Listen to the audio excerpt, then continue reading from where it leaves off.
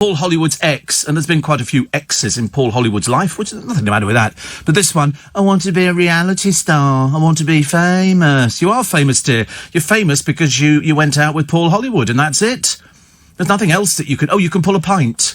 I want to be famous. Dreary people. Maddie Kopp's question of British barmaid. I wonder why there's a Madeline story. I thought, the money must be running out. It must be the time when they come to appeal to get some more money, because they seem to have kept it going for ages and ages and ages. Still, oh, sorry. Why did it do that? Why did it do that? Oh, it's my friend, actually. Jonah Louie. Jonah Louie did the Always in the Kitchen at Parties. See, I wouldn't have known that. I've heard of Jonah Louie, but I didn't know anything. Was Jonah Louie did Drop the Cavalry? Was it Jonah Louie? Hey, Mr. Churchill, come. Or was that somebody different? Oh, honestly, I'm hopeless now. Hopeless. Yeah, that could... Hey, Mr. Churchill, come on. Was that Jonah Louie? Find out. I'm pretty good. Mind you, I'm rubbish at these sort of things, but I'm generally speaking. Jonah Louie, what else would he have done? No, I'm sure he was in the kitchen at parties. My friend Tony, my very good friend Tony, says, I only went and got that job, didn't I? Wait a minute. Was it Jonah Louie? Clever. No, I haven't got the screen, no. I'm cleverer than I thought, though, actually. Generally speaking, I'm not very good at things like that. Actually, I fib. I'm very good on music. I generally know... Oh, that's gone all dark. Yes, my very good friend... There you go, Jonah Lewis. Hey, Mr. Churchill, come... And that was the one that goes... Dum-dum-da-da-dum, dum-dum-da-da-dum, dum-dum-da-da-dum. It was a real rubbish tune, actually, but I quite liked it. So my friend Tony's been and got a job. He said, so now I'm driving in, listening to my very good friend talking on the wireless. It's nice, isn't it? I hope you're well. We were talking about you yesterday. If your ears were burning, Tony, it's because we were talking, because on Friday, was it Friday? I went to Mr. Moyles' birthday party, which he always holds in a pub, and it's all free. All the food is free, all the drink is free, the entertainment is free, the conversation is free. Ned Ferrari was there with lovely Claire, and it was really nice, actually. I didn't get there till late, but I think I timed it just right. Years ago, I'd have been the first one at a party, and the last one being thrown out onto the streets, well, the worse for wear. This time, I was very good. I got there about 9:30, so that was 2 hours in. By that time, they were all well-oiled, and it was nice. I bumped into John Culshaw and a load of other people that I knew, it was very nice, actually, very, very pleasant. And then I got a cab home, and it was miles away. God knows it was miles away. It was something like 45 minutes in a car. And we're sort of here and there and round the North Circular and up this bit and then down somewhere. And it was okay. It was very good, actually. Still in the newspaper today, people selling stories on Caroline Flack, or not selling them, giving the stories. Goodness sake, honestly, how many more people are going to come out the woodwork saying, oh, she was this, she was that, and all the rest of it? And so now you've got a school friend and somebody with her at stage school. I mean, you could technically keep this going for ages and ages and ages. Derek Martin... He was in EastEnders for a long, long time. He says they're losing viewers because it's trying too hard to appeal to the young. And I don't want to sort of be the prophet of doom, but I did wake up, actually. I don't know how I woke up to it. It must have some inbuilt psychic alarm clock. And I watched Anton Deck's Saturday Night Takeaway. And to be honest with you, I didn't really rate it. I liked it, but it was exactly the same as it was last time. They did, and now you can win the adverts. So they sort of... And for some reason, it looked a bit tired. It did look a bit tired. It was as if they were doing the same old thing. Which one this was in the series, I don't know, because I don't know if it was live or I don't know if it was Memorex. I can't remember, because I can't remember if they told us or not. But I do remember thinking, oh, so in one particular segment, so they had the adverts, then they go to this segment about you can win all the things, and then if you decide to gamble what you won so far, then you can go for something else. You can go for the whole lot, and the studio audience get a 30 quid voucher. They're way behind. A 30 quid voucher for the whole studio audience is tantamount to just pathetic. Because Ellen DeGeneres has been doing this for years. She will say, all right, you've actually won this, you won that, and the whole audience are going away with a 60-inch television, and the entire audience get a television. Every single person. Anton Deck, 30 quid voucher. For some food delivery. I think that's what it was. And I remember thinking, it just seems a bit cheap. I can't remember who the celebrities were, mainly because we didn't get round to the celebrities on the little bit that I saw. But I was trying desperately to like it, trying desperately to think this is... I mean, at one time, very unlikely, one of them actually messed up the auto cue. And it said, oh, well, I've not done it for ages. And I thought, oh, no. You can't afford to do stuff like that, because it now means that they're going to run that in every particular episode. What was the other one? Extinction Rebellion, according to Nick Ferrari, becomes outrageously out of control. And Aggie Mackenzie, the clean queen, says a hot date with a man took off when her bed caught fire. Oh, please. Please. That was like, I was getting my hair cut the other day. And I know it's not really worth it, but I mean, I do like to go there. It's like a treasure hunt. And the interesting thing was, I bumped into somebody in there. He said, last time I saw you was in here 10 years ago. I said, well, there you go. I've come back to get my hair cut. And there was a headline on the front of one of the papers, Colleen Nolan, I've not had sex in 3 years. And I thought, well, I mean, why are you telling people this? Why are you telling people this? You know, she sort of gives the impression on Loose Women that she's all flirty, but that's about as far as it goes, quite clearly. I've not had sex for 10 years. And she couldn't quite work out why she hadn't had sex for 10 years. And I thought, why are you telling people? Why are you telling people things like, nobody's interested, it's tacky. You know, try and imagine your parent, you know, going to the newspapers going, we've not had sex in 15 years. You'd be thinking to yourself, oh, dear, I don't want to hear about that. It was bad enough with Roman Kemp's parents the other day discussing toe-sucking, if you please. God, dear, that would be you'd just die of embarrassment, wouldn't you? Die of embarrassment. What else we got? Ronnie O'Sullivan's mum tears the family apart. Harry Styles got a new bodyguard. And Marion Keyes, the author, I've talked to Marion a few times. She says, forget water and avoiding the sun. Her lovely skin is down to Botox. And what was the other thing as well? Oh, Annika Rice is confessing to anybody who'll actually listen. She was a teenage shoplifter. What was she shoplifting? Bras. Really amazing. She shoplifted. I don't know why, she was telling us.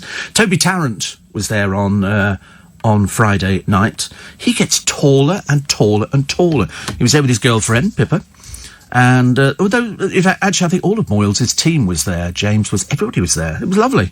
It was really nice. But Toby Tarrant gets taller and taller. In fact, this is the first time, I don't know whether, perhaps he's wearing flats when he comes into the building here, because I'm sure that I could actually sort of reach the sort of top of him. But this time round, he appeared to tower over me. Perhaps he's just grown about 6 inches. Very impressive. Very, very impressive. But it was lovely. Nick Ferrari was on good form and having a nice time. And I had a nice time as well. But the good thing is I moderated what I was drinking. I was drinking Prosecco and Bits. And Bits were what the bloke called, he would chop a strawberry up and put it in the top of the drink. I don't think it made any difference to the taste. And I'm not totally convinced that Prosecco, of which I can drink copious amounts, without... Somebody said to me, you know, how many glasses of Prosecco could you drink in an evening? I don't know. I never sort of measure what I'm drinking. I drink as much as I think I want to drink, and then I stop. Because I've learnt at my age, there's no point in drinking until you're sort of in the world of oblivion. I decided, when I finished the glass... Well, I did shake the bits into my mouth. Isn't that interesting? I did shake the bits because they were not huge bits of strawberry. You had to tip the thing right up into your mouth, and so then I got that lovely. That's just what you're supposed to do with it. I don't know. I mean, I don't know whether or not if somebody gives you a glass. I thought it was a bit pretentious, to be honest with you. I've never had strawberry and Prosecco. I'm just generally happy with the bubbles, and I don't drink out of glasses at home. I'm too worried I might smash them with my track record of falling into things and breaking them. I decided it's a lot easier to use paper cups. So I use the big ones that they sell in Costco, which generally fit a nice cup of coffee into. You can get more Prosecco in, which I quite like, actually. It doesn't affect the flavour at all. Actually, strange enough, I did do a wine tasting programme some years ago on LBC, and we had somebody in who was very eminent, and apparently you're supposed to put the wine in your mouth and spit it out. Not in my case. And I said to him, if I actually serve you this in a plastic cup, does that affect because somebody wrote in and said it's going to affect the flavour. And this was a wine expert in the studio, and they said it doesn't make any difference at all. If a wine's good, it will taste just as good out of paper as out of glass. And so I was very happy with that. So I carried on with paper, and you can get much more in. And it's quite nice. I like it. It's actually, strange enough, one of my assistant producers, Luke, sent me a picture of a bottle of Prosecco. I don't know why. I was working on Nick Abbott's show last night, so that would probably account for it. I think you need to drink to work on that show. We're running late. and all this kind of stuff. And he sent me a picture of a bottle of Prosecco saying, this is really nice. And I wasn't sure why he'd actually sent it to me. Whether or not it was nice because it was cheap or because it was sugar-free. And that's the only thing that I sort of worry about. You know, have I ever bought a bottle of Prosecco more expensive? Oh, no, definitely not. No. The most I'll spend on a bottle of Prosecco for 1.5 litres would be about £18, which is, I mean, that's actually a big bottle. And the most I've spent on aftershave is 300. So the answer is no, but you can't drink the aftershave. Although people probably think you can because of the alcohol content in it. But no, it's funny actually, I'm always very good. I will only spend... I don't spend any more money in the course of a day than I earn, which is a very, very good thing to adhere to, I think so. Security guard downstairs, yes. Drink the alcohol. Really, drink the alcohol. Do you have to burn it off or something? His father served in the army in the North Pole, and they would pour the aftershave into a what? A tie line? Oh, tie iron, right. What wasn't alcohol would freeze the tie, and the other... Oh, right. So you could do that. Oh, right. I've seen them doing something else in the Arctic, where they... What do? They throw a cup of tea in the air and it freezes. Have you seen that? That's fantastic. I wanted to try that, but it's never been cold enough here, has it, to actually do that? But in the Arctic, you can do it. But when we were inside the Arctic Circle, it was too cold to do anything. You could literally wee an icicle. It was seriously dangerous. I mean, and also, everything. If you're a man, every bit of nose hair and ear hair froze solid. It was the most awful experience. And I had a sort of a thing round my face, and then a hat on the top of it, and like a balaclava. It looked like I was going for an armed robbery. But not in the Arctic Circle. It's absolutely bugger all to get out there, I'm telling you. It's just snow. Snow, huskies and reindeer and that kind of stuff. But it was freezing. Oh, I don't know. I'll tell you one thing you do. If you're out in the Arctic Circle, because it's so cold, you sweat and these things, and the sweat on your face freezes and sticks it to the mask. So you're kind of every so often peeling it off, without hoping not to take... That's why people get frostbite out there, and they don't know that they've got frostbite until the finger drops off or turns gangrenous. They have no idea. So I don't know whether it's to do with sweating or something like that, but when Ranulph Fiennes came in, he's missing, I think, 1 or 2 fingers, and that was through frostbite, and we got -30. But I've heard of -80 and stuff, and you think, that is just unbearable. And yet some animals run around in it quite happily. Not me, thank you very much indeed. All right, let's take a short break, shall we? We'll take all your texts and emails this morning, 84850 steve@lbc.co.uk. Now, that was the thing we were thinking of. That was the thing we were saying at the beginning, that there might be some sort of gremlin in the system tonight. So we're just kind of... I shall keep talking until all of a sudden the advertisements will appear underneath me by sheer magic. So we'll take all your texts and emails, 84850 steve@lbc.co.uk. And then eventually something will happen, because it's computers. You see, years ago it was so much easier. You put the cartridges in, and then you fired a button, and they fired them off in order. Now everything's computerised. Apparently I'm touch screen. I didn't even know that. Should we try again? Here it goes. No, it's hilarious. It's hilarious. It's not doing what it wants to do. I love it when machines go on the. I'm not going to do that for you. I've decided I'm not going to do anything like that at all. You could sit there all you want and talk, Steve Allen, and I'm not firing your adverts because they have to. Do you have to go through to the news? Oh, yeah, we'll just keep going, yeah. It doesn't matter. I'm sure that when Mr. Chrysikos comes in, he can tinker about with it. In fact, actually, I think we will actually get Mr. Chrysikos, because he should be in about 6:15, something like that. Then he can have a look for us, bless his heart. Oh, dear. That's what I needed, actually. A nice cup of tea just to choke myself on. Have you ever slept with a hat and sunglasses like Captain Sensible? Of course not. Of course not. Why would I? Why would I? Steve, we're in Cambodia. And I'm 7 hours ahead on holiday, so I can actually listen to the whole show today instead of just 25 minutes on the daily work. Ha ha. Interesting. And another one here says, Swift Begonia update. Swift Begonia update. I followed you last year with great success in my tiny front garden. It's not too soon to plan. Are you doing begonias this year? No, I tell you what I'm doing this year. At the moment, we've got all the daffodils in, miniature daffodils. I don't like anything too big. And so we've got the miniature daffodils in. We've got four rattan pots, which I bought from Costco, which you don't do anything with. You don't plant anything. You just, a little bit of water, and they sprout, and they'll sprout 4 different cycles. So you're going to get the daffodils in, then I think you get some snowdrops and things like that. Then you get something else, then you get something else. All automatic. And so that's what I like, instant gardening. And in all the terracotta pots, most of them, my neighbour very kindly put in all the little... I went and bought a big tray of little miniature daffs. Today we have rugby in Twickenham. So I'm not going out, I'm going to do the VAT. Which should only take about 10 minutes. I've put loads of stuff in envelopes and sent it off to various people. Because you remember we actually closed an account with First Direct. Well, they've been very good. They've sent through all the bits and pieces. And all I'm waiting for, they have to send a code number. Without the code number, you can't actually do something on the account. So I'm waiting on that. But apart from that, everything's brilliant. Trevor says, I bet you please, Bernie Sanders is doing well in the States. I wonder if he'll introduce free KFC should he win the election. Oh, I quite like the idea of KFC. Free, which is good. Also, what's the other story I had today? Oh, yes. How many people were kidnapped, tortured and murdered for your avocado? Apparently, avocado is now worth more than drugs. So they're messing about with the avocado harvest. And people die as a result. Who'd have thought it? I just thought I don't really know what you do with avocados unless you... I wonder if you can buy them already peeled. You know, if you could actually get a peeled avocado. Because I know you can get peeled oranges. I know you can get peeled apples, I think. It was so funny. I was in Paul Cooper's shop yesterday. He's got a fruit and veg shop, as you know, in Twickenham.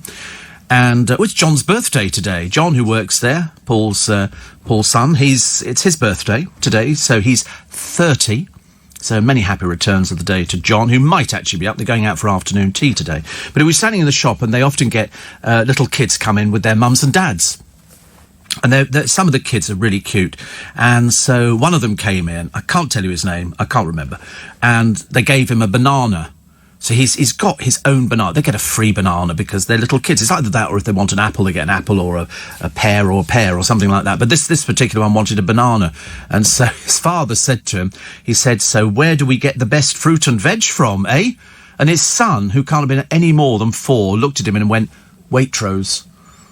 And we just collapsed in laughter. We thought it was so funny that a kid like that would go, we're just giving you a free banana. And although I saw a man the other day stealing from Waitrose, he walked past, he had a trolley, and he picked up some biscuits, which were in a cabinet. He's supposed to pay for them. He just popped it in his mouth like it was a free sample. I wanted to say to him, oi, stop nicking. But we've got rugby today, and I can't remember who's actually playing. Is it Wales, or have we had that one? Is it who? I don't know. And it's England. Who? Yes. Who have we got today? Wales played France. England v Ireland? God, I don't know. It is Ireland today, and it's England as well, is it? Oh, right. England and the Ireland. England and the Ireland teams are playing, ladies and gentlemen. That'll be nice, won't it? Oh, my God, the pubs will be rubbing their hands. Most of the crowd... I mean, not as good as when we get the Army and the Navy playing in Twickenham. I mean, that way they seem to turn up at like 3 o'clock in the blooming morning, wondering why the pubs aren't open. But they do open early. For the Army and Navy, mind you, it always makes me laugh because the Army and Navy, they have their sort of military police who look after them because the boys in the Army and the Navy get quite sloshed. In fact, most of them miss the game. They're just happy to stand in the pubs, with their trousers and pants around their ankles, upsetting all the locals. And so they then drink, and so the poor old military police are forever carting people off to spend time in their little portable prisons, which they seem to carry with them. Occupational hazard, I suppose, really, isn't it? Have I ever done a streak? Yeah, I've done a streak. Yeah. I've sat on... Yeah, I've done loads of things like that. I'm not backwards at coming forward. You want to see it? You can see it. And if you don't see it, I've got photographs and postcards and a small video. A very small video. Yeah, no, do you remember when streaking was in? was Ray Stevens in the charts with "They think they call it the streak," and it was you would start off at a point, and they'd say you've got to run to the end of the road, start naked. Yeah, we did it. I'll tell you where we did it as well. We did it in Harlesden, in Harvest Road, and I ran the length of the road, three of us, and you had to run down the road. You kept your socks on and your shoes. Or trainers, but actually it wasn't trainers in those days. And we just ran down the road. I've sat on the nude beach in Brighton. That's exciting, because there's a nude beach in Brighton. Oh, yes, because and you know where it is, because if you get the little Volks railway at the back of the beach, which is an electric railway, when it gets to the nude bit, it slows right down. And but the nude bit is sort of over the top of a dune kind of thing. So unless I stand up and wave, you're not going to see me. So that's heading towards the marina, yes. Did you walk up that way? Oh, right. Oh, no, you get nudists are very hardy. Even if it's cold, they'll be taking their kit off. I think it's the idea of taking your kit off and other people seeing you. I think it's the shock element, isn't it? It certainly was when I stood on the beach. But it's all stones, and it's very uncomfortable. But some people, I mean, I don't want to swim in the sea. Thank you very much indeed. But, yeah, it's very popular, nudism. Do you remember that family who were on the television once? I always remember it, because I remember thinking how peculiar and trying to equate it to yourself. And it was a mum and dad and two sons. The boys were 16 and 15. And they used to all go away on naturist holidays. Well, I don't think I could ever have gone on holiday with my parents if they were going to take their clothes off, thank you very much indeed. But they said the only odd thing was when they used to bring their school friends home, and their mother and father would be weeding the garden or mowing the lawn, naked. I didn't quite get it. I haven't quite fathomed out what the appeal is to walk around stark naked. But there's loads of places, aren't there? They even did it in the Carry On films, where they thought they were going off to a nudist club, which you have to join. You know, the one thing they don't encourage is single men. Single men, they don't really encourage, because they've got loads of single men. They don't want any more, thank you very much indeed. They've actually got sort of people who are it's families they're looking for. It's even more bizarre, isn't it? I don't know. And another one here, which says, I can't listen as I use the TuneIn app, and it's saying there's a stream connection error. Oh, I don't know about that. I've got to wait for somebody else to come and do that. Apparently, Steve, appreciate the spring update, but nary a word on begonias. Yes, Bev, bit of summer planning? No, well, the planning's going to be for the geraniums. Geraniums are going in. I'm not doing begonias this year. Not doing anything. It's going to be straightforward. You know why? Because they will last a long time. And if you get the variegated leaves on the geraniums, that's the way forward. So you don't need to actually worry too much about it. And they last forever. As long as you deadhead every so often. I used to do it first thing when you go around, pair of scissors, snip, snip, throw it all in a bag and then take it down to the rubbish. But no, the rest of it is amazing. Tony in Ruislip says, funnily enough, I only spotted a bag of frozen peeled avocados in Hayes Costco last week to make guacamole, apparently. Oh, I quite fancy peeled. I mean, I think avocados are okay. I think they're actually the good bit to have out of the sort of the fat and stuff like that. So, somebody says here, do you think wanting to be famous is a mental problem? No, lots of kids want to be famous nowadays, and they want to be famous for a few reasons. One, you get nice clothes. Two, people take your photograph. And three, you can earn some money out of it. But not everybody does, and that's why some of them fall by the wayside. Here's one here. Wait a minute. Please, Bernie Sanders. I was watching the Bernie Sanders thing, actually, which was quite interesting. Plus, I've never been to Costco. Can you take me shopping, please? It's like going to a department store, except it's all under one roof, which is absolutely brilliant. I went there yesterday. I was in there yesterday. The boot of my car looks very promising at the moment. And another one, it says, I can't listen. Oh, you need to tune in out. Well, I'm trying to sort that out. We've obviously got a little couple of gremlins in the works, and we shall try and sort those out as quickly as possible for you. So give us a few minutes. We'll go through all the newspapers this morning as well. Plus, Extinction Rebellion are becoming outrageously out of control. Nick Ferrari writes about that in his column today. And I'm not sure if Steve Davis, the snooker player, is actually mad as a broomstick, or if he's quite serious. He thinks there's a planet populated by aliens who can play better snooker than we can. Well, I never ever thought about that. Prince Andrew's accuser, you know, the Virginia girl, wants the FBI to make arrests. And some girl who went out with one of the boys from JLS is talking about how the relationship turned toxic after they split. But as I say, I didn't know who she was in the first place, but she obviously needs the money. And so consequently, she's done a story on it. This is after JLS have announced tickets have gone on sale for their tour. I think they've been a bit over-ambitious. I was thinking that when I saw the list of all the places that they were playing, and I thought, we don't want to be like Bros. Bros were going, but Bros are playing all these... I think Bros seriously thought they were coming back for world domination. Well, Matt certainly did. I think Luke is far more realistic and sort of decided to get on with doing films and things like that, whereas Matt only knows about singing his little songs and having tantrums and using filth as language, but he is prone to doing that. There's also eco-lollies. They're planning on doing eco-lollies. What would make it an eco-lolly? No paper around it. So you'll buy a box of 4 or 5, four probably, and they won't have any paper. You'll just sort of eat them, which I suppose could be much better. Plus, how much of taxpayers' money has gone to India, China and Brazil to help with all the floods and things like that? About 8 million to 10 million pounds. How much has gone to Welsh Wales? Absolutely bugger all, ladies and gentlemen, without wishing to offend anybody this morning. Why are we giving money to India, China and Brazil? And we're not doing anything about our own country? I mean, it took long enough, didn't it, to get a member of the royal family up there, but that was good. That was good. At least Prince Charles went, which was good. We're still trying to get other people up there and to give them a bit of money. They'd like a bit of money, I think. The sitcom reunion is back. Yes, the most dreary... I never got into it. I have seen a few of them. Friends. The only programme where they've got all these sort of different people who live in a house, and they're all way too old for things like that. Morning, everybody. Nice to be company. It's Sunday, the 23rd of February, and it's Steve Allen's Early Breakfast. With you till 7 this morning on LBC. Now, you will remember it was a week ago today that we did the programme, then I went home, had a little sleep, and then came back and then went to the Leicester Square Theatre. The weather, atrocious. The weather tipping it down. It was vile, but we had an obligation to do a show because 500 people had bought tickets for it, and we had meet and greets to do. And so came back into town, and we did the show, and it was fantastic. It was really good. It was great. We only had a couple of empty seats because of the weather, and some people couldn't make it from around the country. But the majority of people, in fact nearly everybody, actually managed to make it in there, considering how blustery it was and how wet it was, and it was puddles everywhere, and it was ghastly. But people are very good, actually, who listen to this programme.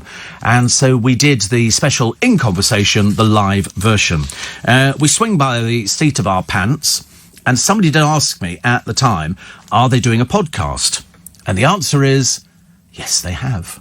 They have done a podcast of the special In Conversation. Okay, so I can now reveal it is available for you to download as a special podcast. Now, the difference is that it's going to cost you £3, a voluntary donation of just £3, and that's going to that's going to go to our charity, Make Some Noise. So to download this one-off podcast, all you have to do, and you don't need to find a credit card, it comes off the text that you send. It's text Steve, capital letters STEVE, and send it to 84850. There's a voluntary donation of just £3 from every text goes straight to the charity Make Some Noise. There are age restrictions and terms and conditions found at lbc.co.uk. Now, already we've raised £150,000 from this programme alone, £150,000, and that's down to you, which we're very pleased about. So thank you very much indeed. And if you'd like to go and text Steve, and then you send it to 84850. The £3 comes off. There's no credit card input or anything like that. It comes off the text, and all the money goes straight to Make Some Noise. And we will then send you the details back of the link, which you can click onto, and then you can download the special In Conversation. It runs about an hour and 15 minutes, I think, something like that, which is great. And if you'd like to do that, then we can raise some more money, and I thank you very much indeed. Oh, good Lord. My producer Thomas is coming in this morning. This will be interesting. He said it's a last-minute call for the breakfast team. Wasn't hard to wake up, though. The fight, the police arrived and loud arrests acted as a fantastic 5 a.m. alarm clock. Twickenham will be packed today. Yeah, luckily it's not, Thomas, until 3 o'clock. It's 3 o'clock this afternoon. I think it's 3 o'clock this afternoon. The match gets off, but I shall be long out of it. Long out of it. Brett in Reading says Charlie Drake had hits with Down Came the Rain. He didn't. Mr. Custer, don't remember that one. And My Boomerang Won't Come Back. That was it. And Splish Splash, I Was Taking a Bath, was by somebody else. Splish Splash, I Was Taking a Bath. All About a Saturday Night. Was that Bobby Darin? Something like that. But no, the only one I remember was My Boomerang Won't Come Back. But Down Came the Rain was not him. That was Mitch Murray. See, no good trying to fool somebody who knows I have all the information at my fingertips. Do you support Greta Thunberg? Oh, actually, this wasn't directed to me. Thank you. I wish I could go back in time and be at the show. Well, you can. You can live the moment again if you download the special podcast. It's worth doing. Absolutely worth doing. And it runs about an hour and 15 minutes, and it's as if you were there, ladies and gentlemen, and all it will cost you is £3, a voluntary donation. There's no credit cards, we don't take anything, it comes off the text. You send a text to Steve, capital letters STEVE, and send that to 84850, and then the £3 is from that. So you won't see it go. You won't see it go at all, which is even much better. We then text you back the link, and then you can download the podcast, which is fantastic. Okay, so thank you very much indeed, Steve. I love listening to your podcast from Leicester Square. I did cry when they presented you with a framed tea towel, says Tom, in recognition of your contribution to LBC. I think it was because we'd raised £150,000, and I think £150,000 was not. But that's you. That's all of you. That really is all of you, and for that we're very grateful. So I've got my own framed tea towel, which I'm very pleased about. And we've had technical gremlins in the works, which you know, but they've gone now, which means that at 6:15, I'm just going off to redecorate another studio, and I'll be back when the ads are finished. We're stockpiling them. We've had technical problems, so panic not. You won't notice any difference to the programme. It still sounds as brilliant as it always did. Sun on Sunday, right? Let's find out what everybody's saying in the newspapers today. And it's the same old, same old. This is a new witness sensationally claiming he saw Prince Andrew groping somebody. I mean, to be honest with you, it's not going away, is it? Why is he not? Did you see what they did the other day? They took a bus down to Buckingham Palace with, have you seen this man, with a picture of Prince Andrew on the front, get him to contact the FBI. The FBI want to talk to him. So far, Andrew's kept his big mouth shut. He's just celebrated a birthday. He doesn't have a job. So he might as well go and talk to the FBI. Perhaps he doesn't want to. Perhaps he doesn't care, which is the impression that most people seem to get from that dreadful interview that went out. Tyson Fury set to rake in the dosh. He's trademarked his favourite insult, you big dosser. I mean, to be honest with you, who cares? Who cares? I'm not remotely interested. He was wearing, they think it could be duvet covers, boxing boots, Christmas decorations. Well, who in their right mind is going to, unless you're a simpleton, is going to have stuff with you big dosser written all over it? Christmas decorations? I don't think so. I don't think so. That's not so good, is it? Not so good. Plus here, there's another sort of page 3 type girl. It's a reality star who's romped with a footballer. That's what they do, isn't it? It's the only thing they can actually do. I think reality stars, they don't have anything else to offer, I'm afraid. I mean, they certainly can't speak properly. And so all the ones coming out of Love Island are going to have to find a relationship as quick as possible. Because if you don't, you're going to get nothing. Nothing at all. Nobody's going to be interested. And also, by the time the next programme starts, that's another load of people who disappear very quickly. Shame in it. Honeymooners Alan and Wendy Steele boarded the Diamond Princess, looking forward to the trip of a lifetime, China, Vietnam and Taiwan. And then they found themselves confined to their cabins with fellow passengers gradually dropping like flies after testing positive from coronavirus. Some have come home, some haven't come home, some are still propped up in their cabins. Must be a nightmare, really. But at least you get a long holiday. If you can afford to do something like that, it's not too bad, is it? Not too bad, but they're not enjoying it at all. Shamed ex-Labour MP Fiona Onasanya, my God, what a dreary, has written 122 pages moaning memoir about the lack of soya milk and measly meals served in prison. You remember Onasanya was jailed for 3 months for lying to the police about a speeding ticket. She became the first sitting MP since 1991 to serve time, but was let out after a month.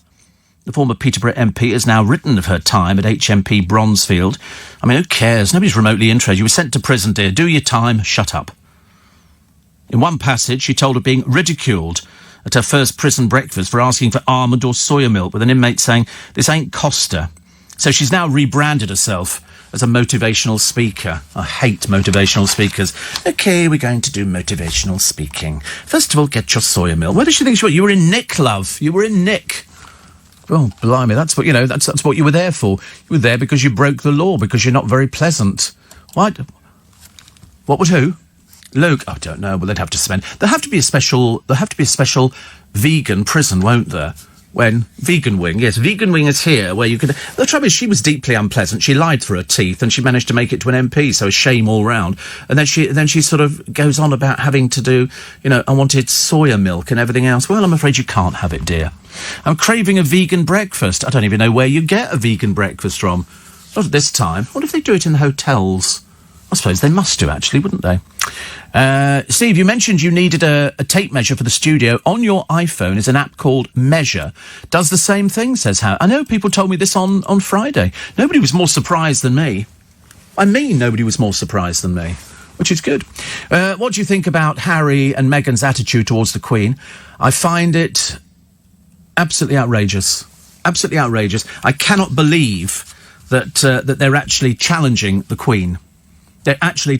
who in God's name does this little upstart think he is? He's not exactly done any day's work, has he? Not exactly difficult to be Harry. Somebody irons your shirt, somebody makes your food, somebody drives you places. You don't have to do anything at all. In fact, that's what they've been doing for the last God knows how many days. They're not... I don't think they've got many staff left. Well, they fired all the ones in this country because they're just servants, and we don't care about servants, peasants. That's why I think Meghan has managed to get rid of so many nannies, about 2 or 3 nannies. And what they've said about the Queen, they've basically thrown it back in Her Majesty's face. Absolutely outrageous. And I don't believe he could have thought of this by himself. I don't think he's bright enough. Well, we know he's not, because we saw his qualifications when he left Eton, if you please. Must have been a very big embarrassment to them. But no, I think their attitude has been terrible. To the Queen and to Prince... They didn't bother going to Christmas, and it could have been the Duke of Edinburgh's last. I mean, it's just... really, Harry's gone from being, oh, Harry's a bit of fun, to Harry's being a bit of a pain, isn't he? Because nobody's ever told him off. And one here, Monica says, and I can join here, Steve, absolutely and completely recommending the Leicester Square podcast after listening to it yesterday. Word of advice, don't listen to it in the car. Other drivers tend to look at you a bit strangely when you burst into uncontrollable laughter. Thank you. I haven't heard it... Well, obviously, I haven't heard it back. I can't listen back to myself. That would be ridiculous. But yes, thank you for that one, Monica. That's very nice. I don't know how many we've moved on, but I'm hoping if every single person, bought it, then at £3 to relive that moment, we've raised a nice little bit of cash extra. And as already on this programme, we've raised £150,000. The more the merrier. And if I could sit here and tell you about all the little charities that you help, I do my bit, but you then do the big bit. You sort of buy tickets to the shows, or you buy a podcast, or you buy a tea towel. I mean, £50,000 alone on the tea towels. It was that good. It was that impressive. So, on behalf of all these little people who don't get a voice, and some of them may never have a voice, that's when you can say, thank you very much indeed. The least academic achievement, Prince Harry, studied at Eton, 11 GCSEs and a B in art and D in geography. I'm sorry, where is East Anglia? Do you think he knows that? I don't know. And on the Royals website, it simply says, His Royal Highness went to Eton College, where he took his GCSE. Yeah, he didn't do very well, did he, at all? But Harry had plenty of success. He was house captain of games. Of course he was. He's Harry. They get, Harry will do that, make him house game. And he represented the school at rugby, cricket and polo. There were other people. He wasn't the only one playing. And was a member of the combined cadet force. But he left in 2003. And before doing so, he spent a year travelling to Australia, Argentina and Africa. In fact, it's been one long holiday, really. There's not really a lot going on. But at the end of the day, what he said about the Queen is just terrible. It's just, I'm surprised, actually. Just as bad as it could ever be, and just as depressing as you think it could be. I thought they had a bit of respect for the Queen. Good God, I've got more respect than they have. And he's in the family. We want our money back, Harry, by the way, for that little cottage, all right? We want our 2.4 million. Give it back. Oh, and also, pay for your own security, OK? You're not in the royal family anymore. Ugh, ghastly. My producer, Thomas, about the most vocal he's been on. Normally, you send him a text, unless I write to him. He's a bit naughty. I'll do a thing going, I really need to know the answer to this straight away. And sometimes over the weekend, he doesn't put his phone on. He keeps the phone off because it's his sort of rest time. And so today he's gone mad because he's coming in, obviously to do breakfast. He said, I've just listened back to it. He's doing breakfast, yeah. Well, that's what he says. He's into the last-minute call up to the breakfast team this morning. Yeah, tell him we need a bit of help with the podcast, Thomas, so thank you in advance. If when you come in, you could just come and see us. We need a bit of help with the podcast, okay? Nobody likes doing podcasts, except the people who like to download it. But he says, I've listened back to it, because he was there. He actually went, and Corey says, just as funny live as you are in the studio. I can hear Corey blushing when you get him to stand up, though. We're a nice little team, aren't we? It's like being in a sort of, it's like, what can I describe it as, actually? I don't know. Sometimes it's really lovely. I don't think it's ever got bad. It's never one of those things where, sometimes he will sit, because they've all got so much work to do. Nobody has any time round here. They all wanted to be Harry. They all wanted to be in the royal family. They all wanted to be sort of, there where you didn't have to do very much work. And I'm always sort of thinking, if you want to be in this business, you got to work. You're not going into the business to be famous. I mean, God knows I'm living proof that you. Good Lord above all, it's all going on in it this morning. It's having a mare of a day, the computer. Morning, Thomas. It's having a mare of a day. I don't know what it was, but we shall no doubt find out in a moment. It's doing what it wants to do, which is actually very good. Steve, you're very eloquent. Well, I'm a radio presenter. You're supposed to be reasonably eloquent. Why don't you teach the snowflake boobies how to talk? I watched a little bit the other day of a reality show. It was Love Island again, I think, actually. And they've now got to the stage where it's sort of running out of time, and they're going to finish the programme, this particular series. Whether they bring it back again, I've got no idea. And I remember thinking, where do they get these people? Is there some sort of agency where you find a lot of people who are sort of slightly dim, don't have any talent for doing anything, but they can wear a bikini or swimwear, and they put them on the television? What you're looking for is a bit of explosive charm, a little bit of, confrontation, a little bit of people having tantrums and all the rest of it. And some of them, when they actually have tantrums, they have arguments and stuff like that. And you start wondering whether or not they are completely mad. And the answer is, yes, they are completely mad, but so desperate to be on television. They're so desperate to be sort of famous or something. What are you doing? What are you doing? What's that? You're twinning? They're not the same at all. It's completely different colours. They're different colours. Are you colourblind or something? Thomas thinks he's wearing the same colour top as Nick. You're not. That's different colour. Yours is the cheaper version, Thomas, and Nick's wearing the expensive one. And so, Wheeler Dealer Scotsman. Why are you in for breakfast this morning? I don't think I've ever seen you. Oh, did they? Oh, right. I don't think I've ever seen you in on a Sunday. It's quite frightening, actually. Does he? I know, I can imagine, yes. How long are you here till? You're here all till the end of the shift. Oh, okay. Think of the money, though. Think of the money. Think how happy you're going to be. So hopefully we sorted out all the gremlins and everything is working tickety-boo. Because I don't like it when things go wrong. That's the one thing you can always say about the live shows. When you do the live show, it's just you, the microphone, and the audience. And that's what makes it. The audience makes it. You make it. You make it. Because, in fact, and then people were saying nice things to Matt Stadlen about me and stuff like that. It's only because I've been here since God created the Garden of Gethsemane. I mean, seriously, when I went to Mr. Moyles' party the other night, I met loads of people that go, "Oh, you're Steve Allen." I went, "Yes, I think so. No, it was lovely, actually. It was really good. But nice to see everybody there, actually. People that you normally see in the building on a daily basis, and then you see them on a cash kind of basis. And that's really lovely as well, actually. What else we got? How Mama 4 does it. This is Abby Clancy. Hands and tum, legs, toes, bum. Oh, I must tell you, I went the other day. I happened to be in Richmond. What was I going there for?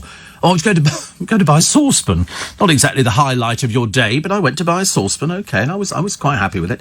And then I thought, I've seen a shop there, and it had the word diabetes on the window.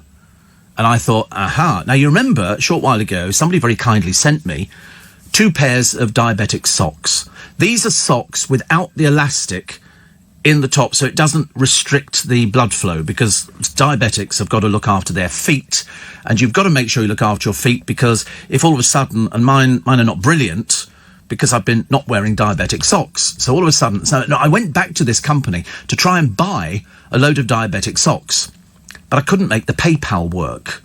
So I thought, I'll leave that. I'll do it on air, and they'll hopefully contact me and say it's working now. We had a gremlin. Anyway, so I see this shop, and I thought, just out of curiosity, I'll go and check and see if they do diabetic socks.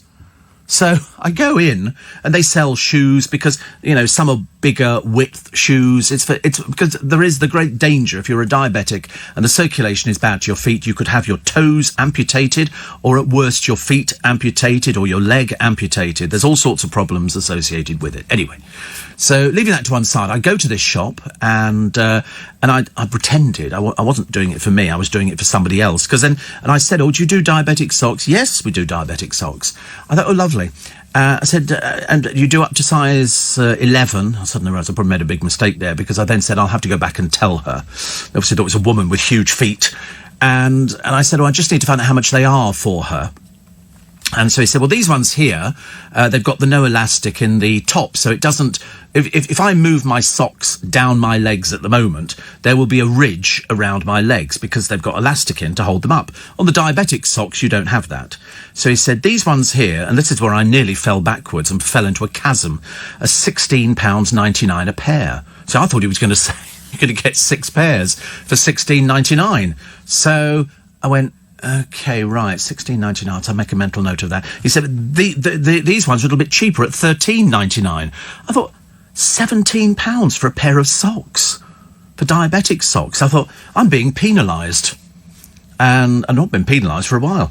And I remember thinking to myself, well, there's no chance that I'm going to be spending 16 quid, because I was going to. If they'd actually said, they're about £3.99 a pair or £4.99 a pair, I might have gone about 2 or 3 pairs, but I thought, not at £16.99.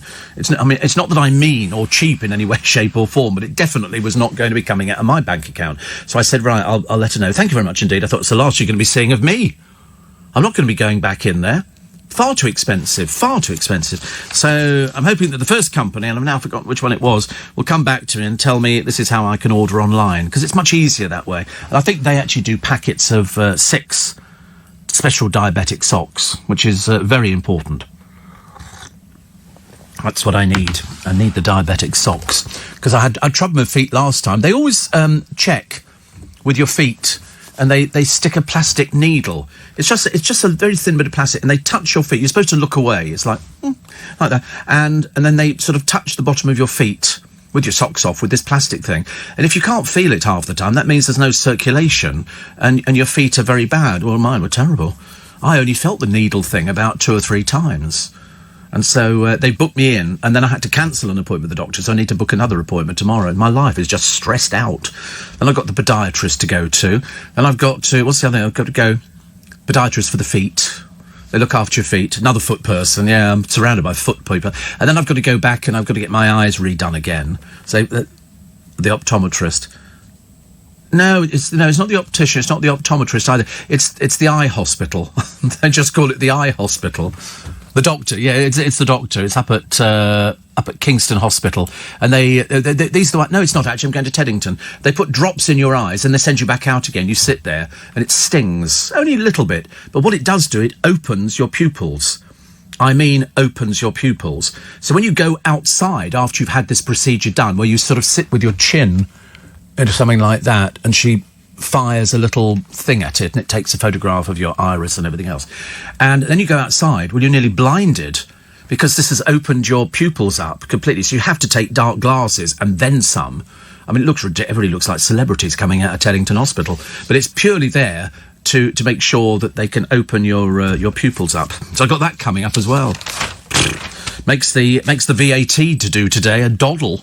And I always get stressed about VAT. I don't know why. I should do, actually. There's a new play which is coming out, and it's for you ladies. It's going to tell how women's football was banned in the 1920s. It's based on the story of a Huddersfield club set up to raise cash for wounded World War I soldiers. Women's footy attracted huge crowds, but was banned by the FA in 1921, due partly to the post-war crisis of masculinity. What the hell's that?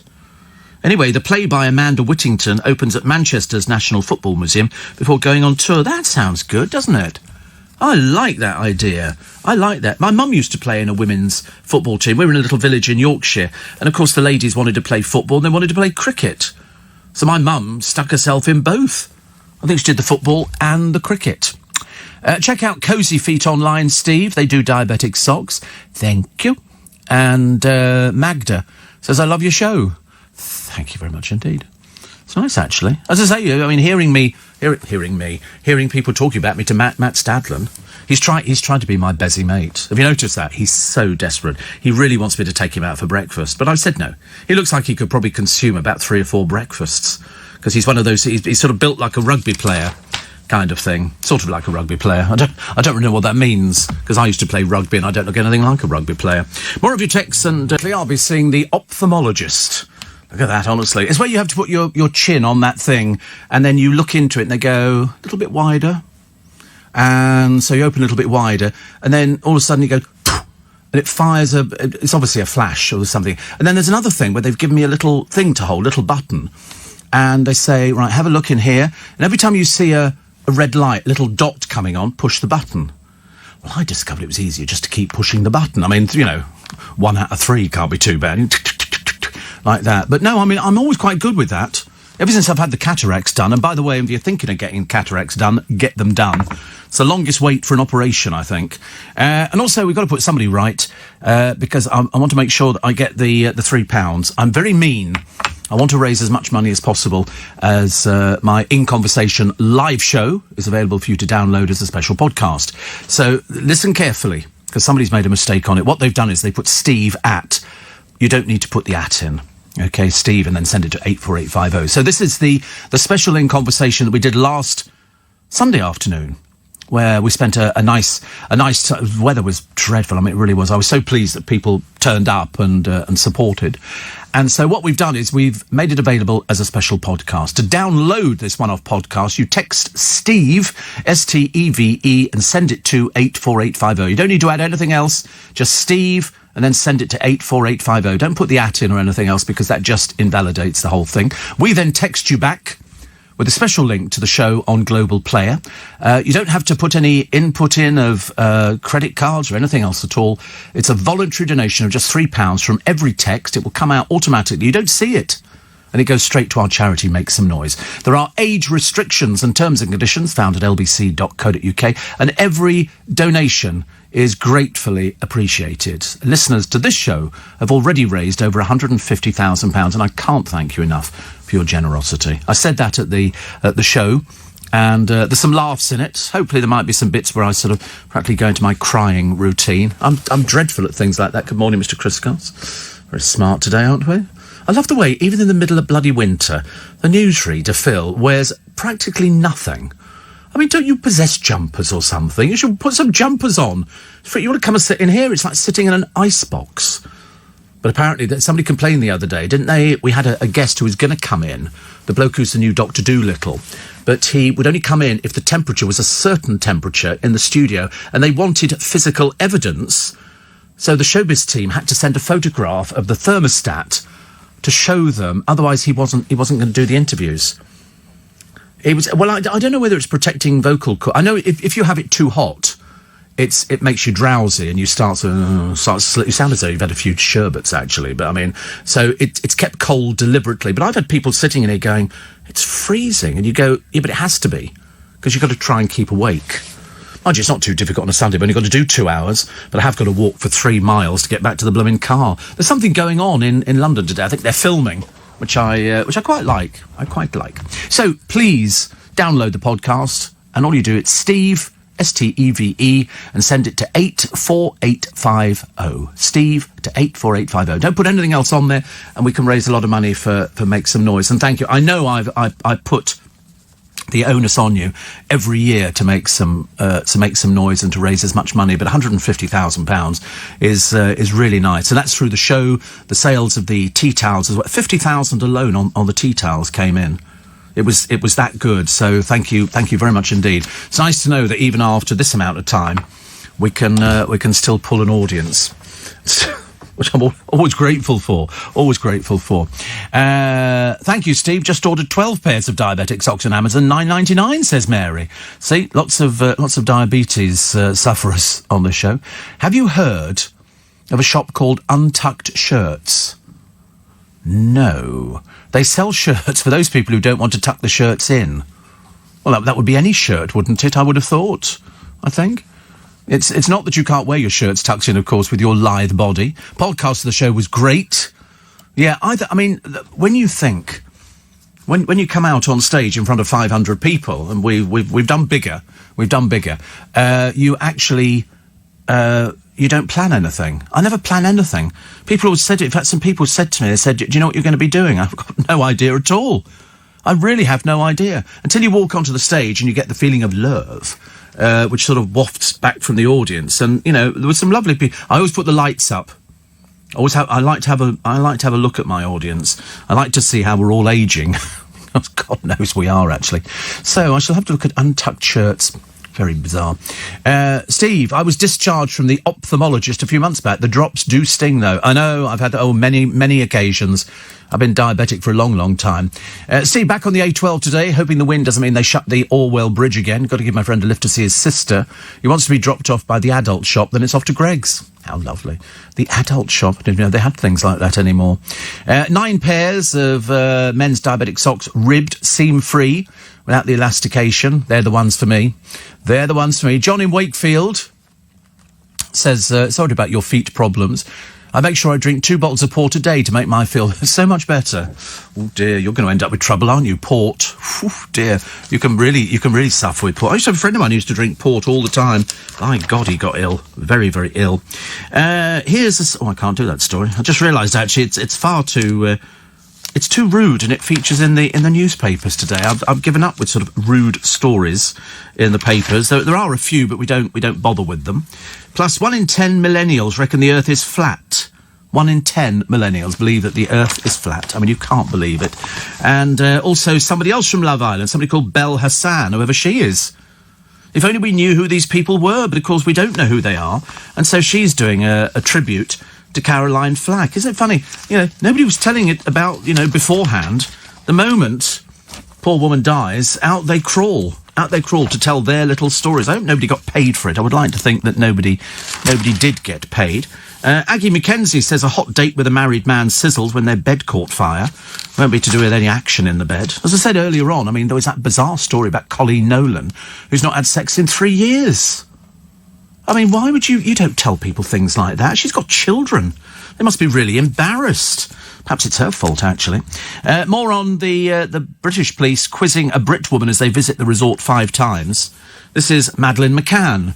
Again, I'm assuming there must be that time where they come up to ask for some more money. And they'll go, because they've already had 12 million. And I think they say 2019 June emerges that they're running at 11.7 million, will receive £300,000. And they say the funding will continue until at least March the 31st, 2020. What's the better? That's why they're doing this story. They're looking for more. The police are looking for more funding. They're nowhere near anywhere. They have no idea whatever happened to Madeleine McCann. You can guess it. We can all guess it. We can all guess that she disappeared. But we don't know where she went to. We don't know if it was abduction, murder, an accident. There were fears that she'd been abducted to order by paedophiles. Some of the far-fetched stories. And then in 2008, as far back as that, they were suggesting she was taken on the orders of a Belgian paedophile ring. Have you heard of such crap in your life? Other theories suggested she could have been taken to Lagos Marina and put on a boat bound for Morocco. Because there was a girl who looked like her who was sort of seen out there. It's all come to nothing. Absolutely nothing. Some believe she may have wandered off and fallen into a trench during drain repairs in Praia de Luz. But they've got no idea. They've taken dogs out who are specifically trained to look for bodies, and they've come up with nothing. They don't know. They went off that evening, and they went off to get something to eat. They left 3 of the children, and they came back, and Madeleine was not there. Kate made a direct plea days after her daughter vanished. It's 13 years now. 13 years. I can't believe it myself. 13 years, and still we are no nearer. It's, I mean, much as though if I was the parent of Madeleine McCann, I would be the one who'd be saying, listen, we want some more money.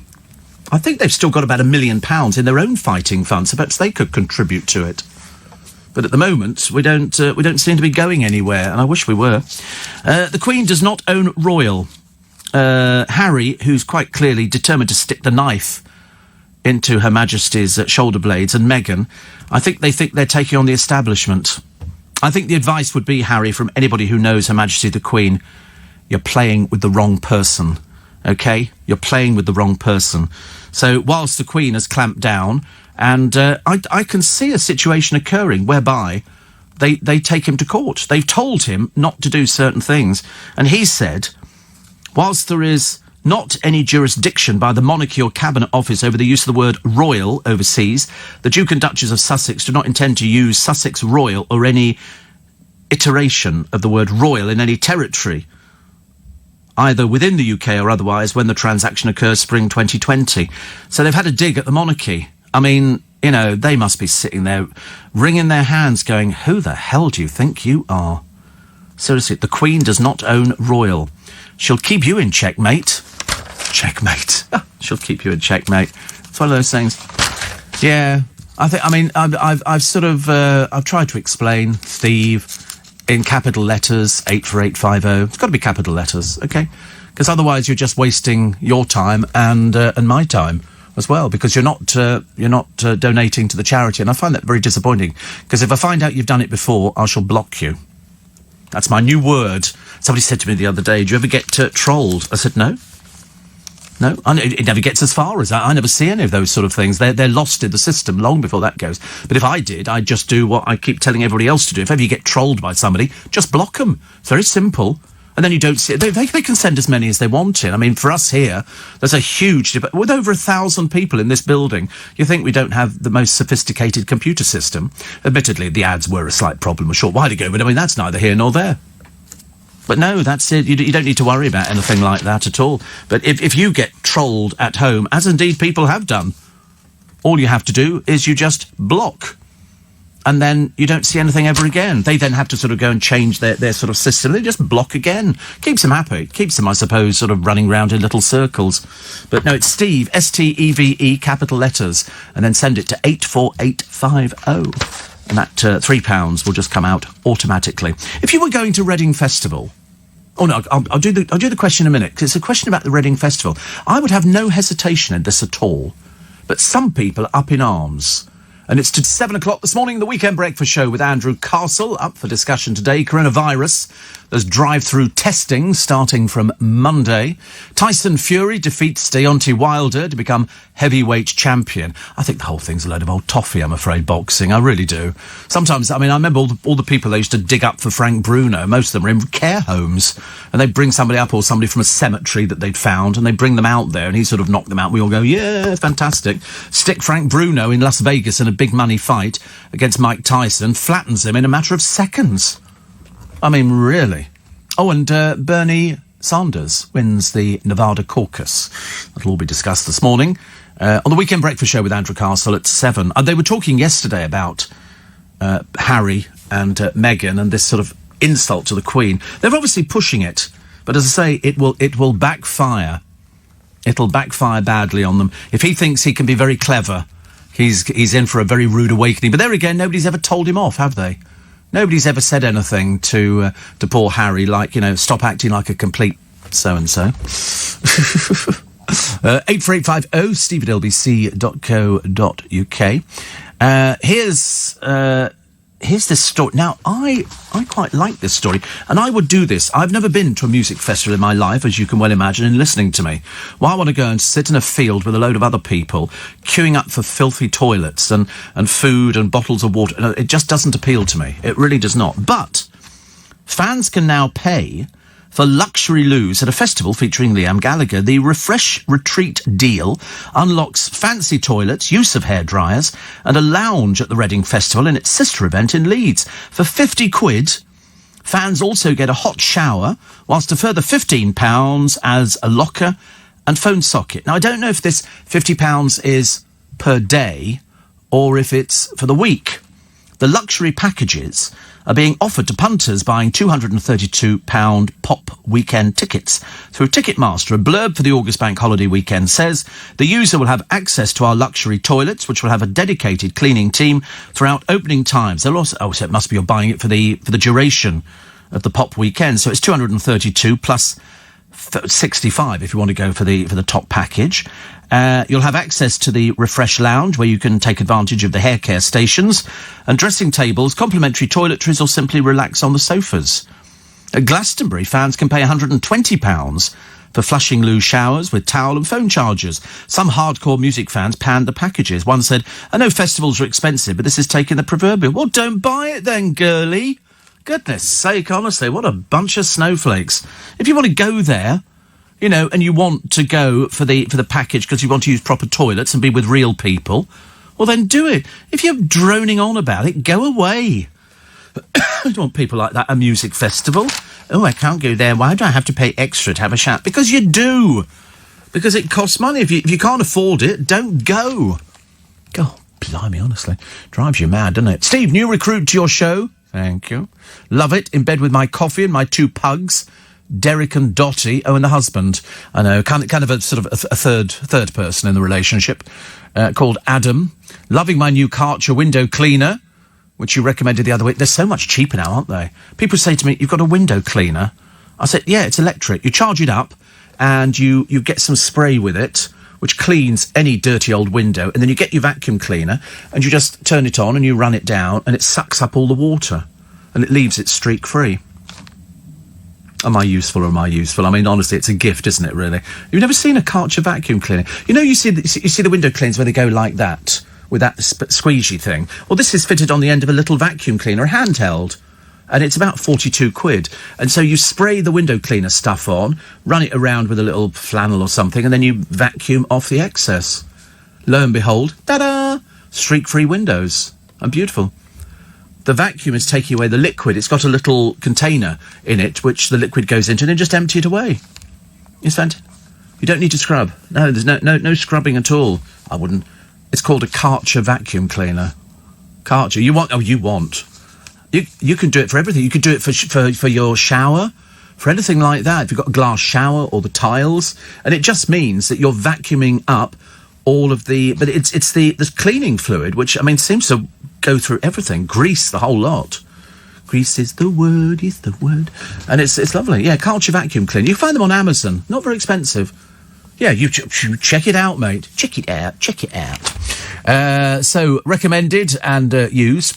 Steve says, Jax, maybe Her Majesty the Queen should put Harry back in his box. Tell him any more trouble and they lose the house, they've got to pay for their own security. Well, I'm hoping that they lose the house and they've got to pay for their security. Why should you have to pay for the security for Harry, who's chosen to go to Canada? He could have gone to Lowestoft. He could have gone to Brighton. You know, but they chose to go to Canada. Well, you blooming well pay for your security. I'm not paying for it. The other day, he went out to buy some groceries. Like, that's a big deal for Harry. I don't think he's ever done shopping in his life. And they have to take security with him. What for? Nobody's going to recognise him. Stick a pair of dark glasses on, the proverbial baseball cap, and that covers everything. Goodness sake, honestly. But you certainly don't insult the Queen. Absolutely, you do not insult the Queen.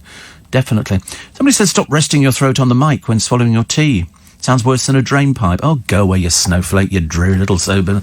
God, honestly. You can stop resting your throat on the... Oh, dear, honestly. These people, they must be the curtain twitchers of all curtain twitchers. There's so many of them out now, aren't they? Another one here, which says... Oh, I keep losing it. There's so many coming in. Talking about... Steve, I finally reunited with mine. Spent a few months trying to track down where my tea towel went. Obviously looking for adventure, says Monica. Oh, we don't do adventure at our age, do we? Well, I certainly don't do adventure anymore. I do walking, although somebody told me that that walking actually doesn't make any difference to fitness, the sort of walking that we do. You're supposed to do power walking. Because my uncle, who died in the war, he did professional walking, where you walk strangely, I can't remember, but they used to walk miles and miles and miles. It was sort of the forerunner to a run in the countryside or a jog or something like that. But they did professional walking. He was a professional walker, and that's what he did. You used to have little shorts on, and you moved your hips in such a way that you could sort of power ahead. Isn't No, but I just looked ridiculous doing it, so I didn't bother. There's nothing like that. I think he got medals and stuff like that. He did really well. I think they used to do London to Brighton or something. It was whatever it was a long way. 54 miles of doing it, but no, we've got pictures of him doing his walking. Yes, but it's like when you see models on the catwalk. There's a special model sort of way of sashaying down the catwalk, isn't it? Sort of, you have to watch Naomi Campbell doing it. I mean, they look as though they're about to fall over. Mind you, Naomi Campbell did fall over, didn't she, on numerous occasions, which of course always amused us. We like things like that. Any Goulding, Lizzo and Stormzy, Anton Deck. Did anybody see Anton Deck's Saturday Night Takeaway? Anybody see it? I was a bit disappointed. Do you not? Oh, you don't watch ITV, do you? I should remember that, actually. You don't watch it. What do you watch, then? What did you watch last night? Did you watch anything interesting on the telly? Was it memorable? Netflix. Oh, right. Actually, I should have remembered. I bought it because I'm trying to get, for my lot, I bought The Amazing Mr. Blunden. And I bought three copies of it the other day to give to my team, because I think it's a film that they should watch for educational purposes. And one of them I bought, it's on Blu-ray, and it's very nice, but it comes with the DVD, the book called Ghost, from which the story of The Amazing Mr. Blunden was taken and adapted, a poster, and something. You get all these blooming things with it. And I was very impressed. Unfortunately, the television and the video started playing, not the video, the DVD player, have started playing up. So I might have to go and buy another television today. I might, because I think we get paid on Tuesday. So that'll be my little treat today. Go and buy yourself a television. Because the one I've got at the moment has a built-in DVD player, but they seem to be very temperamental. And it's got no sockets for plugging in, are they SCARTs? SCART leads? SCART leads, yeah. It hasn't got any sockets for that at all. The DVD player. Well, the DVD player's got the socket on it, but the back of the television hasn't. It's a bit odd, isn't it? Yeah, that's what I thought. Perhaps you're not supposed to add a DVD player if it's already got one built in. Whatever it is, it's annoying me. You know, I put the DVD in, it goes like that, very silent, and then it goes, please check that the disc is in the correct way round. You think, don't tell me this. I know which way round the disc goes. You know, is it the right region? Stop it. Don't start that one. I've had all of this. Steve, I've used a Karcher glass shiny surface cleaner when I was helping a lady with a house cleaning. Lovely to use. Lovely to use. Well, I think we might actually have persuaded Rachel in Gloucester, Nick, to actually buy one. I mean, all you do is you just charge it up and you can do inside, outside, everything. And they're lovely. I reckon you could probably buy a copy of one, same sort of thing, for about 30-something quid. I reckon. You could probably have... I sent something to my brother the other day. It went in the post one day. It arrived the following day. I think the post office is getting better and better and better. I think it's absolutely amazing how much... It was a letter, yes. I sent a letter. It was ever so close. We got some there. Yeah, I mean, it's quite the thing to have. No, you don't want anything. No, handheld. It's handheld. These are way too big. So put hard floor cleaner in. Stop it. Just wanted to write rude words. It's not that at all. It's, so just put in Karcher window vac. Okay? God, honestly, it's hopeless, isn't it? He's on the Karcher website. Here we go. There you go. 42 quid, John Lewis. Karcher anniversary. There's one very similar. £44. About £44 you can get one for. It's worth it. Bless his heart. Yeah, get it today. Chris Lowry said, is The Amazing Mr. Blunden the film with Diana Dawes? It is. It is. My favourite film. One of my favourite films. Because it's made by the same people who made The Railway Children. Look at that, you get all those bits with it and everything. Look. That's fantastic. You get the mop, which you put on the end, and then you do on the... That's lovely. You'll love it. And then you just vacuum it off. Vacuum it off. Fantastic. If you have a DVD player, it won't play Blu-rays. It always plays Blu-rays. Of course it does. It upscales. Yes, I mean, also the Blu-ray is just on the DVD, but I mean, they've always played them. I've never had any trouble in the last 15, 20 years. They always play them. And in fact, most of mine aren't Blu-rays, but the Blu-rays I've got play perfectly well. Thank you very much indeed. A lot of people talking about the danger of buying a DIY coffin. There is a company And I think they're down the road from me in Teddington, where they invite people to go in, because the one thing we're not very good at in this country is dealing with death. And so what they do, they have this, I think they call it the Coffin Club. And they... I mean, I thought it... You see, we think it's somewhat weird, but, you know, they're trying to demystify. And I think this is a funeral director. And they do the wicker baskets now, if you want one of those woodland settings. To be honest with you, I don't think it's going to make any difference. When I've actually gone, I couldn't care less which way I exit this world, because I'll have exited it sometime beforehand. But they now say that you can buy... At one time, you couldn't buy them. Coffins online, it was almost an impossible thing to do, because you buy a coffin, well, you won't find a funeral director who will sell you a coffin. They will sell you a coffin for a funeral, but they won't sell you one that you do yourself. Because a coffin, by the time it's been sort of done up with all the fancy stitching and all the bits in and the sawdust in the bottom and stuff like that, can work out about £900. An average funeral, can you believe it, is about £4,500. I don't want to worry anybody, but it seems like a heck of a lot of money. Especially as they don't take that long. It's about 20 minutes. Admittedly, they've got to store you for a little while, and I will be quite demanding. Cook breakfast every day. And then you have the hearse, which only does, you know, the mileage from your house to the crematorium or the cemetery or whatever it happens to be. And for this, it's about £4,500. One car, one hearse, one coffin. And so a lot of people are buying their own, but they're saying here they actually test them and they discover they're not very well made. One woman has bought hers already. She keeps it under the bed. And she lies in it every other day to make sure... So she said, I can't put on weight because it fits me at the moment. And you think, well, you're not going to know about it, are you, really? Although I would love to do that. Would you not love to? I would love to do that. Sort of start tapping. Because the Victorian coffins, if you were very rich, they used to have a little bell on the top with a piece of string. And if you woke up, because some people have woken up from what people thought was sort of a deceased person, and then you could ring the bell. Unfortunately, once they've thrown the earth on the top of it, no chance of the bell ringing, so you could be ringing all you like and you won't hear anything. But the bell... Yes. Well, no, it's actually built on top of the coffin, but once they put you in the ground and then you hear earth being thrown on the top, there is the danger you ring the bell, the earth would muffle the sound of the bell, so you wouldn't hear it. No, sadly not. For whom the bell tolls? I don't know, actually. I can't remember where it started. I know the Victorians popularised having a bell on the top of it. But mind you, they had very ornate coffins. But some of the ones that they've been testing here are in terrible states. You know, a huge increase in people trying to give loved ones budget send-offs. Obviously not as loved as we thought.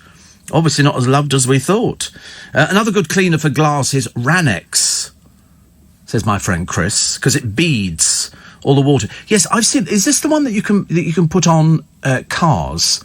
And so when it rains, the Ranex sort of means that the water sort of runs off. And also, Diana Dawes in The Amazing Mr. Blunden, she was very scary. Very, very, very scary. That's what she said.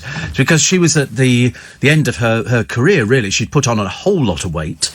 And yet she still made the best of it. And I thought it was one of her best pieces. Saved by the Bell, that's it. Saved by the Bell means that the bell was attached to the coffin, you could be saved.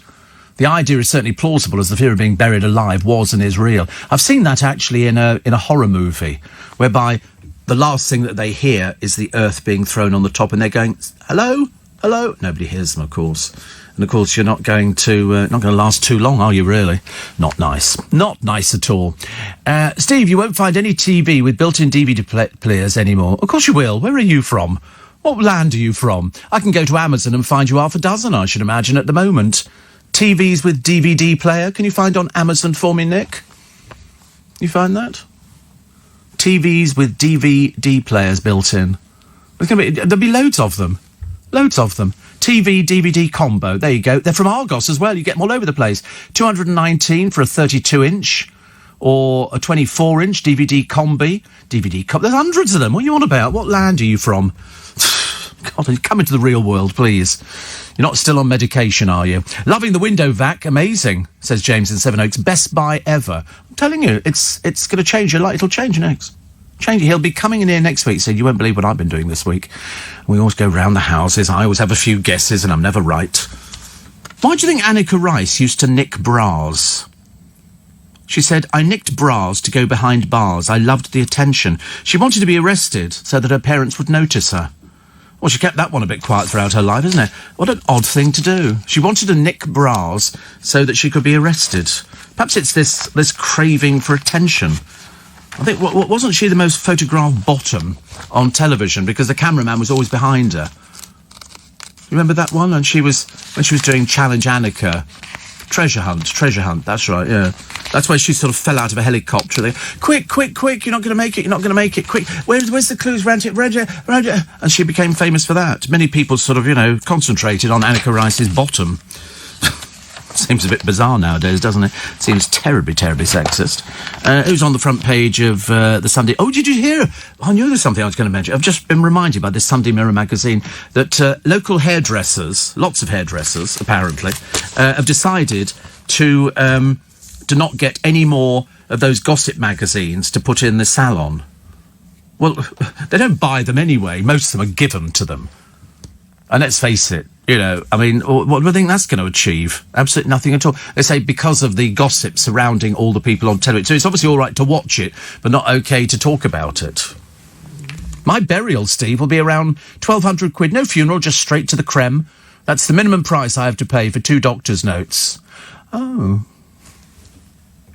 it doesn't sound very good, does it, really? I mean, do I have a plot? No, heavens above. I'm having myself put in an egg timer.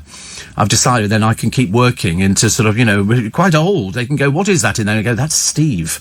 He's still working. 3 minutes each side. No, I thought about it. Sorry. I was thinking, do I want burial or cremation? And to be honest with you, I thought cremation. It seems better, doesn't it, to have and I'm not even bothered about a plaque, because I'm not there.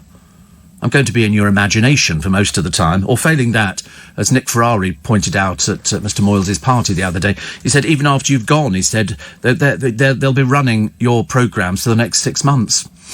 I said, yeah, they will. I said, nobody will know that I've gone. They'll just go, and here's Steve Allen within conversation. Or the best of. I don't know where the money goes to after that. It would go to my brother, yes. It makes part of my estate. Yes, we're still running Steve's programmes. Well, I remember saying that to one of my bosses actually a while ago. I said we have got at least 6 months' material that we could play out. So effectively, I'm still going to have a presence on air. It's bizarre, isn't it? Oh, I'm hoping I've been promised that I will make the news. I don't want to not make the news. That would be awful. What a dreadful waste of a career. If all of a sudden you sort of pass on and nobody mentions the fact that you've gone. Oh, no, I want the whole bit. I want the whole bit. And I want to enjoy it as well. I want to enjoy. It's such a shame you can't, isn't it? It's such a shame you can't sort of watch things like that. You just have to assume that people will, because most people nowadays don't seem to follow their last wishes. You do your last will and testament, and somebody challenges it in court. And the next thing is, your idea of having a flower meadow somewhere in the middle of Penzance, goes out the window, and somebody books something else in. Terrible, really. Didn't a Charlie's Angel? Oh, really? Oh, that's awful. Was it a Charlie's Angel? I don't know who died from Charlie's Angels. I used to we loved Charlie's Angels. Everybody wanted to be Farrah Fawcett Majors. Well, I say wanted to be her. People wanted to go out with her because she was blonde and beautiful. I suppose a little bit like Pamela Anderson without the boobs, running up a beach in a red swimsuit. But no, everybody wanted to be Farrah Fawcett Majors. Loved it. Absolutely loved it. It was just such a good programme. And Charlie, their boss, died on the same day as Michael Hutchins? No, Michael Jackson. Really? What, Farrah Fawcett Majors? Dear Lord. She was married, wasn't she, to Ryan O'Neill? I remember at one point. Lee Majors. You might have been right, actually. You might have been right, Lee. I thought she was married to Ryan O'Neill. Oh, dear, I've got something wrong on the programme today. 84850 steve@lbc.co.uk. Steve, when you go, you could use your Bentley as a coffin. How great. Do you know there are places around the world, surprisingly, who... wait a minute, Farrah Fawcett Majors, yeah. Partner Ryan O'Neill. Excuse me. Yeah. Still was with... Right. That'll cost you, dear. Half a point. Yeah, no, there are places in the world where people are buried in their cars. Have you seen that? I mean, where they actually dig the enormous hole, and they always wanted to be buried with their car, and so they would encase them in concrete. And I think there are parts of Mexico where they have people who are embalmed after they die, but in a position. So if I was I am a radio presenter, I would be pictured sitting, to keep reminding myself what I do for a living. You sit in a chair and you've got a microphone in front of you, and I look as though I'm alive. But obviously I'm not alive, and it's an embalming process. The Victorians did it. I don't know if you've ever seen horrible, morbid subject. Have you ever seen the Victorian children who they use in family photographs after the child has died? And they had all sorts of things. They say, this child here has got a metal post that she's leaning up against, but in fact she's not alive. And the Victorians loved this kind of thing. They were big celebrators, which I think you should be of somebody's death. It's terrible to have your eyes closed during the photo, I know, but they open them up. They paint them on to make it look as though they're alive. They're painted. They're most macabre pictures, but the Victorians love that kind of thing. It's the end of the day, really, isn't it? But to the rest of you going, oh, what a heavy night last night. Front pages of the papers. These are the stories you're going to be reading about today. The Sunday Mirror. Police hunt for new clues. Of course they do, because in March, which is only a short while away, about a month, at the end of March, they're going to cease the funding. I bet they won't. I'm prepared to put £1 on it and tell you that they will get some more money to find Madeleine McCann, because this is why this story has come out now. The British barmaid quizzed by Maddie Copps about her German ex-boyfriend. And she says, or her husband, I think, has said, the police know where I live, I don't know anything about Maddie. It's just one of these stories put about that keeps it. They go, oh, now we've got another line of questioning. They've got nothing. They've got absolutely nothing. And they've been doing this for the last 13 years. They've been out there, they've taken dogs out, they've taken everything. It's amazing, actually, that the amount of people do not support the idea that they're ever going to find her again. Because if they did, how are you going to know what on earth she looks like? I mean, she could be speaking another language if she's alive. And because they know nothing, it's really difficult. Very, very difficult. But if you were Madeleine McCann's parents, you'd want to keep looking for her. You would want to think that she would want to be looked for. But of course, she might not know she's Madeleine McCann. You know, she was abducted 13 years ago. She doesn't know who she is. She might have another name. She could be living in another country. We don't know. We absolutely know nothing. And that's why I suppose you have to. But I've never heard of... I mean, it's about £13 million they've spent, haven't it? 12 million, 11 million? Whatever it is, it's a heck of a lot of money. And so they've done it again. And then they've told you how much money they've spent so far. And then they say, if you can help, call Operation Grange on or Operation Grange at the Met Police. So it's the 13-year nightmare that's going to haunt Kate and Jerry forever. Had they not gone out that night and left the children, nobody seems to be supporting the fact that she might be found. Whereas she might be. But as I say, it was such a long time ago, I shouldn't imagine that she's going to be speaking English. I don't believe a paedophile ring. I don't believe anything like that. I believe, but everybody's got their own theory, haven't they, that she got out, like most kids do, in the middle of the night. The door was unlocked, and she went out there, and I think, as opposed to wandering into the place and going to look for her parents, because she didn't know at that age, did she? Not a clue. I think she wandered out onto the road, and I think she got knocked down. That's what I think it was. I think she'd be half asleep. Because most kids, I can remember myself when I was little, you'd wake up in the middle of the night and you could just about stumble into the bathroom, but then my parents very kindly used to leave the bathroom light on. So unfortunately you could never find the toilet to wee into, so you'd used to wee onto the floor, which was terrible. Sun this morning, 3 Lions Kyle is home wrecker, says X. It's another one of these, I don't know what she is. She's somebody who wrecks a home, that's all I can tell you. Plus claimed by new witness, worker on the Epstein Isle. Claims he saw Prince Andrew groping Virginia Roberts. This 70-year-old man says it was on Jeffrey Epstein's island. It was Andrew has never been very lucky picking the people that he hangs around with. Most of them have been very inappropriate. And it's just something... But he hasn't gone to the FBI and told them of what he knows. Is he as arrogant as Harry? Do they just not bother about people? Do they not care? Man United legends Gary Neville and Ryan Giggs' hotel and restaurant chain is 3 million in the red. I should imagine most places are in the red. Do you not think so? It's very difficult to make a living nowadays. Very, very difficult to make a living. You have to offer so many bits and pieces. You really do. Plus, it's floody mad. The UK gives £8 million flood aid to India, China, Brazil and others. So why are the deluge-hit Brits being forsaken? I don't know. I can't understand why we send money abroad anyway. I've always been the first person to say, can we cease this dreadful waste of money? We're sending it to countries that are so rich. The one thing we need at the moment is money. The one thing we need. Also, I'm tough, but vile trolls get harder to handle. Some people don't understand that they are trolls. That's what I find slightly disturbing. That's what I find. But all you have to do if you get trolled by somebody, just block. Simple as that. You just click on block. It takes you but 1 second. And they can carry on writing forever and a day. Actually, the best one to do is mute. Mute's much funnier because they don't know that they've been muted. So they think they carry on writing and it goes straight to the heart of whatever the issue happens to be. But of course it means that you don't see anything at all. I don't think anybody's seen anything at LBC for years. We've got this system in and it just wipes it out. Never even gets as far as the studio, which is interesting. Hundreds of Julian Assange supporters yesterday protested against his extradition to America. Friends is coming back. Who cares? I thought it was the most... I just didn't get Friends. You know, these 30-something people who all lived together in this flat. You never saw anybody really eating. It was that... I mean, I can understand where it comes from, because the Americans do this stuff really, really well, but I'm not interested in it coming back. Telly hosts now, we're told, will have to pass an annual psych test. ITV and Channel 4 among the broadcasters who've introduced rigorous psychological examinations for all on-screen talent. Well, yes, I would think they should have done that ages ago. Should have done it a long, long time ago. Also, more than 1 million people are set to tune in tonight's Love Island. That's how bad the figures have got.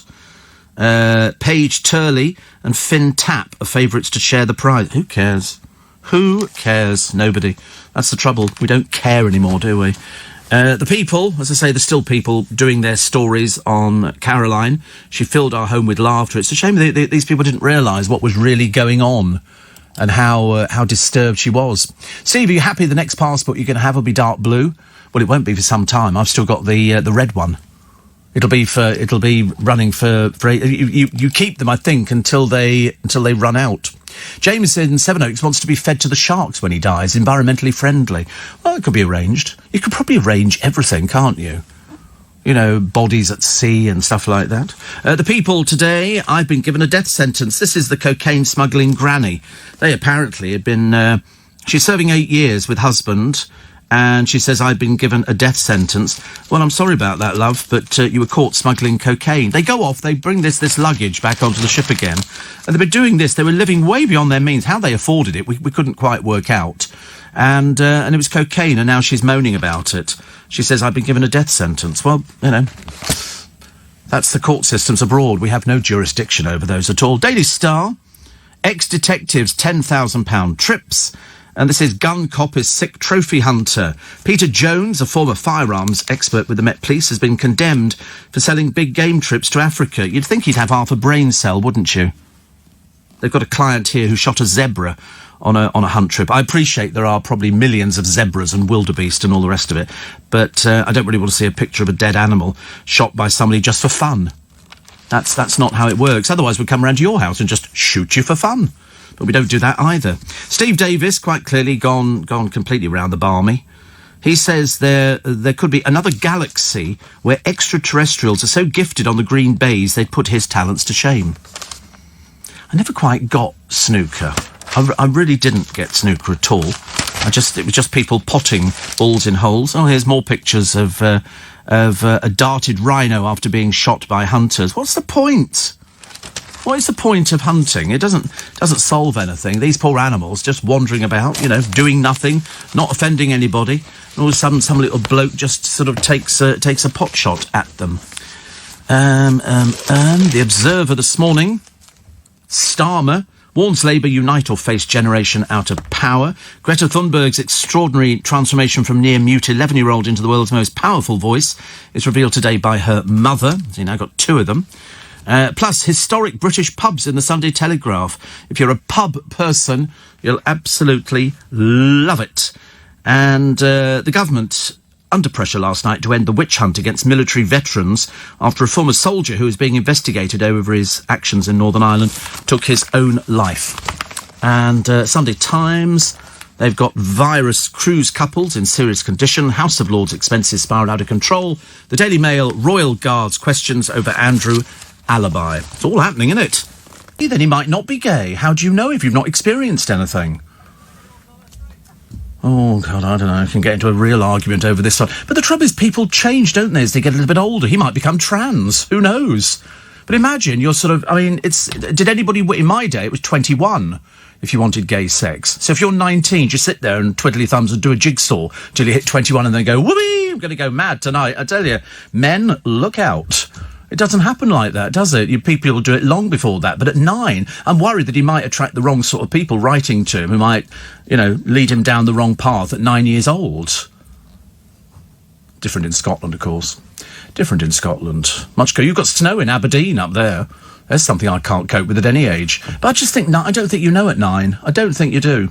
I don't. But everybody's got a different opinion, haven't they? There are some people who go, I knew when I was 5 and 6 I was heterosexual. And you think, you don't really, because you don't know what it is. You have no idea. He has no concept of what being gay is. If he thinks it's just, I'm gay, that's it, that's fine. Then he's gay, but he doesn't know anything else.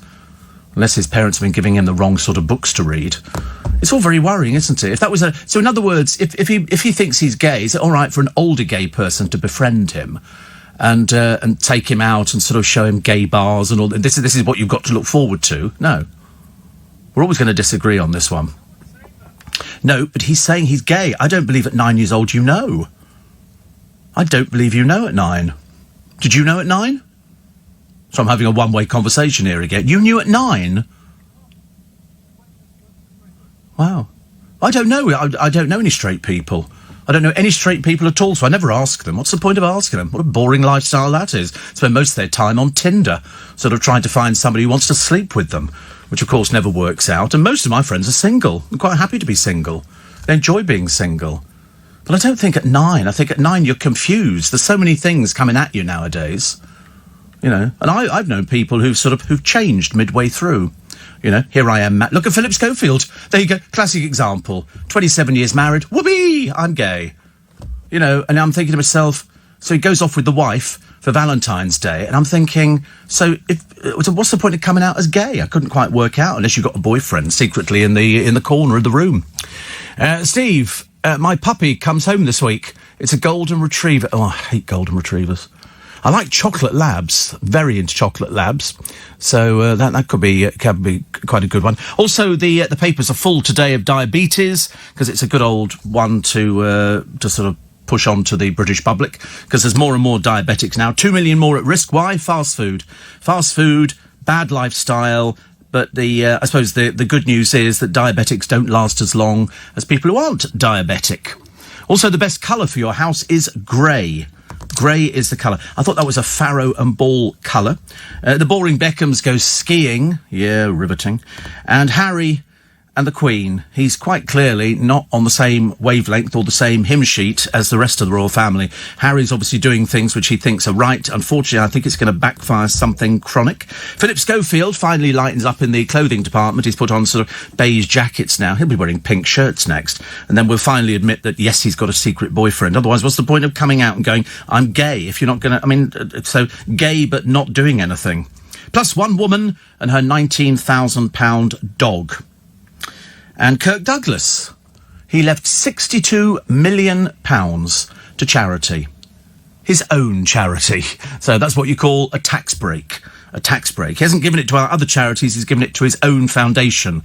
And that's what people do in this country. People start a foundation because of the tax breaks. The tax breaks are phenomenal.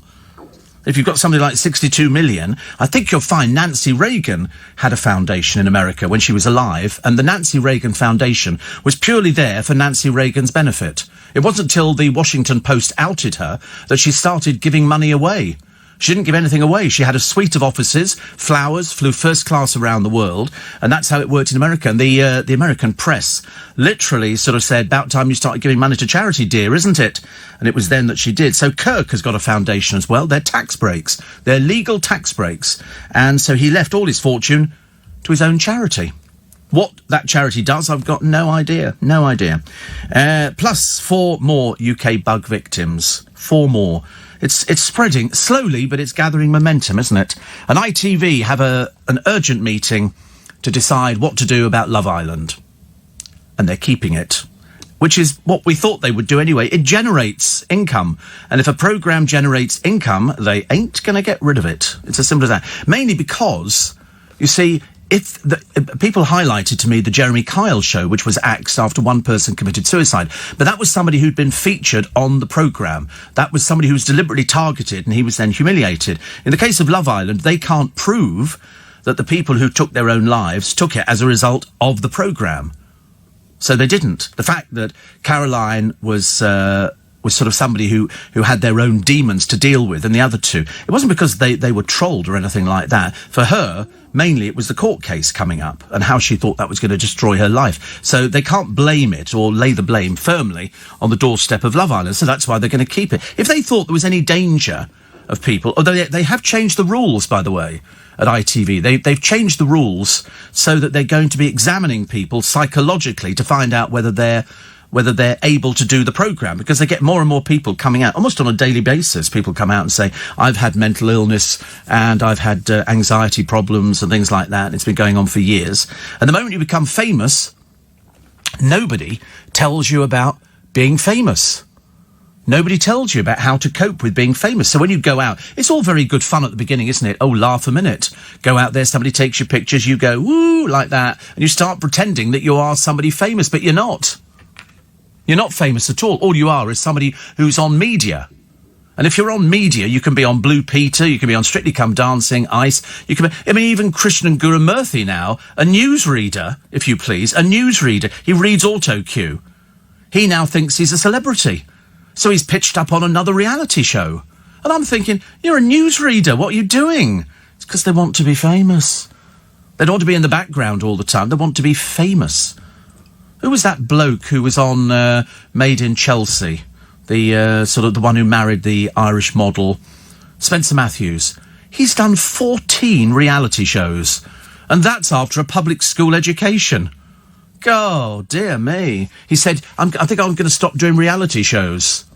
To be honest with you, I mean, there aren't any more reality shows you can put him on. He's done everything under the sun, and he's turned out to be a bit of a drip. Mind you, not half as bad as the wife, who very unwisely put herself on to Celebrity Mastermind and turned out to be even thicker than the girl from the Towie programme, the one who went out with Arge. I mean, she was about as dim as they come on a programme. I thought, don't embarrass yourself. However, over in Essex, they've decided they've had enough of this bad image that's been portrayed by the likes of Gemma Collins and everybody else. Unfortunately, for Gemma Collins, nobody in Essex is like her.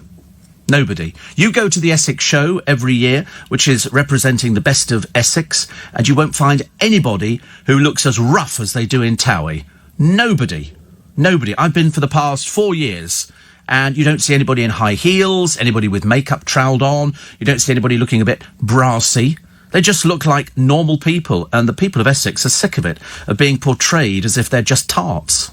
Which is how Towie portray the girls that are on there. They all go out, they all hang around. You've got the only gay in the village who goes to a straight bar and talks to all the girls there like that, you know what I mean? You know, and you think to yourself, well, shouldn't he be going to a gay bar? Or perhaps they don't have any in Essex. Ha, ha, ha, ha, ha. Of course they do. It's a television programme, but it's sending out the wrong message. Do you think Harry's gone mad? Yep. Absolutely. I don't think you can ever challenge the Queen. I don't think you can ever turn around to the Queen and say, she doesn't have the right to tell us not... I mean, who on earth does he think he is? He's a nobody.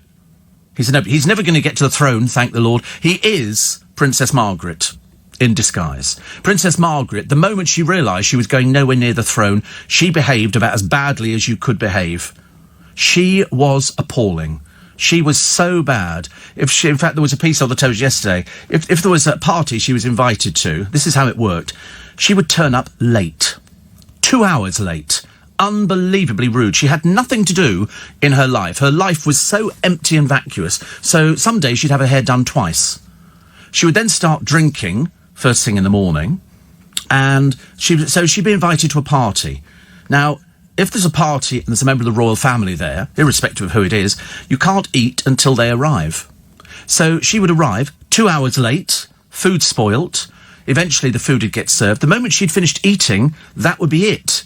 The moment she put her knife and fork down, your knife and fork went down as well. You couldn't eat if she wasn't eating. If she didn't have a dessert, you didn't have a dessert. That's how rude this woman was. Seriously, really, really rude.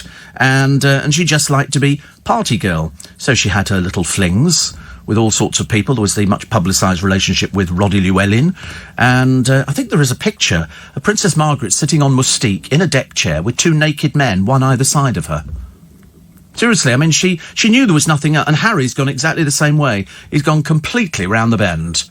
He's now challenging the Queen. Challenging the Queen! I mean, really? Appalling. You know, you would think somebody who'd had a decent education would know that you don't behave like that. The people respect the Queen. You don't challenge her and go, nobody can tell us what to do. Well, she is. She's telling you what to do. And if you want to push it further, they would even go so far as taking it to court. You don't challenge the Queen unless you're really ignorant. And I wouldn't like to say that Harry was ignorant, but his test passes at Eton weren't particularly brilliant. It's his I mean, can you imagine ill-treating your grandmother? I mean, I can't think of anything worse. That's about the ultimate sin to me. That's like hitting your mother. It is. It's as bad. She's the Queen of England. She's not some old woman who's coming off a council estate from Bermondsey or something. She's the Queen. You know, she's got courtiers there, and you don't do what he's done. But he thinks he's being all very clever. Well, I tell you what, Harry, you toddle off, darling, and go hang around with John Bon Jovi and all these other people, you know, and then you come back in a few years' time, because you will come crawling back, believe you me. We've seen it 1,000,000 times before. Well, we've seen it 3 times before. But you're heading for a good hiding, OK? Perhaps your father might say something. Oh, good news. The National Trust have replaced their plastic membership cards with paper. Paper. I don't know why they didn't do it. Morning, 18 minutes past 4. Did you have a good weekend? Did you get the rain? Yes. Did you get the snow? Aberdeen, apparently, the snow is either imminent or it came down the other day. And I'm thinking, oh dear, it just gets worse, doesn't it? Luckily in London, we've avoided all this kind of stuff. But we had a nice weekend. I was so good yesterday. I had to do my VAT. It's due on the 12th of... When did they tell me? January. And then they give you... So it's got to go up to the end of February, I think, or something like that. Anyway, and then it's due... you have to pay it on... When's mine? The 11th of March. And so what we have to do, you have to transfer the money that you do. You work out your VAT. It's fairly. I'm quite good at doing it now, actually. I can do it in about 5 minutes, provided I've got all the bits and pieces in front of me, the bits of paper I've got in front of me, the calculator and a pen, and then I can do it. And you do it, and then you file it, you check it to make sure it's all right. I did it one time. It meant I owed £1,368,000 for VAT because I pushed the wrong button, and it then throws it back and goes, "Are you sure?" And so I did that. So by about 9:10 on Sunday morning yesterday, I'd actually finished doing the VAT, which was very good. Then I had to put all my receipts in an envelope, which I'd already done, and a few little bits and pieces that had come in from BT and from First Direct. So that's all gone off in the post. Then something else arrived in, so I put that off in the post. Then some of my diabetic socks arrived the other day, so that was quite good, and some DVDs, which is good. And my television has now given up completely. It does now not play DVDs, because I wanted one with a built-in DVD player. Do you know how small DVD players are now? When I bought one, they were about the width of the television. They're like tiny. Tiny. So I ordered a Blu-ray DVD player the other day, and it arrived. It took me 10 minutes to see it because it was so small. And I took it out the box. It's even smaller than the box. And it was they're like 56 quid when I first started buying them. And they were in their hundreds. So I've got that. So I've got to go and buy a new television, which is actually not a hardship. Televisions you can get to a penny. I can order it on Amazon for, whatever size. And Costco have got loads of sizes of television. So I thought, do I want a really huge screen? And the answer is not really. I'm quite happy with 40 inches. How close do I sit to the television? About as far as you are. About as far. Which is about sort of. Well, you sit closer. My brother is much closer. If you had a big one, that would be... Yeah, my brother's television is huge. And when I first saw it in his first sitting room, I remember thinking, I think you're a bit too close. But unless you knock the wall out, you couldn't put the television outside. And so I'm sort of reasonable distance away from it. So I don't need my glasses to see anything. But I think I might do that today. I might go and get the television today and then throw the other one out. Because it doesn't work. Well, it works, but the DVD bit doesn't work. Why? I've got no idea. I thought they were fairly straightforward in this day and age. But that'll be something to do today. And then tomorrow we get paid. Tomorrow we get paid, which is lovely. Everybody's going, thank goodness for that. Seems ages ago, doesn't it? It was Christmas. We're now heading into March. It's as fast as that. So I shall have to... At some point this week, because I've got lots of interviews for In Conversation, I think we've got about 5 this week to do. I think there are 2 tomorrow, 1 on Wednesday and 2 on Thursday. So it's a lot of interviews, but at least we stockpile them. That's what Tom said to me the other day. He said, we're going to build up the stock again of them. And of course, we didn't need to worry about doing In Conversation because apparently this week, because when Thomas was off, he had 4 days off because he had food poisoning, which apparently affects like 2.5 million people every year because of these takeaways that you get. You don't see the standard of hygiene. 2.5 million people every year get ill through bad takeaways. So you should really watch people cooking this sort of stuff. You don't know what sort of system they've got in place for hygiene. Anyway, he then, he said, because he was ill, and I did have a bet on with Corey about whether or not he was going to be back on the Friday. I thought he wouldn't be. Blow me down, he was. So that was great. But of course, I'd already recorded all the links 2 weeks ago for this week. It was already assembled. The programme was already assembled. It was already done. He'd done it the week before when we had, because we've got quite a few interviews in the can, so we had the 2 interviews there, and I thought yesterday he'd be saying, oh, can you record these things? No, he said you already recorded them a few weeks ago. And I went, oh, right. I'd completely forgotten about that. I think next week's is recorded as well. I think so. He's very organised. Why does Tyson Fury look like a complete and utter mamby-pamby? Oh, look, people taking their shirts off in the crowd. How tacky. There's something about Tyson Fury I'm a bit bored with, I'm afraid. I'm a bit bored with... God, blimey, honestly, hi. It's almost like deja vu, isn't it? It's like... Yeah, I wish I could say the same. It's like Groundhog Day when Henry walks in. It's like... I mean, this actually could have been last week, couldn't it? He walks in looking like that. Same expression on his face, same headphones, same clothes. And he walks in, I think he'd have different headphones to be coordinated with the clothes he's wearing. Would you not think that would be right? I mean, listen, he must be loaded. He lives with his parents, for God's sake. He must be. By 7 o'clock, you're not smiling. Are you worried? I was talking about you the other day, actually. I'm going to tell you this, actually, in strictest confidence. To go no further. But I went to Chris Moyles' birthday party on Friday. Nick Ferrari was there. With lovely Claire, and Keith Lemon was there. I didn't talk to him, and there were loads of other people there, which was quite funny, actually. I was seeing all the people that I know anyway, and Sarah Cox was there, and I was chatting to Nick about, we'd talk about work and stuff like that. He loves you to pieces. He does, seriously. He loves you to pieces. Yeah, thinks you're a really good boy. I said, yeah, I didn't need to put in a good word for you. He likes you. He likes you. Yeah. It's a nice thing to hear. Isn't it a nice thing? I think if somebody, is deserving of praise... I just made that up, actually. No, it's true. It's absolutely true. Seriously. No, he was very, very appreciative and very... Yeah, really. Even I was surprised. And he'd had a few drinks. And he was in a very good mood. He was in a very nice mood. Yeah, perhaps that's why, actually. Rest of the time. He'll come in today. Henry, sit. That, it'll be like... No, he was very appreciative. Seriously. I wouldn't tell you if it wasn't true. I can't tell lies. Because every time I tell a lie, my nose gets bigger. And then I couldn't get through the door. So I have to, because I'm telling so many fibs. So I never tell fibs. No, I was talking about all the different people that we got in the building. And how good they all are. All you youngsters. No, it wasn't even a bitch. I was trying to drag it round to having a bitch, but it never worked that way. But no, it was lovely. It was really nice. Very nice. So nice to know you're appreciated, isn't it? Well, you should have a smile on your face. It's nice. Just all you have to do in this business, you do your best don't you? And this is obviously your best, and so we'll have to put up with it. It's fine. No, it's good. It's good. See you later. Tell me when he's left the studio. Tell me when he's left the studio. Can I see him through the door? And he's still there. He hasn't actually left the studio yet. He's nearly leaving the studio. He's nearly leaving the school. It takes ages to get out the door, doesn't he? How long does it take him? Has he left the studio? Is it? No, he's still there. Has he left the studio? Oh, he's gone now. Right, load of old rubbish. I just made all that up.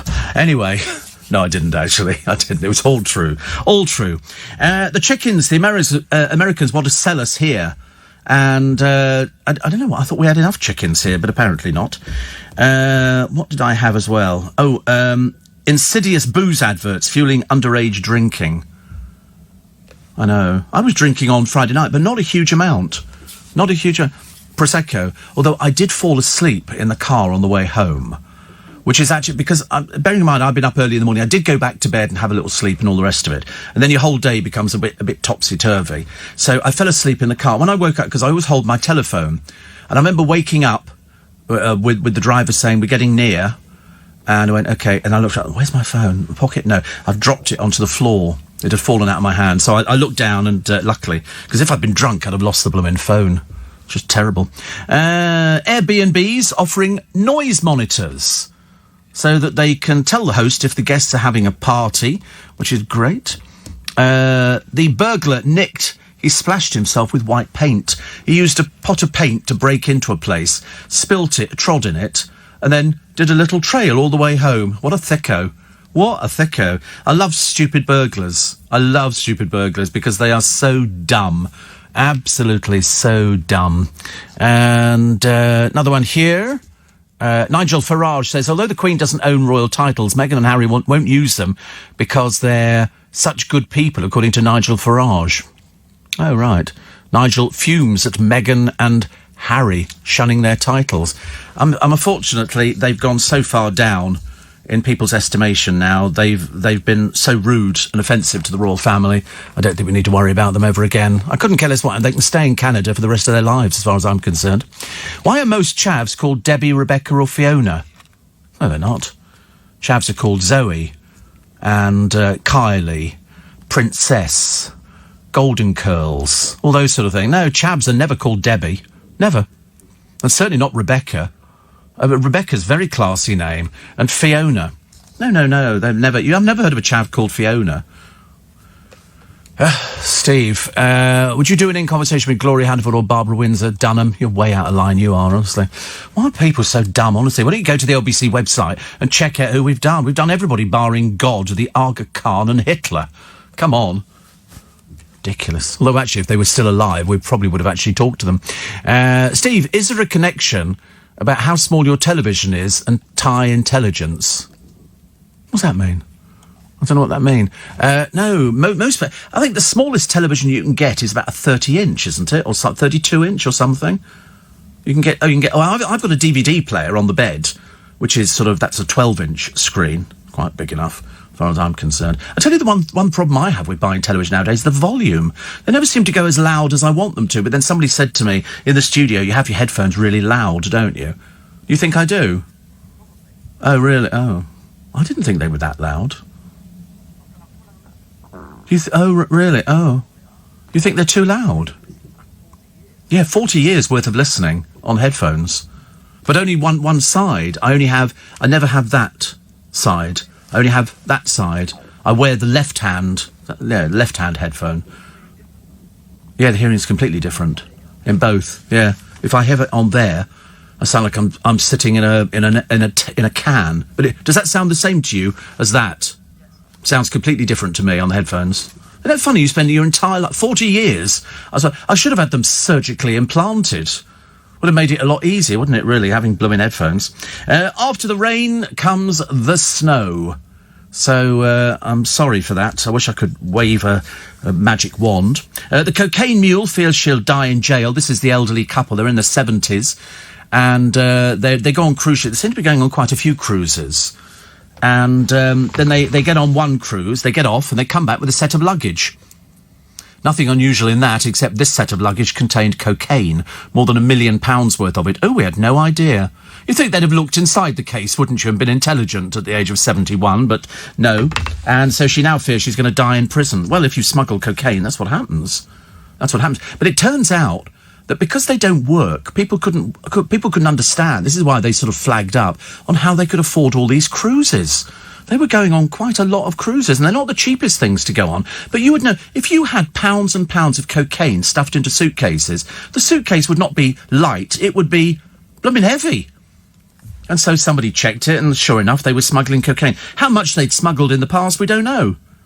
But she now thinks she'll die in prison. I couldn't care less. The misery that would have brought to people. Nice heavy company. I tell you, if you're in Gran Canaria on a holiday in Las Palmas, a place like that, all the flights are grounded. Mainly because of sandstorms. So if you were thinking of getting out anytime soon, forget it. It ain't going to be happening. Ain't going to be happening. So all the people over there, they've got pictures of people sitting on the beach in Gran Canaria, which is normally quite bad. Although the last time I went there, I vowed never to go again because we got food poisoning. And if you've had food poisoning once, you don't want it again, believe you me. It's like having permanent stomachache. Horrible. Really vile. Steve. The Queen should remove Harry's title. Then Meghan will just be plain Mrs. Wales / Mountbatten Windsor. So she's got no title. Yeah, I don't think that's going to change the situation at all. I think what they're doing is, I mean, you know, Harry obviously thinks he's very clever, but of course we know from his education that he's not really very clever at all. And he thinks that he can challenge it and do what he wants to do. And he can't. He absolutely can't. You have to do it the way that it's been done for years and years. They're not actually changing the royal family. What they're doing is trying to upset the apple cart. And upsetting the apple cart is bad news. Steve, it might help if these people who want to be celebrities listen to your programme and learn first. Well, I just don't quite understand why anybody would want to be a celebrity. Because it's so short-lived, most of them end up with no money whatsoever. And those who have some money, it very quickly filters through their hands and they end up being fed up and depressed and they can't find it. I mean, look at poor Gemma Collins. She can't actually find anybody to go out with. She can't. And the other day, she was going through the forest with her friend, and she thinks that ghosts were throwing things at her. She's that stupid, you know. And she's coming into 40. She's halfway through her life. Halfway through her life, it's not so good, is it? Not so good. But that's what they're doing in Essex. They want to change it completely, and make the. If you haven't seen the programme, then you've not missed anything. It's a bunch of deadbeats. Some of whom try and develop personalities throughout the course of the programme. And it's basically about who's going out with who and how depressed you can be. It's a bit like the Housewives of Cheshire. A right bunch of miserable old so-and-sos. In fact, most of the people in the reality shows at some point have arguments and screaming matches. And then they opt out the programme. I think we've already lost Vicky and Tamra from the Housewives of Orange County. Mainly because Tamra is one of the vilest people I've ever seen on the television. She seems to think she's Christian. Obviously, they have different values in their Christianity at the moment than we do. Steve, we've got new TVs and all the paraphernalia coming Wednesday. One TV is 55 inches, the other one 43. So good luck. Noreen went to see Joe Brown last Friday. She said, great night, except the theatre was freezing cold. That's rare, isn't it? That is rare in a theatre. She says, we've downloaded the theatre podcast. Excellent. Good.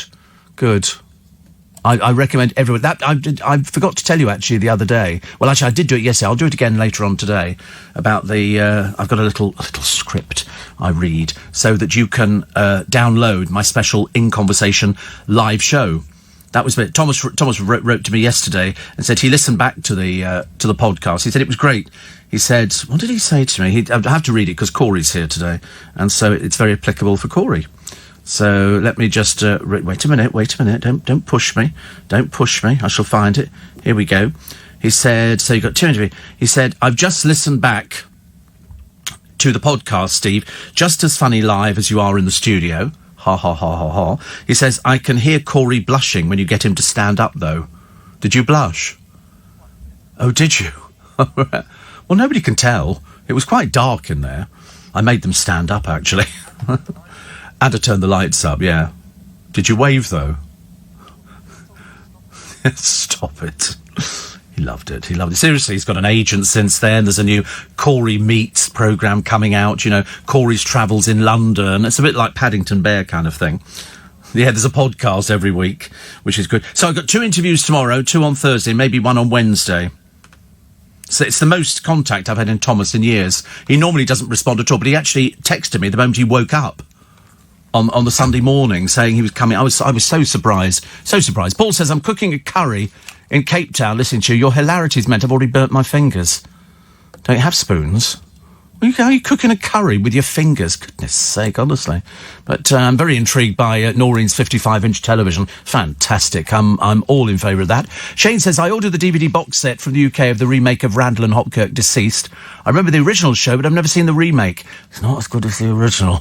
Not as good as the original. Steve says, you need a DAC going from your telly to play through hi-fi speakers. I've got speakers behind me in the sitting room because one of my televisions, the Sony I had, came with different speakers. So when I watched Jurassic Park, it was quite frightening because all of a sudden you'd hear dum, dum, and then it would come from behind you, the speakers on the wall, and that freaked me out completely.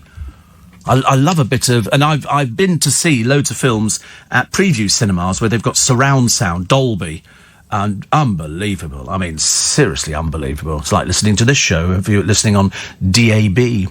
My batteries ran out today. Because I've got a battery DAB radio in the bathroom, and I was listening to Tom Swarbrick. Then all of a sudden he had a woman on, and it went quiet. I went, oh, the batteries are run out. They don't seem to last 5 minutes, and I'm using really smart Duracells. I've seen the Duracell bunny, and he seems to go for ages, banging his little drum.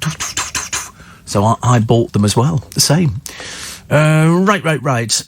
James believed the affected people by the flood being ignored by the government. I would think that would be a fair assumption.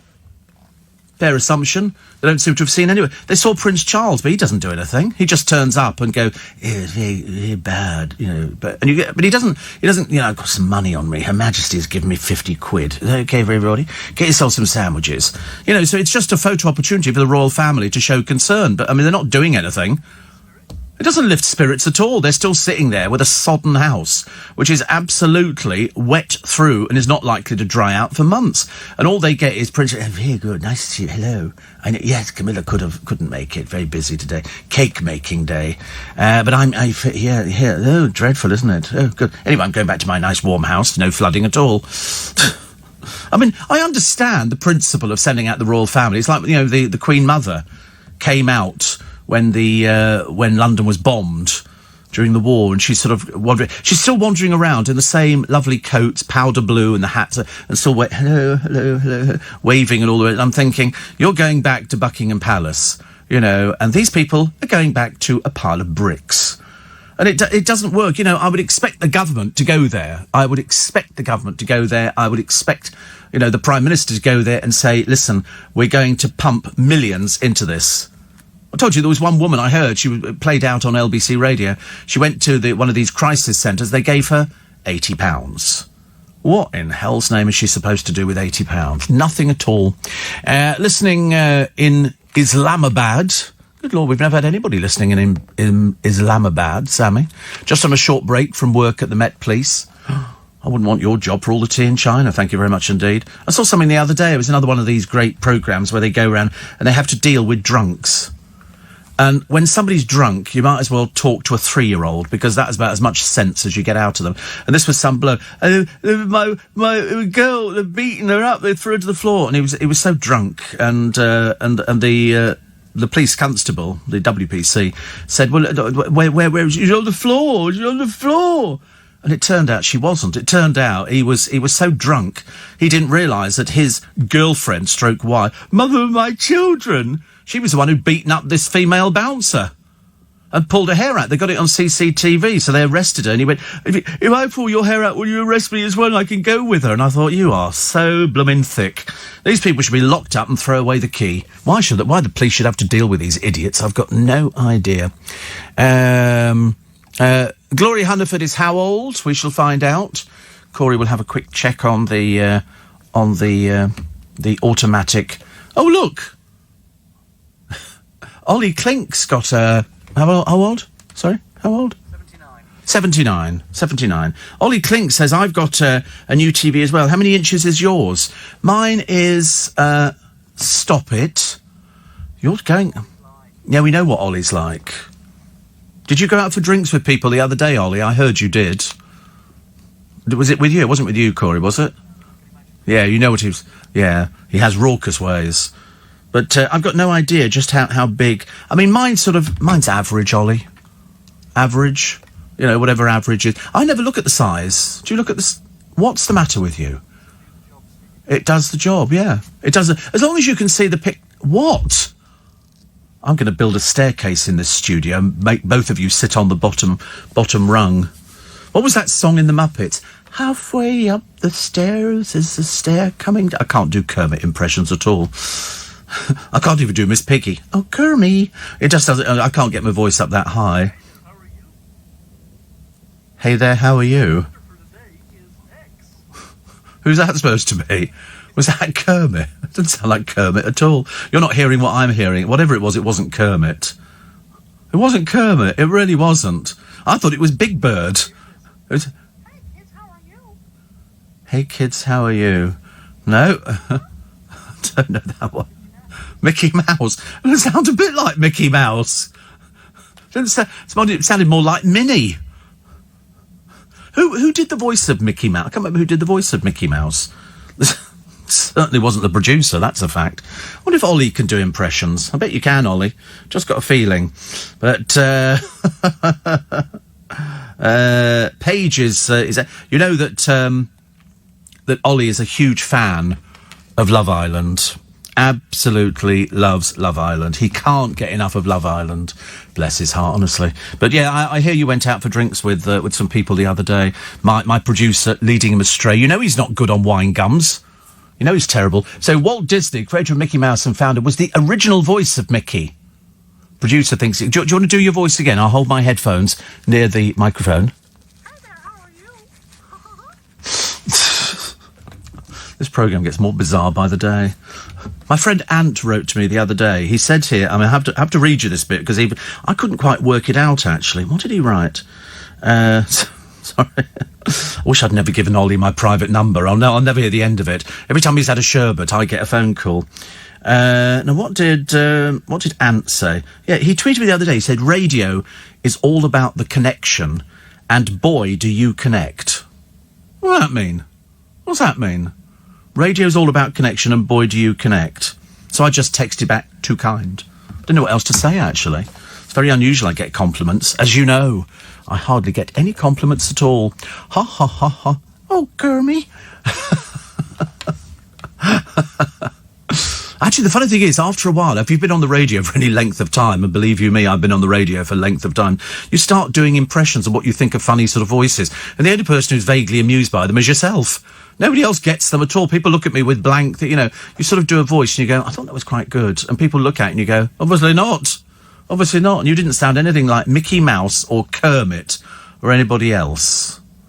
It's embarrassing. I noticed you didn't do them at the show, did you? You could have, if I'd known you did impressions, we could have got you up on stage and you could have said, and here's Corey with his 15-minute act on voices you'll never recognise. I used to do one years ago. He said, hello, how are you? My milkman Bert. Nobody ever gets it. I'm the only one that... I know people go, that's so accurate, if you know him. I've got a postman as well, and he always goes, you all right, sir? He always goes like that. And I always go, yes, you know. Voices you'll never recognise at all. Right, 14... No, it's not. It's 13 minutes to 5. Let's not push Monday on a little bit too far, shall we? So 13 minutes till 80,000 infected people with the coronavirus and 2,500 deaths. It's not good, is it? Jane says, poor Corey. Does his mum like you, Steve? Yeah, she does. Yes. Everybody's mother likes me. Everybody. It's embarrassing, actually. I mean, seriously. Even Thomas's mother likes me. You know, and I've met their girlfriends as well. So, you know, we're one big happy family, says Corey. Unless he has to do impressions. Perhaps we'll do it at the next show. We'll get Corey up to do his impressions. Perhaps we can get you some glove puppets. So, here is Mickey. And you can do Mickey, and you can sort of hide behind a sort of a chair or something and do Mickey. And then I could be, oh, Kermit, you know, and I could be Miss Piggy. I think I think Thomas would probably be the bear. Who's the bear? What's the bear called? Winnie the Pooh? Thomas? No, he'd be Eeyore. I'm a very sad Eeyore. Poor old Eeyore. I used to like that. I've still got some toys, actually. A friend of mine used to do the Sooty show, and they used to sell Sooty and Sweep and the dog and Sue and all the rest of it. I got a complete set of them. And the funniest one for me is still Sweep, because he doesn't actually speak, he just squeaks, and it was hilarious. Karen in Ware in Hertfordshire says, you're infectious this Monday morning. Do you know, the funny thing is, somebody said to me, I had a dream the other night, and I dreamt that I was doing the show that we did the other Sunday, and I'll give you the details coming up in a moment of how you can get hold of the podcast. And I was doing the show, and I said in the show, we're all a member of a very special club. We found each other. And I get people at my shows who, literally, it covers the whole spectrum. It can be 9 to 90. I've met loads of people, and I got a lady coming up to me. She said, thank you for mentioning the widows, because there's a lot of people listening who've been bereaved, and it's not easy to sleep, and everything's going through your mind, and it's a very, very difficult time. I know that because I've been through it myself, so I know exactly where people are coming from. And she said it was quite nice that you mentioned the widows. I said, but I'm aware of what people are like in the early hours of the morning. Not everybody is working. Not everybody's going out there working this morning. Some people are maybe ill. Some people are in hospital. Thank God you're allowed to listen to the radio. Some people are sort of getting panic-stricken about operations that they've got coming up today. Some people are dealing with people who've got life-threatening illnesses. And that's why, when we raise the money for Make Some Noise, which is Global's charity, which we do every year, it's so important to insist and to instill in people just how valuable this money is, because this money that you raise is for little people. It's people who might not get that opportunity. Some of them don't survive. Some of them have life-threatening illnesses. Some of them need that care and that attention. And that's what I think we do. And because we're all singing from the same hymn sheet, I think it's very, very important. So this programme alone has raised £150,000 this year to go to Make Some Noise. Very, very important. And I stressed on the podcast, which we did live at the Leicester Square Theatre, just how important it is, and how, just saying thank you is not enough.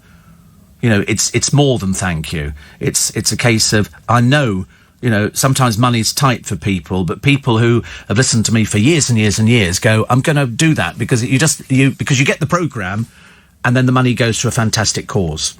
I mean, £50,000 alone we raised on the tea towels. But if you did go to the show, which was the other Sunday, seems ages ago now to me, it is available for you to download as a special podcast. Now, to download this one-off podcast, and it's going to cost you, I warn you now, it's going to cost you £3, but you don't have to put in any information about credit cards. It's purely on the text that we will get the money. So if you want to download this one-off podcast, you text Steve, capital letters, STEVE, and you send it to 84850. So it's Steve, capital letters, 84850. We will then text you back with a special link to the show on Global Player.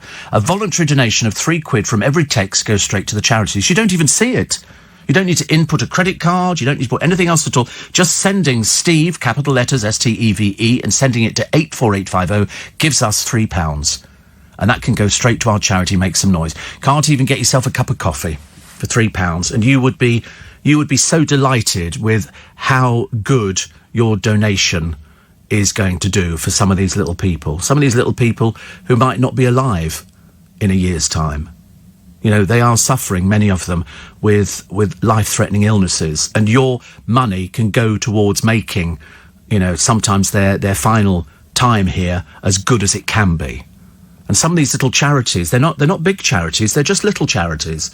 They need your help. And with our publicity and with the way that we can sell it to you and instill in you and tell you just how much good you're doing, I mean, I'm not trying to do a guilt trip on you. Although sometimes I feel I am. But it's £3. I know people paid. We did meet and greets. We had photos taken with loads of people.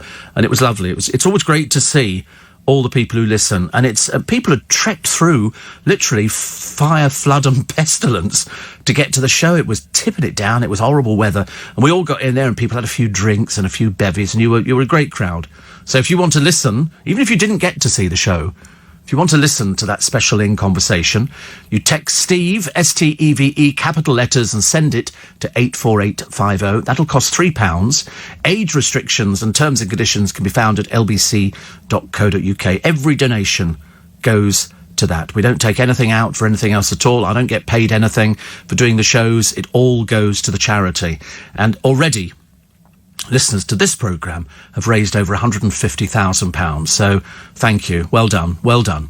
So to download the podcast and make your £3 donation to our charity Make Some Noise, text Steve, S-T-E-V-E, and send it to 84850. Steve to 84850. And for the little people who don't have a voice, for the little people out there for whom, a voice is something they would dream of having, thank you, because you've seriously made a difference. Seriously. How we top it this year, I've got no idea. How are we going to top it? I mean, we're currently thinking of bigger theatre. We're currently thinking of, somebody suggested a tea cosy this year. I wasn't sure a tea cosy, although I got a lovely letter from a lady and a photograph. She's had the tea towel framed, which is lovely. Costs her marginally more than the tea towel, but she said she wouldn't change it for the world. And so, thank you very much indeed for that. So, please download it. It makes such a difference. Right, what do we got? We got 3 minutes to 5. 3 minutes to 5. Good Lord above. Somebody says, I'm not surprised your DAB radio batteries wear out quickly. It's a big problem with DAB. They don't mention. FM uses much less power. Check your radio can't receive FM. No, it doesn't. No, it's just a DAB radio. It's a Sony. It's nice. Bev in Harold Wood says, I've just sent the text for your podcast. I can't wait to listen. I don't know what I'd do without you. Well, that's what we got from a lot of people down there. I took the boys into the room where we were doing the meet and greets, and there was like a load of people all lined up, wasn't it? It was quite busy in there. It was good fun, actually. So thank you in advance. And Steve, thank you for explaining. I donated £3 exactly as you said, and I got a text today saying thank you and giving me a link. So I thought I'd just donated £3 for charity, not got anything in return. No, you get the link to the podcast, and then you can enjoy it. Actually, snowing in Brickhouse. Steve says Glyn and Eastbourne. We used to call bits of batter. You used to get bits of batter with chips, gribbles. Gribbles? No, we used to call it... What did we call it? It's where they sort of take the fish out and there's bits left floating around and they put those into a separate thing. Scraps. And if you were lucky, you got a bit of fish in there as well. Very rare, but you could find a bit of fish. They did a programme on the telly the other day, which I must talk about the other side of the news, and it was to do with two families. They're running out of ideas. And one family went on a cheapo holiday in a caravan site, and the other family went on safari. And they were like, okay, yeah, going on safari. And they swapped. So the family went to the caravan site, went on safari, and they got to see lions and orangutans and hippos and stuff like that. And the other couple went to somewhere, Jersey or Guernsey or something like that, onto a caravan site and got blown away. The one on the caravan site holiday costs, you had to try and guess what it was, and it was under £1,000. And that was for 5 of them in the caravan. So they then went on the safari. And the people who went on the safari, how much do you think the safari was? For 4 people, 2 adults, 2 children. 2 adults, 2 children, safari, £2,000, 27,000 quid. 27,000 quid. The other couple went, oh my goodness, we wouldn't pay 27,000 quid. But the other family go, oh yeah, we do this, You think, company, welcome to Monday. I know, it groans all round, isn't it? It's again, oh, not Monday. Yeah, Monday. I know, start of the week. Oh, God. How bad is that? Got to go to work? Yeah. Is it raining? Might be. Is it snowing? Certainly is in Aberdeen. And Brickhouse, apparently. Whatever it is, it's not a particularly great start to the week, but it doesn't matter. It doesn't matter, does it? I mean, because if you actually go to work with a smile on your face, it really annoys everybody. Because they sort of go, why are you smiling? And you go, because I love Monday. Love Monday. I think Monday's a great day of the week because it's ever nearer payday, and we like payday. Payday's good. Payday's very nice. We've had our back staircase decorated. We've got so many staircases in this building. I wouldn't like to. There must be miles of staircases. And we used to have, as you went up the staircase from the reception, a staircase which leads up to our floor, which in turn leads to the next floor, to the next floor, to the next, and there's lifts as well. There's lifts all over the place. And they used to have all the logos of all the different radio stations that we own on the staircase. They've actually changed it now. They put different things on there. They spent the weekend. They started doing it, I think, on Saturday, and they finished yesterday. And it looks great, but I didn't see it this morning because I actually came up on the elevator. I nearly said the escalator. I wish there was an escalator. I quite like that idea. But no, it's a big building, huge, enormous. And they put these new things up. So now every time I go out the building, I can look at a picture of Roman Kemp. You know, like I don't know what Roman Kemp looks like. You know, I was hoping for Mr. M and, you know, for Nick and me and other people as well, you know. Well, I don't mind, actually, other people. And they've got sort of the people from Heart. They've got Jamie and Amanda. So everybody's got their sort of pictures up there, but they're not a picture of Steve Allen. There should be a picture. And I don't even get to go on the big screen in the reception because I'm in the wrong studio. I'm in little teeny tiny studio, which I sort of fill quite nicely. I'm quite comfy in here. I could live in here.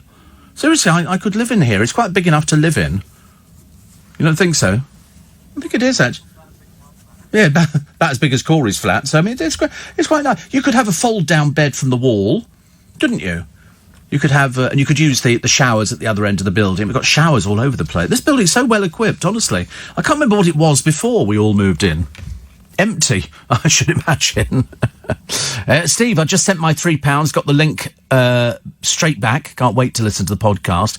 You will absolutely like it. You will. I've not heard it, but Thomas tells me that it sounds as good as it does in the studio. For TV sizes, says Will, there's a simple formula. Viewing distance in inches, 2 equals recommended TV size. For example, if you usually sit 10 foot from the TV, that's 120 inches, 10 feet times 12 inches, so 120 over 2 is 60. So the screen size view is 60 inches. Well, that sounds enormous. I mean, it seriously sounds enormous. I'm not sure I could. That's like going to the cinema. I'm not sure I want something that large. My brother, I'm sure, Will, is 60 inches, and Ollie Clinker, I should imagine, is probably a 60-inch. Although they're not as expensive as they used to be. They're much cheaper. So I might have to go out today and get another one. It's crazy, isn't it, really? You think of all these things. Jackie in Feltham says, listen to the podcast yesterday. It was brilliant. Really enjoyed. Idea for this year, how about a coaster with your face on it saying, have a slurp. Have a slurp. See, I don't think a coaster... I mean, if you're going to do a coaster, it's got to be a set of coasters. You can't just offer one coaster. The tea towel was inspired. I'll have a word with Vicky, see what she's going to come up with this year. I still think the Steve Allen Christmas album, not me singing, that would be a disaster, but Steve Allen with all his sort of favourite tunes on there, that'd be quite nice. A lovely picture of me, perhaps holding a candle or something like that, looking a bit like a choir boy. You know, I could sort of be wearing my cassock and surplice and holding the candle in front of me in a spiritual kind of way. That'd be good. Anything. I've got to think about it. I'm sure it'll be absolutely brilliant. Somebody said they so need to give you a knighthood. You're so right. No, I don't want a knighthood. I just want an OBE or a CBE or whatever they give to people. I think there's been loads of other people in radio who've sort of done less time than I have, and they managed to get something. And I'm thinking perhaps I need to write into them and say, you know, I've done 40 years. I'm in my 41st year, and I'm still quite young. I'm still sort of pumping out the funnies. Steve, I retired a few months ago and I thought I'd get a bit of a lie in, but I keep waking up at 4 a.m. My brain knows it's Steve time. I've sent for the podcast, says Jill. Good for you, thank you. I can't thank everybody personally, but thank you very much indeed for literally sort of to responding and downloading. How many people have downloaded so far? I've got no idea. But whatever we raise, it goes to a very good cause. Want to know what's in the papers? Yes, you do, Steve. Yes, you do. The Love Island tribute to Caroline. Do you think they're going to say this every time? At the end of each Love Island, it's going to say, in loving memory of Caroline? Because they're definitely going ahead with the programme. Definitely. Craig Charles started laughing when a 999 operator asked what colour he was when he had a heart attack. The Korean Red Dwarf actor was at home 2 years ago when he fell ill, called up his wife Jackie, who was visiting family in Ireland. He said, I was sweating, I was cold, my teeth were tingling. Jackie's sister-in-law's a nurse, and she said, get him to hospital now. But I wouldn't go on my own. Jackie came back and immediately called 999. They said, the ambulance is on his way. What colour is he? I mean, Can't make this one up, can you? Jackie looked at me and said, well, he's brown. He said, was having a heart attack and laughing at the same time. He was rushed to hospital, where his life was saved. Does that make a difference, actually, if you're a different colour? Oh, I see. Yes, of course. Oh, of course, I've just twigged to it. Oh, dear. Yeah, what colour is he? Not meaning... What colour is he? What colour is his skin gone? Because when you're having a heart attack, they could tell you, has he gone blue? Has he got, what sort of... Oh, right. He's very ill and looking brown. I never got that at all. That completely went over my head. How useless am I, honestly? Yeah, he's okay. Yeah, he's okay. Yeah. We like Craig Charles, don't we? He's had a few little issues in his life, I think. Do you not know about the issues? Oh, dear, honestly. I have to keep you informed with all these things, Corey. Everybody's got history. Every single person has got history. Some people have got good history. Some people got bad history. Some people got history that maybe they shouldn't have repeated. Moving on. That was all well documented. Oh, yeah, very well documented. Albert Squares took over the East End for a night of high drama. And they were out waiting for taxi. I mean, they do have normal lives. They are just ordinary people. They're not, they're not peculiar or anything. They've just got normal life. They do go out. They do get drunk. Unfortunately, some of them do. Corrie star Alan Halsall has hinted he's in a tug of love with his ex-wife Lucy Joe and her new fella over their daughter. This is an issue that everybody has nowadays, a really bad issue, which is you're with somebody, you have children, and then you split up, and then your partner takes up with somebody different, and they become almost like father to your children. Very difficult. I should imagine it must be an absolute nightmare in Jordan's family, but we haven't heard from Jordan for quite a while, so that's good news, isn't it? Essex is rebranding itself to shake off the stigma of Towie. A new tourism strategy seeks to highlight the area's diverse communities. And Towie, which first aired in 2010, it's in its 25th series, and they're blamed for popularising stereotyping of residents as crass and superficial. Unfortunately, they are crass and superficial. That's the problem. Essex Tourism Chief Lisa Bones says we'll always be known as Towie if we don't give another point of view. It's creating a strong narrative. And Daphne Field, a founding member of Essex Women's Advisory Group, says Towie has done quite a lot of damage to the Essex girl image and to Essex. And in fact, there have been loads of Essex jokes, haven't there? Loads of jokes about Essex girls, that, all sorts of strange things, which are totally unrepeatable at this time of the morning. We don't want to upset anybody, but they have. But as I say, you go to anything in Essex, you go to Brentwood during the daytime, you won't see anybody who looks like this bunch. Seriously, they're naffos. They're naff people. But don't worry, because most of it ends in total disaster, doesn't it? Ah, dear, I don't know. See, wonderful to wake up early to listen to you, says Emma. Thank you very much indeed. I like that, actually.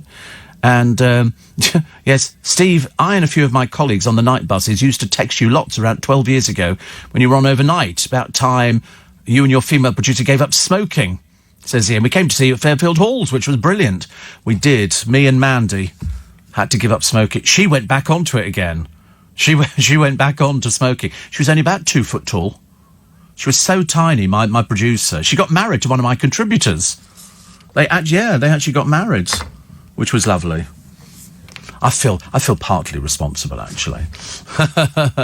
I was not the best man, no. I didn't go to the wedding. I didn't think I went to the wedding. No, they have, he used to bring in his children to the studio. They're now grown up. It was a long time ago, but yeah, Mandy Siegel and I, oh dear, I tell you, if our walls could talk, I'm pleased to say, says Donny, that Prosecco is a big hit in the area. I think so too. Prosecco, a big hit in the area. Certainly was a big hit for my show the other day. Louise says, I think it's time somebody needs to nominate you for a knighthood. You're never going to get a knighthood for being a radio presenter, Louise. It's a very nice idea. They're not going to can you imagine? The most you're going to get is a CBE, isn't it? But the trouble is there's so many broadcasters now. It's sort of like, what do you do? I'm a broadcaster. I never say that, actually. I just assume, naturally, although sometimes I get it wrong, that people know that they've sort of heard of Steve Allen, and they go, oh, yes, I've heard of Steve Allen. Might not have heard the show, but they've heard of your name. Certainly had on Friday night. Karen says Essex should get over themselves. Without Towie, they'd be unknown. Not a fan myself, but hey-ho. And Chris says, heard you say earlier on the show that Rebecca wasn't a chav name. Think about it, Steve. What about Rebecca Vardy? Oh, you're right. You're so right, actually. Rebecca Vardy, Chav Central. I mean, seriously, there's the one who upset Colleen. That's why she's a bit desperate, isn't she? What with her and Paddy McGuinness's... although Paddy will be spending more time at home, won't he, now they've dropped that ghastly programme. You know, no likey, no lighty. Another impression, honestly. There's a whole cast list of people I can do on this programme. Steve, have you seen The 14 with Jack Wilde? True story. June Brown as the mother. Love June Brown. Love June Brown. And cultural, spiritual sites, because that's why Donnie's a bit tired this morning. A weekend visitation to Reading. God blimey. Have you ever been to the Reading Abbey ruins? No, but I used to work in Reading. Used to work in Reading. Interesting, isn't it? Steve, are you not in that big studio, the one Nick and Dave O'Brien are in? No, I'm in the little one upstairs. It is a little studio. It's a little box, but I'm fully equipped, as they say. I've got 1, 2, 3, 4, 5, 6 screens. 6 screens? Wait a minute. Yeah, 6 screens. I've got telephone systems in here. You're adding up. You've got more screens. You've got 12 screens. They've got 12 screens next door. That's how many screens you need for this programme. 12 screens. And I've got 6. And I've got however many phone lines into the building. Plus I've got a little mixing desk. I don't know how to use it. I just know how to connect it to me, and that's about as far as it goes. And I've got a keyboard and telephone, and I've got 3 microphones. Do you know the most expensive dog in the world? Actually, it can't be the most expensive dog in the world. This is a sheepdog. So it's the world's most expensive sheepdog. It's just sold for a little short of £19,000. I mean, to be honest with you, it's absolutely useless if you live in a tower block in Tower Hamlets. Because, you know, A, you're not going to see many sheep up there. And secondly, a dog that can sort of round them up in the tower block is not really going to be the sort of thing you want, actually. Shepherdess Emma Gray was astonished at the price paid by a cattle farmer for her bitch. It's a black and white bitch. And Megan the collie went under the house. Honestly, she's Emma, once called Britain's youngest and loneliest shepherd. Says, I feel as I should wrap her in cotton wool after she sold for that price. Well, I think you should have hung on to her. I mean, honestly, see, here you've got a dog that rounds up sheep. Not the easiest thing to have, is it, really? But and then you just go and sell them because of the money. I thought you could have sold the puppies if she's a bitch. You know, sort of get her pregnant, and then you sell the puppies. And that's how you make more money, isn't it? What's the matter with that? You don't think we should be selling puppies? You're not funny this morning. What's the matter with you?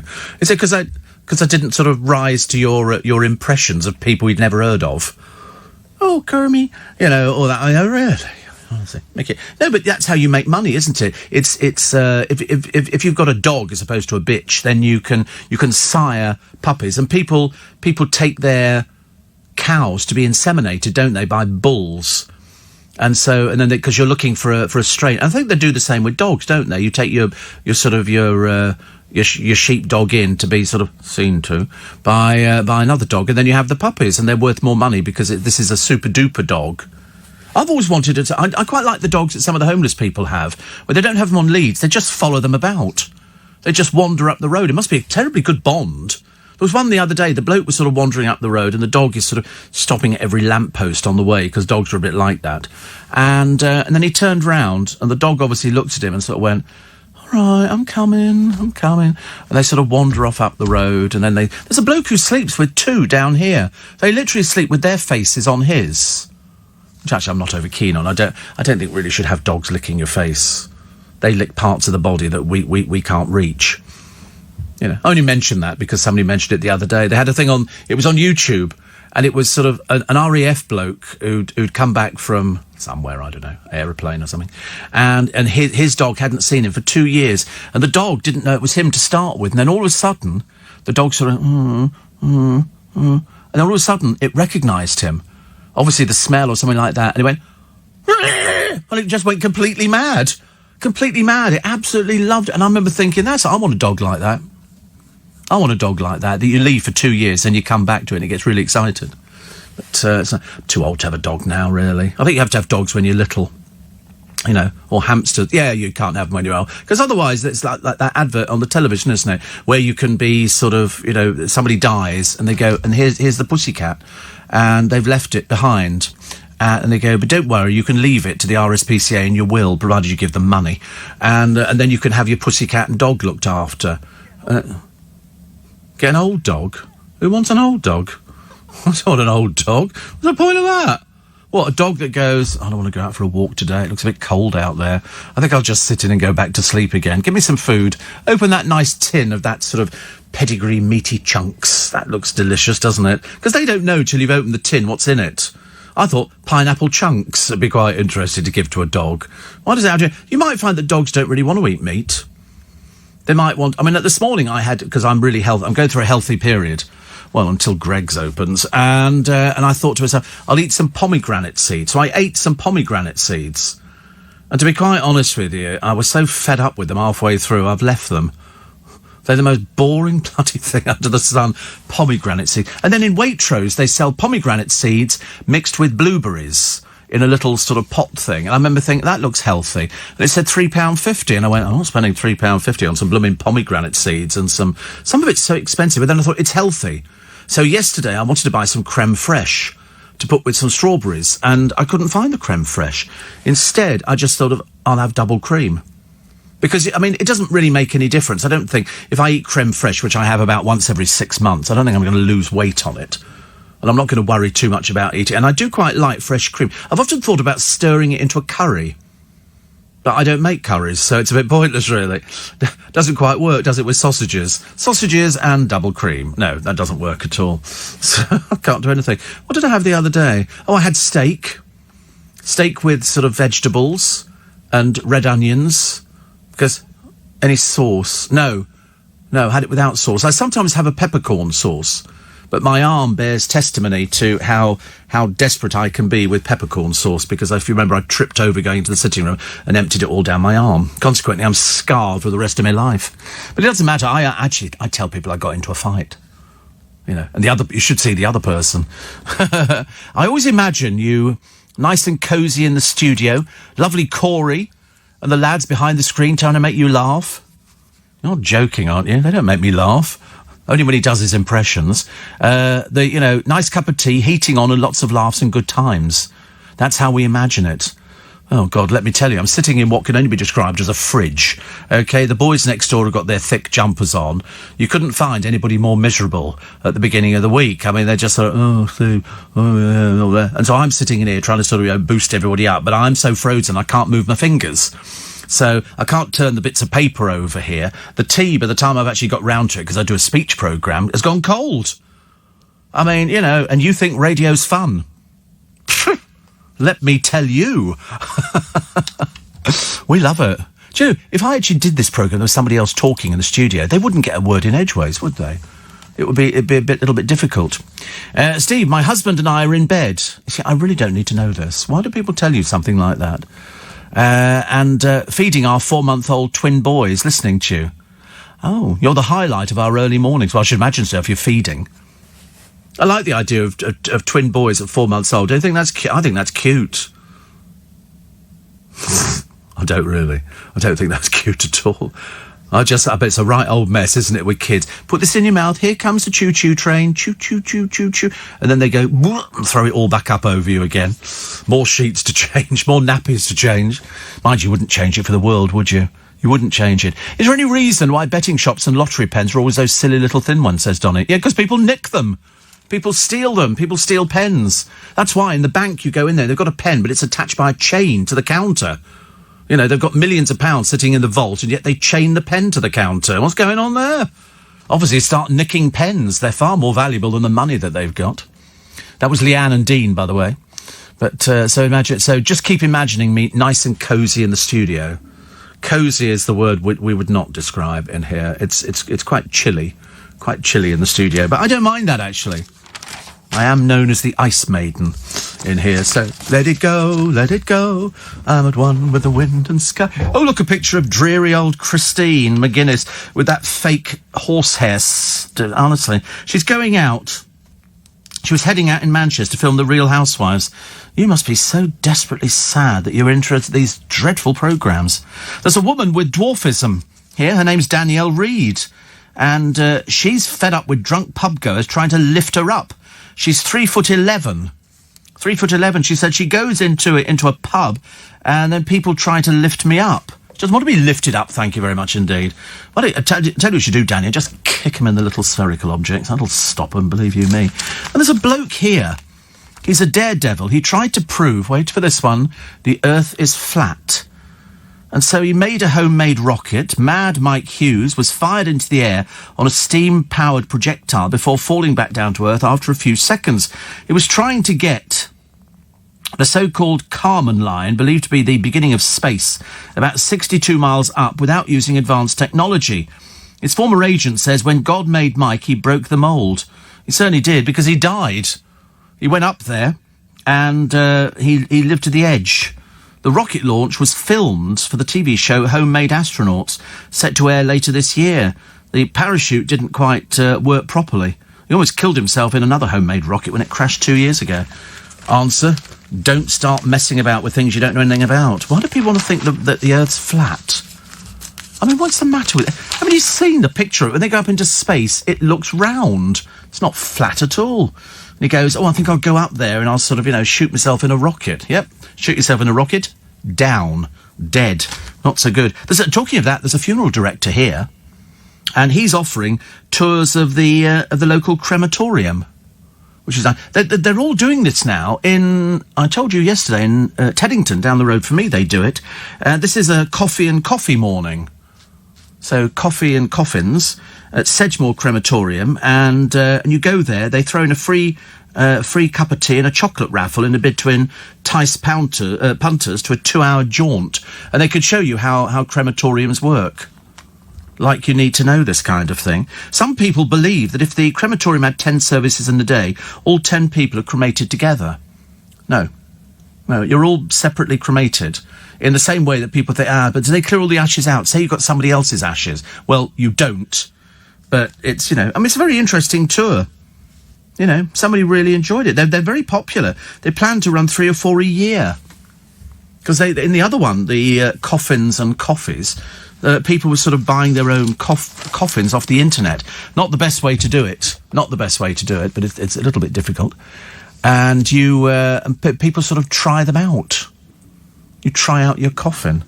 I suppose you could have it as a coffee table, couldn't you? And then you could go, I'm going to be buried in this, or I'm going to have a woodland setting in one of those basket cases. We have them in Twickenham, one of the funeral directors there, Wake and Pain, if you please. They do the baskets as well. They wobble.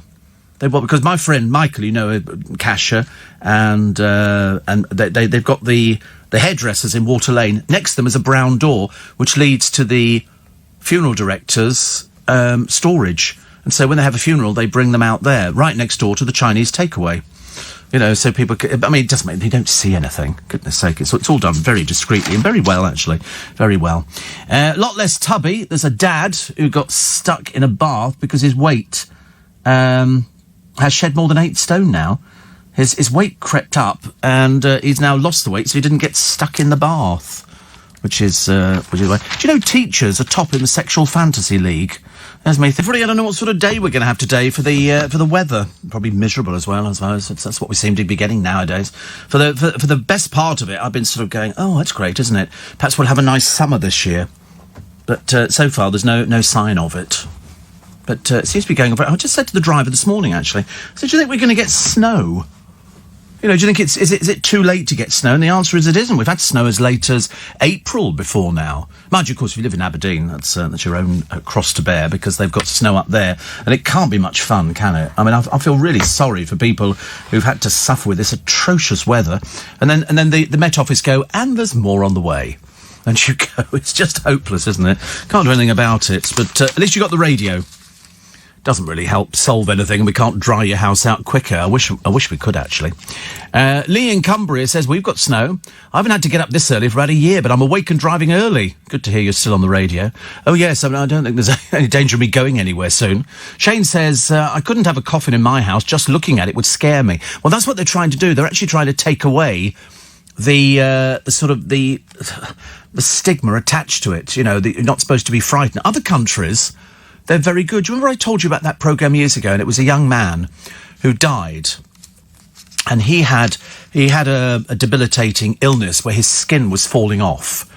and they had to wrap him. I mean, it just looked absolutely horrendous. It really is.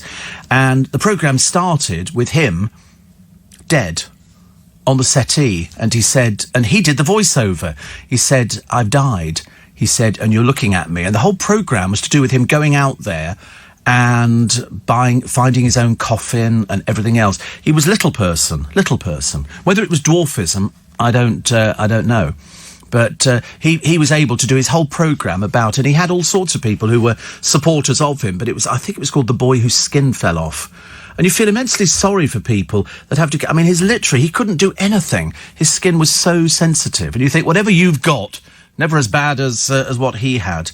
But he was very honest about the programme, and he talked about it. Interesting. Have you found it? Yeah. Is it just very, very sad? Very, very sad. The boy whose skin fell off. And he didn't live very long, actually. But he suffered from this rare inherited condition. I can't even begin to pronounce it. So he was born with no skin on his left leg. You can imagine, can't you, just how terrible it was. But he was so brave. You know, even up until the end, he was really brave. And you think to yourself, you know, and here's me, I moan about a finger that's been infected. You know, nothing really.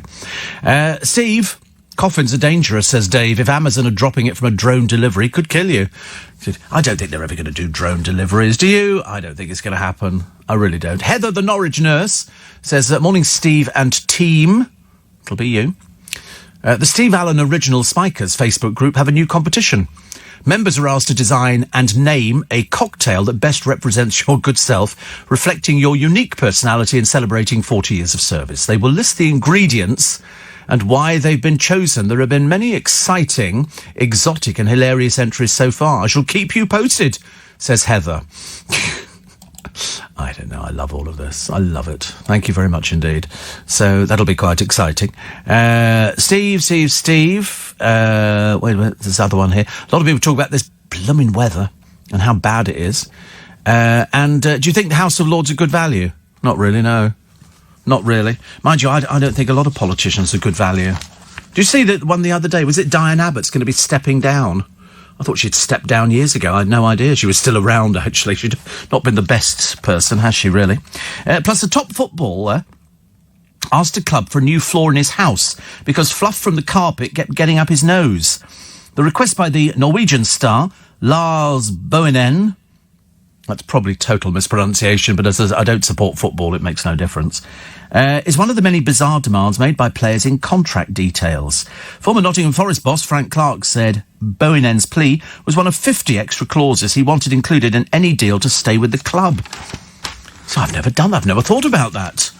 Perhaps I should the next time I see Tom, I shall have to go, can I have some riders built into my contract, you know, that I sort of have my own Steve Allen mug or something like that. I don't think that's going to work, actually. I don't think they're going to buy that idea at all. Perhaps we could have Steve Allen mugs, couldn't we? For Steve Allen candles, or no, not Steve Allen candles. Cold Prosecco. Yeah, cold Prosecco sitting in a fridge in the studio. Having a fridge would be quite nice, actually. Having a fridge would be lovely. I have to go pinch water. Well, I don't. I send somebody to do it. And I pinch it from Capital, because they have a fridge with all the water in it. I did check with their boss, actually. I did say, is it all right to have some water? He said, of course it is, Steve. Or whoever you are. And I thought, you know, well, it's... Because I don't drink that much water, because, as you know, it whizzes through me quite quickly. So here we go. Toast in... Good Lord.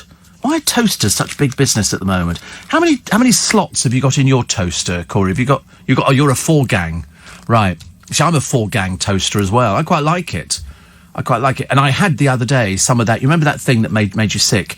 The peanut butter and Marmite.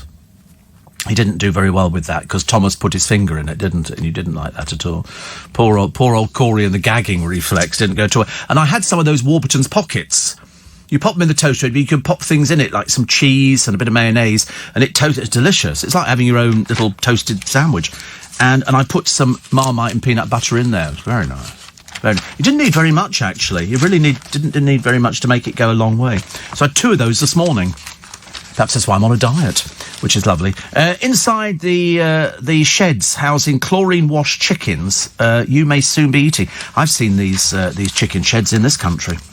They're huge. You can have a million chickens in there, which is a lot. The owner of Cadbury are working on a milk-free dairy milk bar. They're looking for a plant-based alternative because of the rise in veganism. So they're going to do a plant-based version. Luke will be delighted. He has so much worry. Every time he sees, it's got chocolate. Of course, he can't have chocolates. It's got milk in it. That he'd be able to have, which is fantastic. So here is Tyson Fury. To be honest with you, I really couldn't... nothing leaves me colder than watching people in this razzmatazz that seems to surround boxing. Who cares? They all wear the most peculiar clothes anyway, don't they? Anything to do with boxing.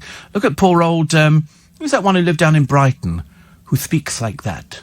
That's... what's his name?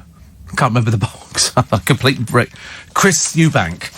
He's another one. They start wearing the odd... He started wearing a monocle and walking up with a cane, and you think, oh, goodness sake, get over yourself. It's really quite ridiculous. And the Pussycat Dolls were on Ant and Dec's Saturday Night Takeaway. They drew, I think, over 400 complaints to Ofcom. Because, to be honest with you, we don't need rubbish like that on the television. They're better than that. They're better than that. They played London's GAY hours after Ant and Dec's Saturday Night Takeaway, which, of course, is lovely, but seeing as all the blokes are gay in there, they're not going to be remotely interested in the Pussycat Dolls. I don't quite understand it. They go, oh, and look, here are the Pussycat Dolls. They gave a very sexy performance at GAY. And you go, they're gay. Why would gay blokes want to be interested in somebody doing a raunchy act, unless you're a drag queen? But Nicole Scherzinger was there with Ashley Roberts, Kimberly Wyatt, Carmit Batcher and Jessica Sutter, two of the ones you've never heard of. And they were sort of wearing nothing. It was a bit tragic, really. But they got 419 complaints to Ofcom because it's Saturday Night Takeaway. Might appeal to Ant and Dec, but I promise you the majority of people watching didn't think it was that clever at all.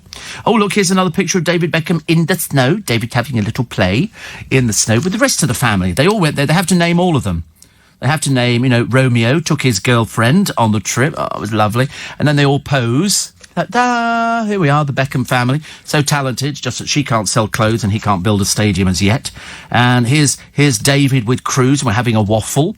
It's like, they are the worst perfect family, but they can't do anything. They just have pictures taken. Dave, of course, has a lot of bad language in him, as we know, because he didn't get knighted, which is possibly the best thing they've ever done. Downton Abbey creator Julian Fellows says his new series, Belgravia, and I can't wait for that one, is going to be darker. Darker? How can it be darker? I mean, he did Gosford Park, didn't he? Which I liked as well. I like anything he does. He's good. Also, TV presenter and egg enthusiast Katie Piper's got quote of the day today. I'm never without a hard-boiled egg. I like a hard-boiled egg, actually. I like it in sort of like a salad. She's never without one. No, she obviously sort of makes one at home and then takes it with her to work or something. Because she obviously likes hard-boiled eggs. I don't know. What are you looking at me for? I'm not cooking it for her. I'm just passing the story on. God, blimey, you think it was my fault? No, she just likes hard-boiled eggs. I quite like them, but only dipped in salad cream. So you can buy a little salad in Marks and Spencer's. Other supermarkets are available. And it's got lettuce, which are boring lettuce. It's dull, unless it's crunchy. And they've got some little bits of cucumber. Boring cucumber. And then it's got some sliced egg. And then they give you a little sachet of salad cream, which is lovely. Because, unfortunately, I like that thing that comes in the pastry, the egg that goes all the way through the middle of it. You get a slice of it. It's like pork luncheon meat round the outside, then the egg in the middle. Why are you looking like that? Have you ever seen this before? You have. You've seen. It's called... There's a name for it, but I can't remember the name for it. No, not a Scotch egg. No, a Scotch egg is an egg covered in, whatever it is, breadcrumbs or something. This is egg loaf or something. I can't think what it's called. It's like what? No, it's just egg that goes all the way through it. And you have a slice of it, and it's got pastry round the outside. And then it's got pork meat in. So it looks a bit like a pork pie, but with egg in it. Somebody listening will know. Please send me in a text. You know I can't remember half of these things. I'm useless. I get halfway through a story, then I suddenly realise I don't know what the end answer is. And then people look at me. Do you remember we were doing the thing the other day of then, where'd it go? Is it called egg? It's not called egg roll, is it? It can't be egg roll. That sounds a bit ridiculous. There you go, there. Pork and free-range egg gala pie. Have you never had that? Oh, it's delicious. That's delicious. Because they did a programme on the television on how do they get the egg to go all the way through. There you go, somebody knows. Gala pie. See? You're a marvellous person. We love you to pieces. It's gala pie. It comes from Waitrose. But you don't buy the whole pie. It's way too expensive. You just buy a slice of it. So a slice would be 99p. But the egg, they make it in like a tube. And it runs all the way through it. So you've always got a slice of egg in it. It's a special way of making it. Gala pie. But that's lovely. With salad cream on it. Delicious. Absolutely delicious. I just thought I'd mention that actually now, because I'm feeling particularly peckish this morning. I could just go a piece of gala pie. The Sun have got Viva Las Vegas. This is an army of 20,000 jubilant British boxing fans drinking Sin City dry, as if. And that's because Tyson Fury's world title victory. And then apparently he's sung. Possibly the worst thing he's ever done in his life. I mean, I don't know why people get so excited about boxing.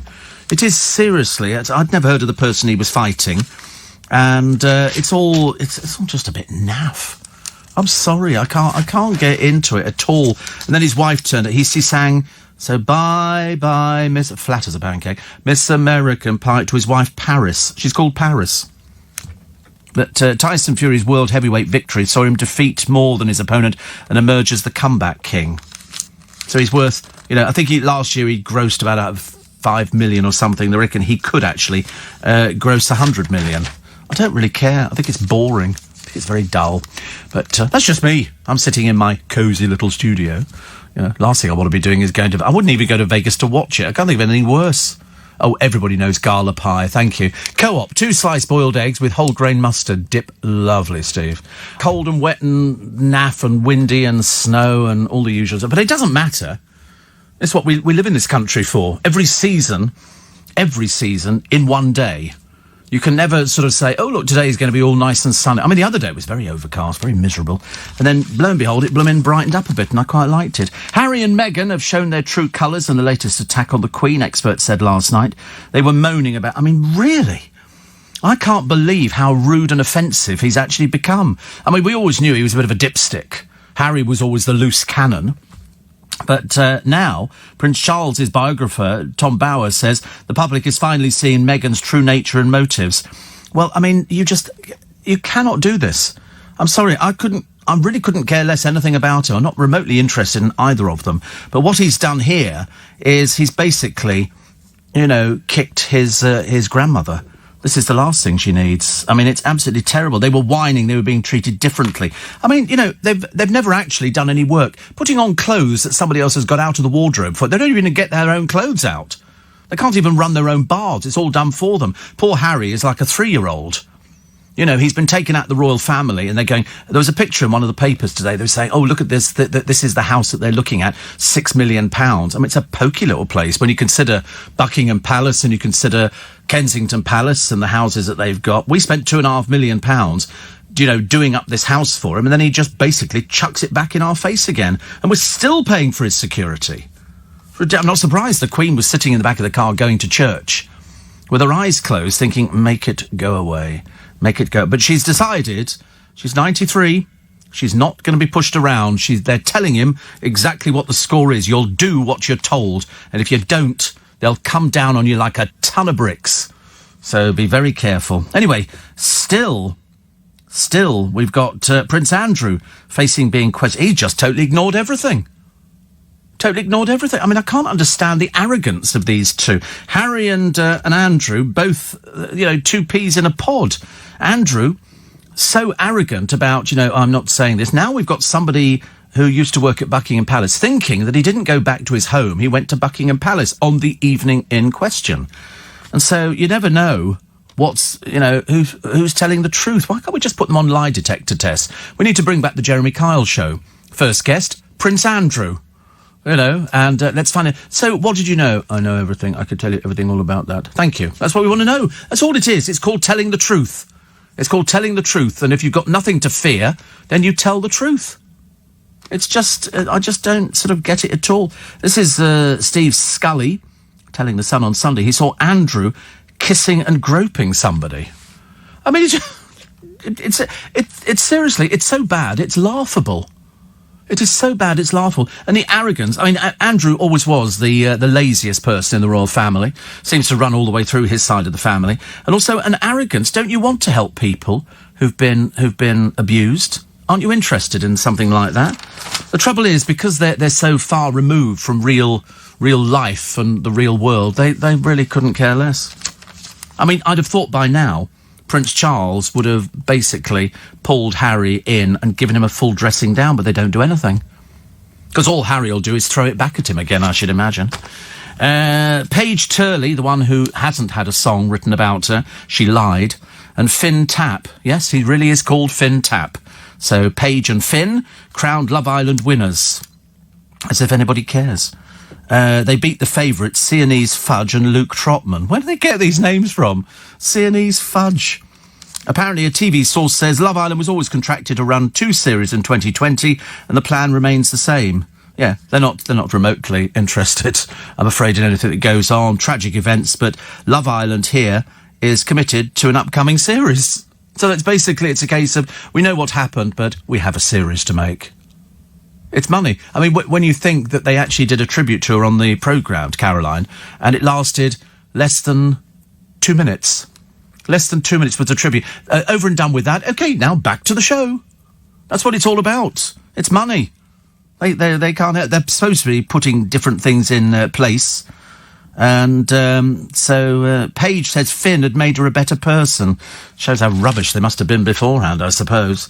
I can't watch it. I cannot watch something like that. It's like terminally dim people who don't seem to get what is this insatiable urge people have of being famous. Why can't they just knuckle down and do a proper job? Because they're not fit for purpose. Listen, you can't even find Daniela Westbrook with a proper job. And Jordan, what is Jordan's proper job? She doesn't have one. And she's supposedly an adult. James in Sevenoaks says, windy and wet again today, all snug in bed with coffee. Oh no, never take a cup of coffee to bed with you. If you spill it, that could be a disaster. Love Corey a little more after hearing his Mickey impression.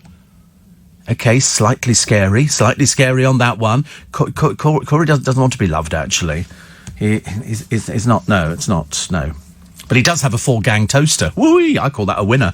4-gang toast. Actually, I'm due to get another toaster, but I think the television's going to come first. I've decided. So windy and wet. Somebody said Melton Mowbray pie. No, not with boiled eggs in it. It's not. It's gala pie or gala. People call it gala pie, don't they? I've always called it gala pie. Italy sealed off 50,000 people. Best thing they've ever done. Oh, it's in quarantine. The army's been called in because 3 people have died. Italy's Prime Minister Giuseppe Conte announces extraordinary measures after a 78-year-old man, a 77-year-old woman and a 68-year-old cancer sufferer became the first in Europe to die of the bug. Where did they get it from? Where does it come from? I've heard people talking on LBC. Can you pick it up from money? And by the way, talking of money, I've still not seen the new £20 note. I'm still waiting to see one. I cannot wait to see the new £20 note, because then you're going to start collecting £20 notes. As long as they don't sort of do away with the old ones, because I've got quite a collection of those, thank you very much indeed. Might have to take them into the bank to change. Also, is the brawl over for TV's Chris? This is Chris Hughes, apparently, and to be honest with you, I can't remember anything about him, apart from the fact he's obviously not pleasant. His brawl at the television awards, the NTAs, may have done serious harm to his career. This is laughingly called a career, is it? Good heavens above. Organisers were about to announce the TV participants when Chris was involved in a punch-up with a photographer.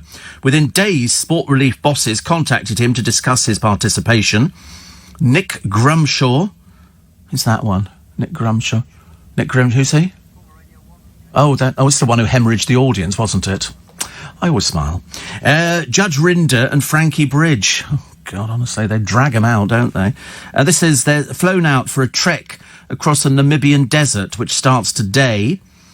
Chris's fight overshadowed his girlfriend, Jessie Nelson's NTA win for her documentary. They've also got Samantha Womack and Krishnan Gurumurthy. He's a newsreader. What's he doing there? What is it with these people? You know, they go, oh, I'm a celebrity. I must be. I'm on a celebrity programme. There were plans for Chris Hughes, but he's no longer taking part. Good. Who are these people? The answer is nobody. Nobody. Strictly Come Dancing star Kareem has managed to waltz back into his ex's life. So he took her to Dubai. God, that's the worst place you want to go to. You know, I'm really trying to seal our friendship. I'm going to take you to Dubai. What do you go there for? It's full of naff people.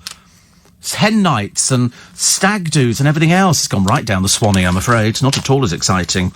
And here's a picture of Cara Delevingne posing with Orlando Bloom. She's 27 and he's 43. They went to a fashion show. I don't know why we should be interested in people who go to fashion. It's like saying, oh, I've just seen somebody shopping in Iceland. And they go, no. Amazing, isn't it? There's also an Amazon drama depicting Auschwitz prisoners forced to play human chess and murder each other has been blasted for sensationalising the horrors of the Holocaust. This is on Amazon. This is Amazon. New series Hunters have been accused of Jewsploitation for a graphic fictional scene set in the death camp in this first episode. It's written by David Well, whose grandmother survived the Holocaust. I've never even heard of this before. It follows a gang of Nazi hunters in 1970s America.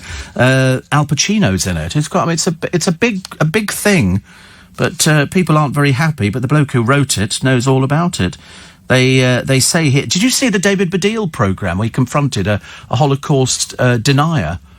I mean, I thought that bloke, frankly, they shouldn't have given him the oxygen of airtime. I've never known anybody become so stupid and deny things. Nothing existed. No, that never happened. That was just made up. How David Baddiel kept his cool, I've got no idea. Terrible. More on this daredevil who believed the Earth is flat. I looked at some pictures. Corey got some pictures up on the internet of what they think the Earth looks like. They think it looks flat. They seriously think it looks... I mean, it doesn't look anything like the Earth. I mean, we've seen it up there. It's round.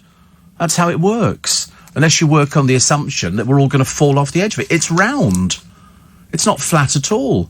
Why would they think that? I mean, do they read stupid things? I was trying to explain to Corey that I think it was Reg Presley from the Trogs became obsessed with... what do they call them? Those things in fields of corn crop circles. And he believed they were made by aliens. Mad as a fruitcake. Mad as a fruitcake. Even when it was proven to him that they were made by students with a piece of rope, a broom handle and a flashlight and some graph paper, he didn't want to believe it. He wanted to believe that it was a spaceship that came down and for some reason made this pattern in the ground. Some of them are very elaborate, but then students are after a few pints, they're very elaborate students. You know what they're like. And he refused to believe it. So he pumped all the money in from Wild Thing. And Wild Thing was used in a film, so royalties came flooding in again. Great song. And he just wanted to believe that crop circles exist. So much so that some woman sent in a DVD for me on crop circles, which I poo-pooed. So she wrote back and said, well, send it back to me. I thought if you've listened to this programme for any length of time, you know it's a pile of old rubbish. I mean, how dim do you have to be to believe in stuff like that? I suppose to say, I trust you had a good weekend. You might as well just, I don't think I've actually had a day where I've not put my coat on. It's so cold outside, you've got to put a coat on. You can't... I see people wandering... There was somebody walking through one of the stations the other day in a pair of shorts. I mean, what sort of people are they? Are they people who don't feel the cold? Because if so, I want to know the secret of it. Or are they ill? I mean, I've never seen anybody. Shorts and a T-shirt and flip-flops. And you think to yourself, you are mad, aren't you? Mad, mad, mad. But we don't mind, actually. So, rise and shine for Roman Kemp. Apparently he's bagged himself a Saturday show. No, I think it's a Sunday... Yeah, Sunday Best. I don't know where it's coming up, actually. Launching this spring. It's going to take on Channel 4's Sunday Brunch, hosted by Tim Lovejoy and Simon Rimmer. And so they're going to rope in famous friends for the project. But I've got no idea what it doesn't say where it's going to be shown. Launching this spring and made by Cactus TV. So it's an ITV show. So it's because there's so many of these sort of brunch shows where they sort of put all the people on there. Whether or not this one's... I don't know. You can't tell nowadays, can you? There's no accounting for what sort of shows the public go for. And on a Sunday, it's mainly through a sort of a haze of alcohol, I should imagine. I mean, how on earth Roman's going to cope with that one? I've got no idea. Is it going to be live or is it Memorex? We shall probably never know. After pulling out of Dancing on Ice following issues with Caprice... There's a problem. Hamish Gaiman returned to the show last night. He said, thank you to everybody who reached out to me when I was struggling. She turns out nobody cares about Caprice. They really can't be bothered. And after appearing in 14 reality TV shows, plank of the month. Spencer Matthews has vowed not to take part in any more. Thank you. He's now going to be focused on being a father, husband to Vogue Williams, an entrepreneur. And his parents have a hotel anyway, so it doesn't matter. So he's launched... Oh, he's teamed up with some... It's one of these manufacturing things. That's all just a cheapy plug for somebody who's paying him some money. He always was a bit dim, actually, Spencer. Mind you, not half as dim as the wife. After we saw it on Celebrity Mastermind, I mean, she didn't know anything. I didn't know people like that existed, unless they hadn't been through the education system. Steve, the people who believe the earth is flat read too many Terry Pratchett novels, says Daphne. Oh, right. Is that where it comes from? Is that how it works? I don't know, actually. And then Mark says, Steve, if the world is round, how come we're not at right angles to the earth standing up? Oh, don't start that one. Crop circles. Oh, here we go. I would have agreed that they're student pranks, says Lee, but the fact that they crop up in remote places of Aussie outback seems to defy that. No, sadly, they are made by students. OK, people make them. They're not little spacecraft, OK? You're somebody who needs to get medical help because you're not of this planet, OK? You probably want to believe in... Dun, dun, dun, dun, dun. Oh, look! Close Encounters. They're up there somewhere. Well, they have to be, don't they? They've got to go somewhere. They float around in space and they land in the middle of Australia. What would be the point of that? Nobody to talk to, apart from a few Aborigines, and then they make a crop circle. No, they don't. No, they don't. And they're all made by students. And they make them around the world. You can find them all over the place. Made by students. Another one here. Steve, I got it wrong. Corey, Connor, Ollie... Thomas, Mornington Crescent. There you go. That's the one. That was one. I'm surprised, actually, you didn't pick up that one straight away. It was very, very good. Very, very good. Steve. Gala pie is sometimes called Grosvenor pie. No, I don't believe it is, actually. I think it is actually called Gala pie. I've never heard it called anything else. Never heard it called anything else at all. 84850, steve at lbc.co.uk. Yesterday's trip to Plymouth was brilliant, says Monica. A trolley with coffee arrived about 10 minutes before we arrived at Plymouth, and the train was terminating there, but nothing can make my stay in my favourite city bad. OK, it was windy, bit of a drizzle, but they're detail. Oh, I agree with you. It's like going out for lunch with people, and people say, what was the food like? You go, I don't know, actually, but the company was fantastic. It's the company that makes it. The company that makes it. After we had the show at the Leicester Square Theatre, of which... I'm going to tell you in a few minutes about how you can download it. Loads of people said to me, we're going to Joe Allen's to have something to eat. And why are people going to Joe Allen's? Because I go to Joe Allen's. And so people wanted to go and see what it was like. And people then texted me afterwards going, we had a really nice time. Because it's the atmosphere. It's the atmosphere, and it's nice. And they're lovely down there. And I've been eating there for long, long time. Long, long time. Like, long, long time, which is good. I haven't got a copy of the Daily Mail this morning. I don't know why we don't have a copy of the Daily Mail. Perhaps there was some story in it, which we're not aware of, but I'm sure we will find it. Steve, says Mike, what a complete load of old twaddle. If the world is flat, how come in 2,000 odd years nobody's ever fallen off the edge? You get people who believe things like that. Seriously, you get people who believe that they talk to angels. Perfectly sensible people believe they talk to angels. People believe that we have a guardian angel who sits on our shoulder. That happens a lot. You get a lot of that. But the crop circles thing is just the Doolally Brigade. You know, here is a crop circle. And there's some very beautiful designs out there, but I promise you it's students. It's all within a location of this pub. And they appear around the world. They're not difficult to make if you're a student, with a piece of graph paper, and they trample down the corn. Farmers hate it, of course, but then it becomes... When they first started, it was a tourist attraction. Now they go, oh, so drunk students again. What else do we have here? Oh, homeowners have crowned grey as the colour that you want to have in your house. 2,000 people thought that grey was the best colour, followed by white, beige, cream and blue. And I heard somebody, it was an LBC presenter, I can't remember who it was, somebody was talking about wood chip paper. They couldn't understand why people would put wood chip paper up.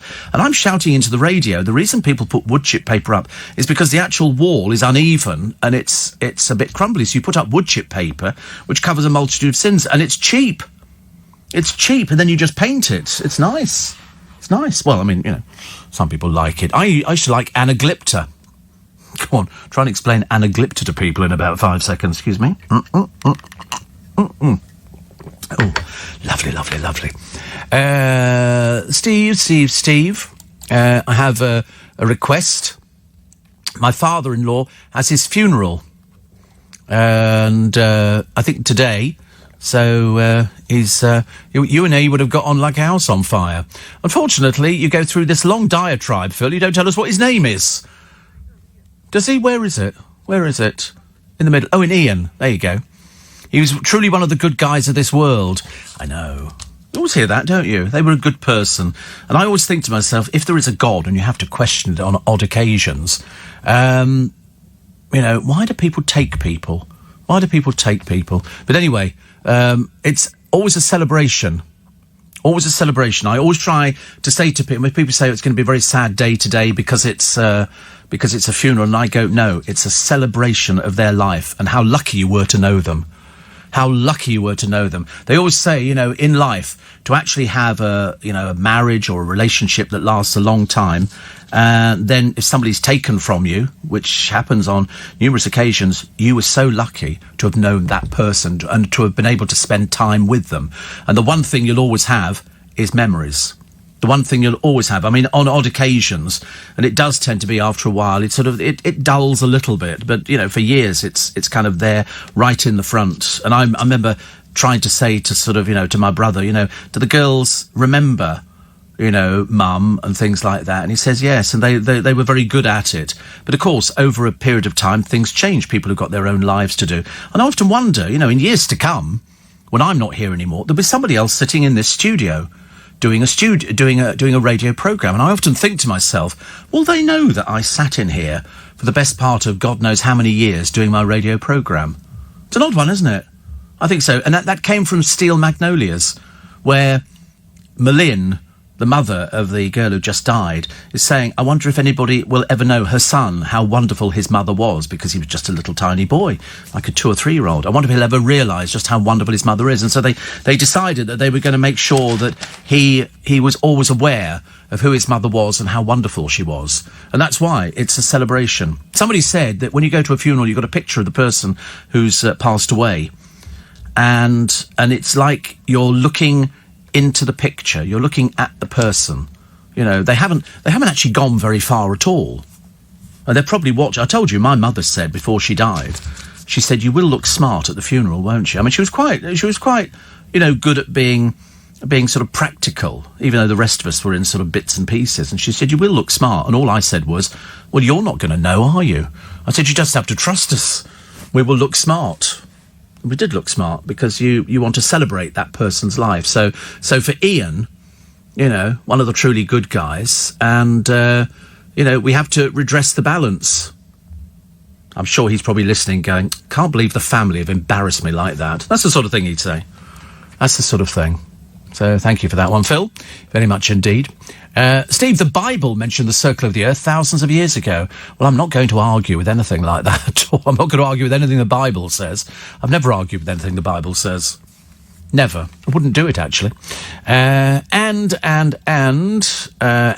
caller, a security expert, believed that monitoring Muslim... Oh, they're going to be talking about this with Nick Ferrari this morning. This is this very odd thing, isn't it, that was said by the bloke from Ryanair, criticised for saying males of a Muslim persuasion who are single and travelling alone pose the largest terror threat to airlines. They're now saying he didn't mean that. What he was saying was, and Nick will then repeat that to you a little bit later on, regarding these people, Steve, who wear shorts all year round, I have the answer. How else would they be able to proudly display their leg tattoos? Never thought about that, actually. I thought about having a tattoo the other day, and then I thought no. I don't want the pain. I've seen people, there was somebody on the television, it was this tattoo fixer programme, which is ultimately dull. It's just people going in who've got stupid tattoos and they try and repair it, which is very good. But they end up having an even bigger tattoo, and they had somebody in there, and they started doing it. Ow, ow, ow, ow, ow. And I'm thinking, what are you having this done for? And they went, listen, do you want to stop? And she went, yeah. I thought, so you're now half finished with a tattoo. Pressure mounting on Andrew to help the FBI. I don't think he's going to do anything. I think he's literally stuck his head in the sand, which is where we think that Meghan and Harry should do. The Queen's sad and upset by Harry and Meghan's parting shot. They're really being so offensive. I can't believe that Harry has done that. any other family, they'd have kicked them out a long time ago, wouldn't they? But no, he's still enjoying the free hospitality of the security, which you and I are paying for. And I don't want to pay for it anymore, I've decided. 6:15 is the time. The LBC News, it'll be 6:20. I don't like doing time checks on this programme. I like to think we're a little bit like Las Vegas without the fruit machines or the gambling or the strippers or the other people, because they don't have clocks in Vegas. So you can look around the casino. There's no point in looking because there's no time anywhere. And all the casinos you don't see outside. They're relatively dark. They don't need to bother with windows. And I like to think that this programme is fairly similar, actually. Back to school today, says Sophie. You've been very compassionate to Phil, who wrote in about his dad's funeral, but please do not talk about anybody else doing your show. Nobody will be able to do your show. You're going to be with us forever, and that's an order. Well, I said the other day, even Nick Ferrari said it when we were at Mr. Moyles' birthday party. He said, even when you pass on, he said, they'll have about 6 months' worth of material to run, so to all intents and purposes, I will still be here. In fact, how do you know this programme is not a recording? This programme could have been recorded last year, and you wouldn't know. I remember Clive Bull did that once, years and years ago. He actually rerun. He was ill, and he reran an old programme, and people were still phoning in to talk to him. Nobody had realised that it was one of those sort of programme. How can we prove we're live? I don't know. I've actually done programmes before where you can do time checks as well. You record it in real time, so you can actually say it's 21 minutes past 6 or whatever, and people go, see, he just gave a time check. And you go, but that could be pre-recorded. I could just be recording in a studio with a clock, and we start the programme, the recording, on the hour. I learnt that trick years ago. Worked very well for me, very well. So what else do we have in the papers today? Welcome back to the real James Bond, the greatest spy of all. The new film's about 3 hours. I'm afraid I don't... And then somebody pointed out that The Sound of Music was 3 hours, just short of. Danger products sold online. 2 in 3 fail safety tests. I do buy a lot of stuff online, but I'm not wild about buying too much electrical stuff. It's like charity shops. They won't take electrical items, will they? Just in case they're a bit dangerous. And also, how old do you think the film is, Pretty Woman? How old do you think that film is? Pretty Woman is... Have you ever seen Pretty Woman?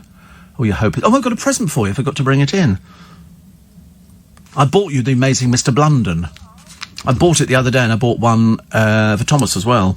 So you have to watch it. You have to watch it.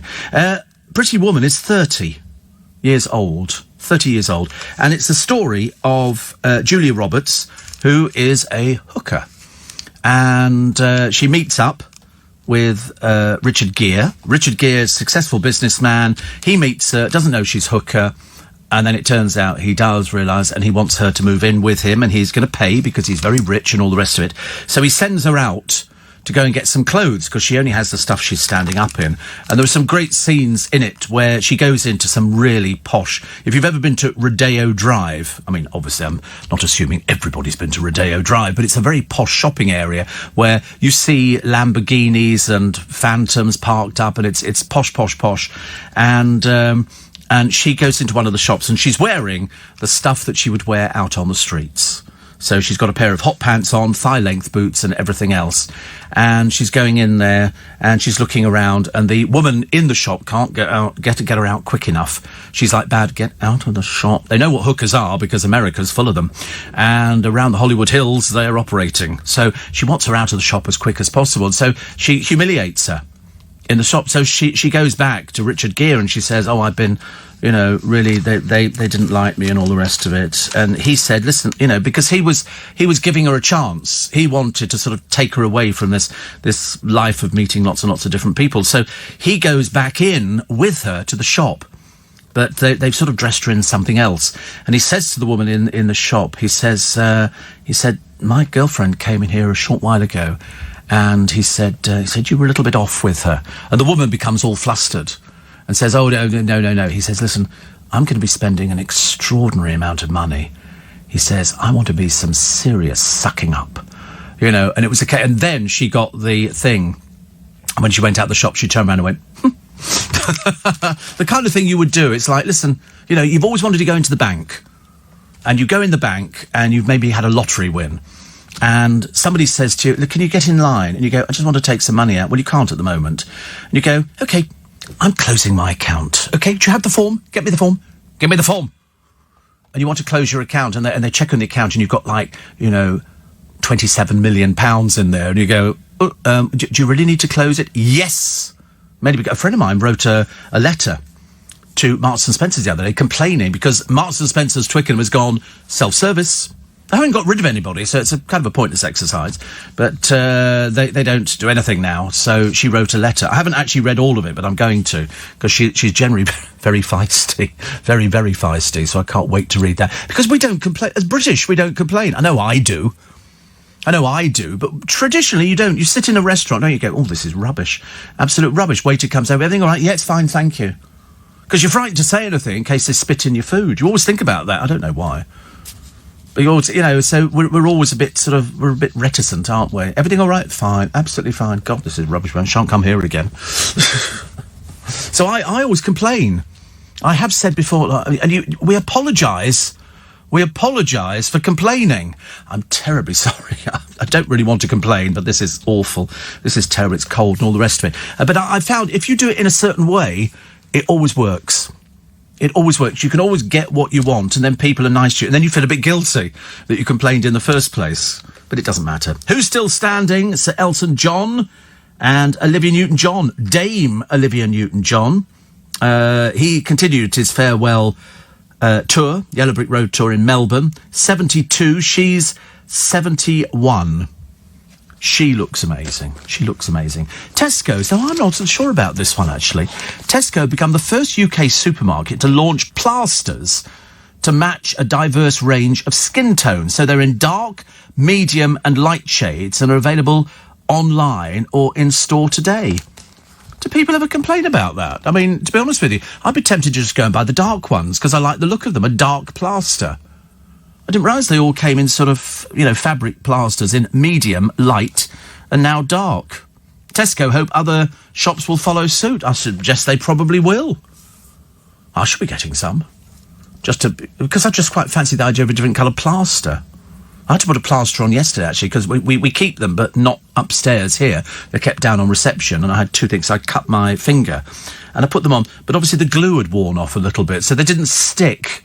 I was a bit miffed about them. And then I discovered the other day I've got some plasters at home. They obviously put them in the box for children, and they've got dinosaurs on them. How cool is that? I can wear dinosaur plasters, which is brilliant. Brilliant. Steve. A Grosvenor pie is a square pork pie with egg in the middle with two pastry ends, says Mark. My granddad made them at Belvoir Bacon. Oh, right. Oh. And Bob says the easy way to prove you're live on air is by reading responses to subjects you've just discussed. That doesn't prove it to everyone. It only proves it to you. That doesn't prove it to everybody. I like the idea, though. I like the idea. Also, I don't know. Prince Andrew doesn't tell the FBI he'll talk to them if they send over the woman and in the Harry Dunn case. Yeah, I mean, I find that one unbelievable. I seriously do. I mean, this is the woman who was, they say, driving on the wrong side of the road. And then it turns out she's an FBI agent. I couldn't care less who she is. She's got a child's death on her conscience, and she should come back. I don't know why. I thought we had good relations with Donald Trump. Why hasn't he pulled his finger out and made sure this woman comes back here? I tell you what, let's do the exchange. We'll do it on a bridge at midnight. You send her back. We'll give you Andrew. You can keep him. We don't want him back. And then he can perhaps be put on sort of sodium pentothal. Isn't that the truth drug? You know, and then you can find out. And so Phil says, he says, thank you for your kind words about my father-in-law, Ian. He says, you're one heck of an entertainer. No. Just doing a job. Just doing a job. I'm not playing humble or anything like that, because anybody around here will tell you I don't really play humble. But he says, I am coming to your next Magic Circle show, and even that restraining order will not stop me. I'm very used to restraining orders, very used to them. Well, I hope Bournemouth is okay this morning. No, you always got to do that. Always. Because I've had more bereavement than you can shake a stick at, and you always, you know, somebody says, oh, it gets better, and you think, you always think in your mind, don't you, it's never going to get better. It's never going to get better. I can still get upset about things now. But I think to myself, I think my mum and dad would be quite pleased with the way things have turned out. They'd be very old now. Very, very old. I don't want people to age. That's why. when somebody passes on, you'll always remember them as they were. You won't remember them being ill or infirm or, with any debilitating illness. You'll always remember them as sort of young and lovely and wonderful, and that's how it should be. They never really leave you. They never really go anywhere. It's just that, what you're disposing of is not really that person anymore. That's just the little carcass they inherited and inhabited down here on Earth. The rest of the time, fine. Nearly right, Steve. They spend it at a different shop. She pops into the Rude store with all her shopping. Well, I mean, for goodness sake, I'm not doing a complete roundup of movies. But we're doing enough. Oh, look, 6... I don't know, we're racing through this. I can't believe it's 6 again. I was looking at the walls thinking, flocked wallpaper. Why not? Why not? There used to be an advert on the cinemas years ago, voiced by Kenny Everett. Do you remember Kenny Everett? Mad as a fruitcake, but very very big in radio terms. And he did this voiceover for an Indian restaurant. And the closing line on the Indian restaurant, having extolled the virtues of the food and how marvellous it was, he said, and guess what? There's no flocked wallpaper, because every Indian restaurant had flocked wallpapers. I came to love flocked wallpaper, and when I worked in a department store years ago, there was actually a whole book full of flocked wallpapers, which was thicker than not. I used to think, God, that's the old. I've got to move up to flocked wallpaper. And then somebody told me about hand blocked wallpapers, which are made on the old wooden blocks, and they block print things, and they work out about £300 or £400 a roll for some of it, and some of it's. And I thought that would be nice. Sometimes you see on these shows on the television where they redo somebody's house, the wall behind the bed has been done with wallpaper or sort of. I quite like that. Anyway, Nick Ferrari's with you at 7:00 this morning. The Ryanair boss, Michael O'Leary, criticised for saying males of a Muslim persuasion who are single and travelling alone pose the largest terror threat to airlines. The NHS will roll out more services to test for coronavirus from tomorrow, including a drive-through where nurses in hazmat gear will swab you through the window of your own car. And bulging waistlines have been blamed for the rise in type 2 diabetes. Nick will be asking what needs to be done to tackle the UK's growing obesity crisis. All of that with Nick Ferrari from 7:00 this morning here on LBC. Standing in the queue, says Mark, at my local branch, waiting to deposit a cheque. There were several people sat down waiting to be seen. I was paying in my lottery cheque, and I made certain the lottery emblem was facing out as I held it in my hand, and I overheard somebody whisper, "He's paying in a lottery cheque." It was a lovely feeling, he said, but it was only £1,800. Hence, I am still Mark Le Courier. I know, it's embarrassing, isn't it, really? I got £4,000 once. But that was donkey's years ago. Nowadays it's nigh on impossible to win anything.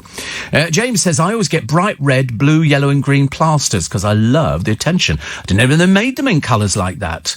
I didn't even know that. How fantastic. I'm big into things like that. Definitely coloured plasters. Because you're supposed to have them. Wait a minute, I just realised. If you're in a kitchen, there are certain plasters which are there for hygiene reasons. If you've cut yourself in a kitchen, you can't just stick on any old plaster. It's got to be a specific colour so that people know. Which is nice, isn't it, really? So, Oh, apparently he did know she was a hooker, picked her up on the streets. It's such a good film, though, isn't it? I like the end of it. I like the end of the film. I just thought it was a nice film. Nice film. Not as good as The Amazing Mr. Blunden, but I mean, at least it's sort of getting there. So, in the flood danger areas, you won't believe this story. This is on the front of The Guardian this morning. They're going to build 11,000 new homes. Fantastic, isn't it? And this is at the land at the highest risk of flooding. Planning documents show 11,410 homes that will be built on land the government considers high risk, and where thousands of properties have been devastated by flooding since November. Well, you're not going to be wanting to buy on there, are you? Some poor bloke, he just bought himself a new house. It's on a huge estate, and he paid what did he pay? £108,000 for this 3-bedroom house. Anyway, the back garden is a quagmire because they haven't done it properly. And you think to yourself, why do they? I mean, people pay enough money. People literally go broke trying to get a house together and then moving in. And the one thing you want to be able to do is sit outside on your little piece of grass, which, unfortunately he's not able to do because it's terrible. Terrible. Also, the National Trust ditching the plastic for 5 million annual members' cards, and they're now going to be paper. I don't know why it's taken them so long. We've been telling them about this for how long? Ages and ages and ages and ages, but nobody takes any notice. Witch hunt, anger at soldiers, suicide. This is the campaign, betrayal of our veterans. This was pressure growing on Boris Johnson to halt the Northern Ireland witch hunt after a British veteran facing investigation took his life last week. And that full story is in most of the papers for today. Also, diabetes occupying 1 in 6 hospital beds. Good Lord. So obviously, it affects people in different ways. I think, and I'm a great believer in the fact, if you wake up early in the morning, and I think that the time I actually get up is early in the morning. Well, actually, it's early in the evening. And it works beautifully. I think that keeps you, relatively ill-free. Probably a load of old rubbish, actually, but it doesn't matter. See, blue plasters for a kitchen, as there's very little food that's blue, says Anth. There you go. So, let me tell you about my show, which we had. I know you nearly thought then, didn't you? You nearly thought that we were having another show. No, got to wait a little bit for the next one. But my special In Conversation that we did the other week at the Leicester Square Theatre on the Sunday is available for you to download as a special podcast. To download this one-off podcast, you text Steve, capital letters, Steve, S-T-E-V-E, capital letters, okay? And you send it to 84850. We then text you back with a special link to the show on Global Player. A voluntary donation of £3 from every text goes straight to our charity, Make Some Noise. You don't need to input anything. It's the fact that you've written Steve, capital letters, and sent it to 84850, that gives us automatically £3. You won't even see it going. There's nothing that you see, but it goes straight to Make Some Noise. Age restrictions and terms and conditions can be found at lbc.co.uk. Now, every donation, as you know, is greatly appreciated. Listeners to this show alone have already raised over £150,000, and I cannot thank you enough for your kindness and generosity. So to download the podcast and make your £3 donation, which you don't see, and it goes to our charity Make Some Noise, you text Steve, S-T-E-V-E, capital letters, and then you send it to 84850. Okay, Steve, capital letters, S-T-E-V-E, and send it to 84850. And on behalf of the little people, some of whom are so ill, they couldn't thank you if they tried. I'm doing it for them, and I'm saying thank you very much indeed. So Steve, capital letters Steve, and send it to 84850. Okay. Kim says, Steve, in the 70s we had flock wallpaper. My dad put it up himself. Only problem was he put it on upside down. I could never tell whether it was upside down, to be honest with you. But I did love flocked wallpaper. I also, that's what I'm going to be aspiring to, flocked wallpaper. I just fancy the idea of having, an old property where you've got flocked wallpaper or something. I don't know. Fancy quite living in a stately home, but I mean, that's not going to happen unless I win the lottery. And even then, I've seen some lovely houses for sale recently. I mean, some beautiful places which you think, I want to live there. And then you think, actually, that must be really, really cold to live there. The woman behind Tyson Fury's remarkable journey from manic depressive to world heavyweight champion said last night that it proved anybody can battle back from dark times. It is true, you can do it. Just got to believe. Just got to believe you can battle back from just about anything nowadays. You just have to believe. If you have a belief, you can do it.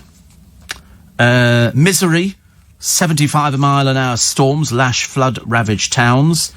And this is after Storm Dennis, and all the communities there put on red alert. This is a 75-mile-an-hour tempest, which has not been named. Let's just call it horrible, shall we? Absolutely horrible. And yellow weather warnings for rain have been issued for parts of the country, including areas already hit by flooding. It does not get any better. And now they've got snow. Here's Pip Schofield dressing down a little bit, making him a little bit more sort of cash. And Holly Willoughby wearing I'm not sure at the dress actually on this one, but the bottom's a bit messy of it. But she went for a skiing holiday in Courchevel in the Alps, which she shared on social media. You can buy houses in Courchevel. They sort of generally run, if you're near the ski slopes, at about 6 to 8 million, 9 million. What you're looking for is, apparently some of them, well, in fact, most of them are all rented out. They have ski boys and girls who go there, and they, in return for looking after the people who are staying in these chalets, and they're not just they look like serious houses. Some of them, 8 to 12 bedrooms, purely designed for people to go skiing, and people rent, and you've got somebody who cooks you dinner and sorts you out for breakfast in the morning, and then you go off on the slopes all day. Because some people are addicted. I've never done it. It doesn't appeal to me in the slightest. Really doesn't. Also, job dreams have come true for just 1 in 3 workers. It's not very many, is it? 1 in 3 workers, job dreams. Because I've always said, if you're going for a job, if you're one of those unfortunate people who is unemployed at the moment, or you're desperately looking for a job, decide what job you want to go for. Write to the company. Offer yourself for sort of for free labour. Almost like work experience. Free labour. And then you go there and you make yourself invaluable to somebody. So when a vacancy occurs, they go, we had that bloke Steve who came in. He was really good. Let's get him back in again. And that's how it works. But you've got to be enthusiastic. It's no good sort of... I see some people standing behind the counters in supermarkets looking as miserable as sin. And you think, come on, smile. It can't be that difficult. You manage it for the Christmas cracker thing on Christmas Day. And that's a bit stupid, so why not smile the rest of the time? Still to come, more from the papers, the Love Island tribute to Caroline, but they're not cancelling the show. No, they're running with it, as indeed we predicted. That Don says, are you amazed as I am, Steve, that they actually... built houses on a place called Fish Lake. I know, you can't make it up, can you? But I tell you, if they're going to build 11,400 houses on this place, which is it's liable for flooding, who's going to buy them? Now it's hit the press. And another one here. What's this one? Try and read everything out on the programme. The Daily Star, Tyson, Gum and Avago AJ. I don't even know what that means, actually. Corrie's Alan Helsel slammed his ex-wife, Lucy Jo Hudson's new partner, for referring to his daughter as our Sienna. This is something, I've explained this one a little bit earlier on to you. And another one here. Craig Charles laughing, looking, after they'd inquired what colour he was because he's having a heart attack, and they were inquiring, is he blue or whatever? Also, another one here. Doctor Who star David Tennant's son is hoping to become the 3rd member of the family to play the Time Lord. He's only 17. I don't think that's very likely. I don't think you can actually have somebody at that age, really. Corrie star Lisa George and her pro-partner Tom Naylor unanimously voted off. She plays somebody called Beth Tinker in the soap. I've got no idea who that is. No idea who sort of Beth Tinker is at all. And Aston Missing said, I've met the most beautiful people. Yeah, but if you kicked off, it means you've sort of lost, doesn't it, really? And they've got a load of rare posters coming up for sale.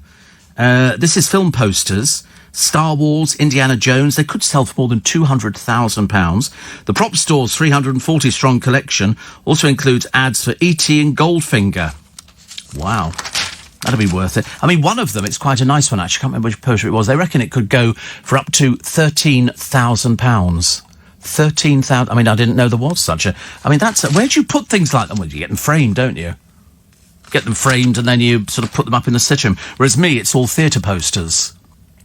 I love theatre posters. I absolutely love them. Also, Towie ruining Essex. Exactly. When you've got somebody like Gemma Collins and all the other sort of naff people from Towie, that's not what Essex is like. And it's done immeasurable damage. It also put it on the map a little bit. Nobody really knew anything about it at all. But it's a way of turning around the county's image in a bid to boost its tourism industry. They're going to hold several large events in and around Essex. About time too. As I say, you don't see anybody like the Gemma Collinses because they basically don't come out during daytime. Not advised. Did you see that thing that's very rude? Who showed it to me here on YouTube?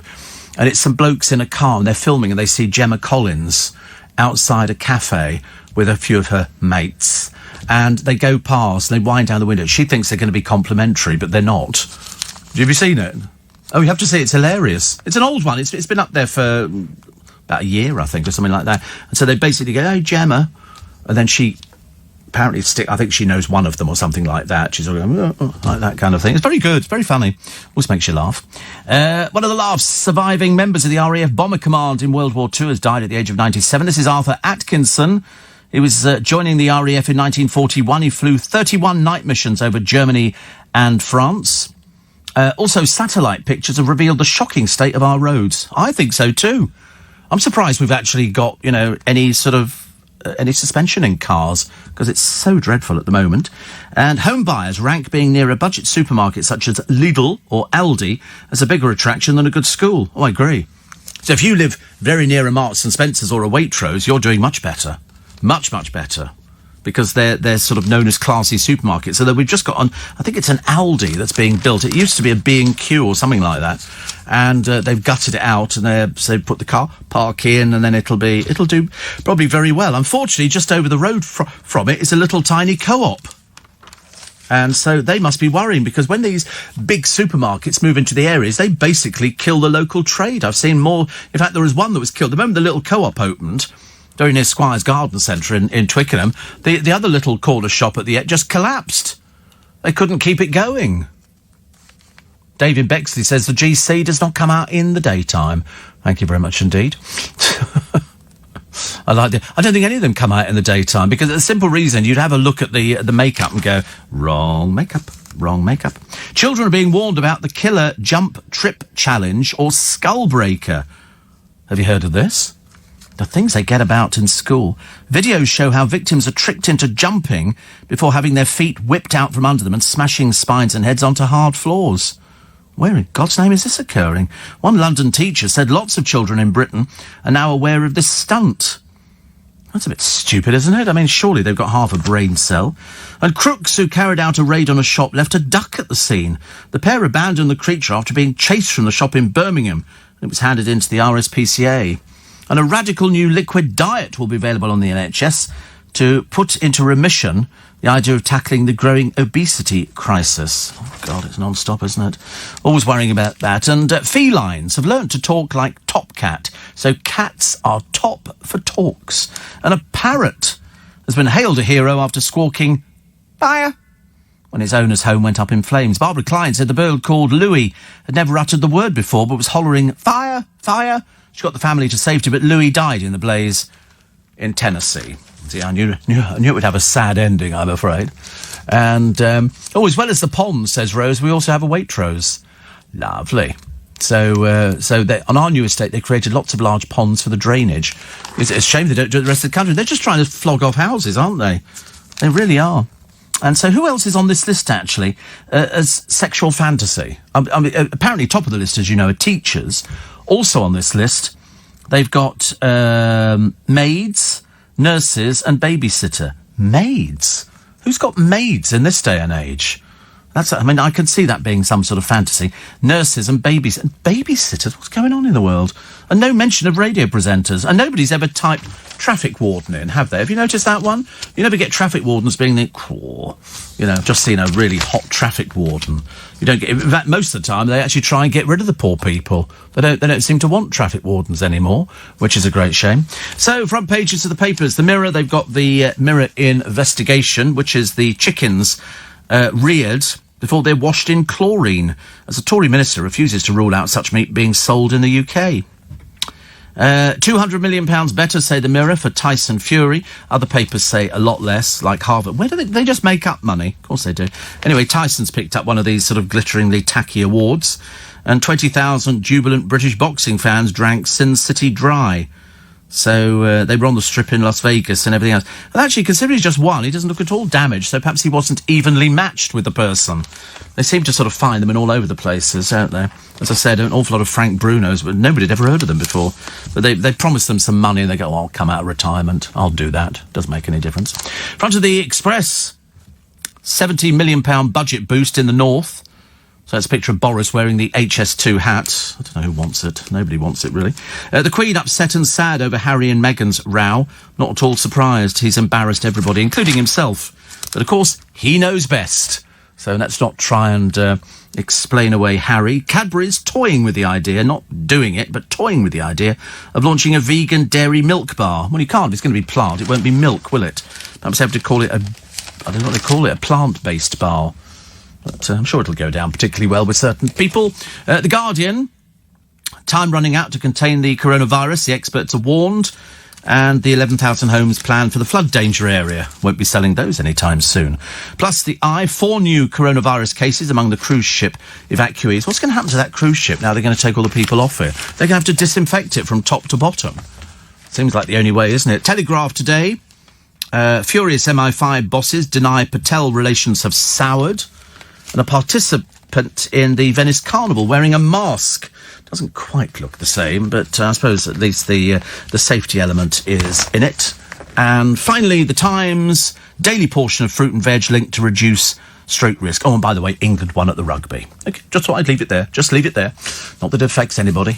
Have a great day. I'll be back with you tomorrow. Today on my free Little Bit Extra podcast, I take a look inside Harry and Meghan's new house. A little bit pokey, really, for $7 million. The Friends cast are to reunite for a special episode. Am I the only one who thinks the show is naff? And I've got a racy story about Jonathan Ross. The arrogance of a monster. He'll die in prison, won't he? He'll die in prison. That's what everybody's hoping.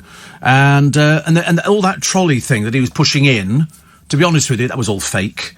Not a very pleasant person, not a very pleasant. But there again, that's what happens to not very pleasant people. They get found out, then they go to court, then they go to prison. But he sort of did the whole, I'm too old to do this sort of thing. You certainly weren't, and they found you guilty. So we're just waiting now, because, it seems to be America's got loads of these sort of cases, which are either pending or not. How many hairdressing salons have you got where you live? There's one town in Kent has got 28 hairdressing salons. 20... we've actually got enough in Twickenham. In one little area, there's 6 male hairdressing salons, which do women as well, but they mainly do men. And there's a fair fluid, but in London you're actually paying, a lot of money. Ours, round our way, 10 to 12 quid for a male haircut. 11 quid on where? Neuro. Oh, right, okay, 11 quid. To be honest with you though, and it takes them 5 minutes. When mine's done, as you can see, it's styled. And I think if it is, I don't think we need to smile at that. This is called styling.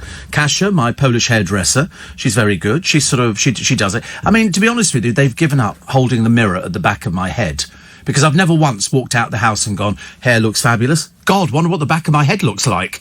Quickly rush back indoors, you get a mirror just to see. Because I get it for free.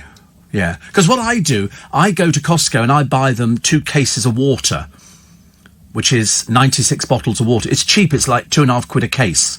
And so effectively I'm paying probably about a £5 for a haircut. And I always take them, but actually I'm not, because I get my hair cut every 2 weeks. Because once it starts falling in my eyes, seriously, that is awful. 90, yeah, you get 4, one for each of the team in the hairdresser. They're little bottles of water because they drink water while they're working. And so they can't go to Costco and lift it back because they're girlies. And only butch boys like me who work on the radio can carry the water back. So I take the car there. They get the only delivery in a Bentley Continental of bottles of water, which is a bit flash. But so that's how it works. And it's good. So they end up with a load of water, which sees them through for the month. And I end up looking gorgeous, and stunning. It's like Callum. We can't work out when you go into the hairdressers, Callum, what do you ask them for on the hairdressing front? Because normally people sort of say 2 on the sides, 1 on the top or something like that. What do you do? 1 on the back and sides, and just a trim on the front, right? Because you don't appear to have much product in today. You've normally got a bit of product. I can't hear. Sorry. Oh, you forgot. Oh, not like you to forget. No, a bowl cut. God, that takes you back, doesn't it? No, Callum's wearing his favourite ripped jeans today. He's very happy with ripped jeans. It's not for our age, I'm afraid, Darren. It's for younger people. Oh, I love the way you say. All of a sudden, I am a young person. Tell me you've not got any ripped jeans. You haven't.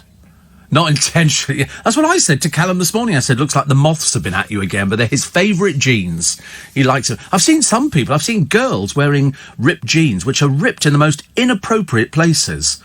Seriously inappropriate. They look awful. Absolutely. Yeah. Literally, at the side, very low... Oh, awful. Really, I don't have any ripped jeans at all, mainly because people just look at me with pity and go, poor old soul. Honestly, what's he wearing? Ripped jeans. How old does he think he is? Be like Eamon Holmes turning up in a pair of sort of cutie shorts or something like that on the television. Dear God, that'll never happen. He's facing...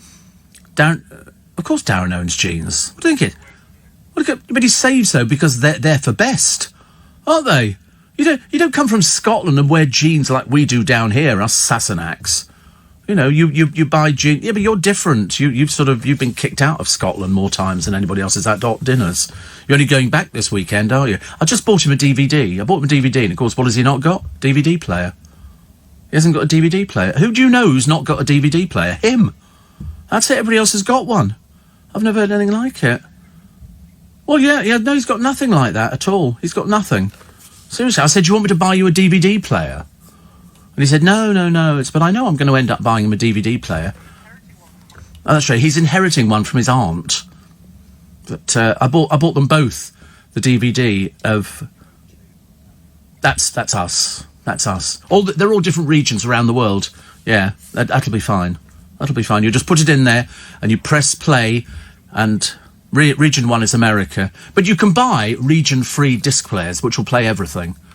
So most of them are. You don't need to worry about it. I've just bought a Blu-ray player which plays everything, but it upscales everything as well, which is quite nice. But that is such a good film. Seriously. Mr. Blunden. Which one? Very exciting. Very exciting. So what are we going to do about Eamonn Holmes? Eamonn Holmes has set up a company which he pays his wages into, which is presumably, because I don't have a company, I'm Steve Allen trading as Steve Allen, but he has a company which he pays his wages in, and HMRC came back and said, no, you can't do that. And he's just lost the case, and he's been presented with a bill of $250,000 on top of the tax he's already paid. And he said, well, I don't think that's right. But there's quite a number of people in our business, isn't it? Radio and not us, no, thank God, not us, who set up companies and pay themselves out of their own company. So the money goes into the company, and then they pay themselves a dividend or something like that. To be honest with you, I don't know how it works because I don't have it. That was like Kirk Douglas died and left his $62 million to charity. His charity. He had a foundation. And as we all know, foundations are a way of sort of channeling your money so that everything goes in. I think you'll find loads of rich people have got foundations because it's a way of putting your money in and legally sort of entitling yourself to all sorts of benefits. So I don't know anybody like that. I don't know anybody that rich. I'm not that rich. I haven't got a foundation. I was going to set up a company, with sort of, Steve Allen's, hippity hop biscuit company or something stupid like that, and ended up not doing it because I thought it'd be too. Because if you earn over a certain amount of money, your accountant will advise you set up a company because it's more beneficial that way. But no, I never did that either. I'm just more than happy to be just above the poverty line and struggling through, drinking packet soup, usual sort of things. But it's come back and bitten him on the bum. £250,000. He's not happy, as you can imagine. Nobody wants to. No. There'll be a lot of other people getting quite panicky because they've also got a company set up. Not so good.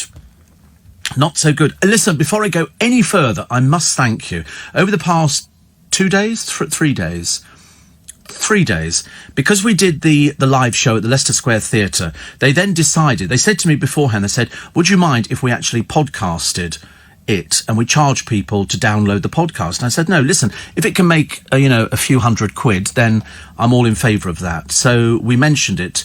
Well, let me tell you that we the other day, up until yesterday morning, I think, we have made quite a few £1,000s out of the download. And I remember they sent me a text going, you won't believe this, but we've got all this money which has just come in. And I said, well, that's fantastic. Because I said on the programme, this is the show that it was the Leicester Square Theatre. You won't hear It's Like Again. It was a one-off show, and it's a one-off podcast, and it only costs you £3 to download it. And you don't even see the money going. You don't have to give us your credit card, your debit card, nothing like that at all. It's the very act of you sending us a text that gives us £3, and that goes straight to the charity. And this is for all the little people who we mentioned, it seems ages ago now, who benefit from your generosity. They don't get funding from big companies. They don't get the money that they need. They have to literally beg, borrow and steal to get the money to help the little people. And some of these little people are very, very sick. They're very, very sick. Break your heart if you saw some of the images that I've seen. And you think no amount of money can ever solve their problems, but it can make life a lot easier for them. And so by you donating money, courtesy of this programme, I mean, already you've done over £150,000. We did £50,000 just on the tea towels. Then we did the show, and then we had a few other things. We had some holidays and everything else. So £150,000 we raise, and that goes to those little people, the little people that can't speak and tell you, how much they appreciate it because they don't know. But it's really, it shows the charities that they're doing the right thing. And I don't know about you, but there are two sorts of charities that kind of, well, there's probably three actually. One if it involves elderly people, one if it involves children, and the other if it involves animals. And we're doing little people at the moment because there are so many charities in this country, and they have to write to us to ask if they can be included. And so we try and raise, I think one of the charities, all they wanted was £25,000. And I think as we drove away from there a couple of years ago, the lady from the charity said to me, I think we're going to aim to give them £50,000 to £75,000. And that makes a lot of difference to them. Some of them are just literally clinging on. But with your help and you downloading this podcast for £3, we're able to give them some more money. And I promise you will never know, if I printed pictures myself up on the internet to show you the good that you do, you'll never know how much good you do. But if I tell you that we appreciate it, and the charities appreciate it as well, then on behalf of them and on behalf of the little people, I can say thank you. Thank you, thank you, thank you. If I sat here and just kept repeating the word thank you, it would never be enough. So if you want to download my one-off podcast, and I'd love a few of you more to do it, I really would. I know it always pushes the right buttons, because somebody said to me the other day, they said, you're not giving us a guilt trip, Steve, you're telling us the truth. Yeah, if I wanted to do a guilt trip, I could really do a guilt trip. But I know that you know that if I think it's genuine, it's genuine. If I say, listen, could you help us out just with £3?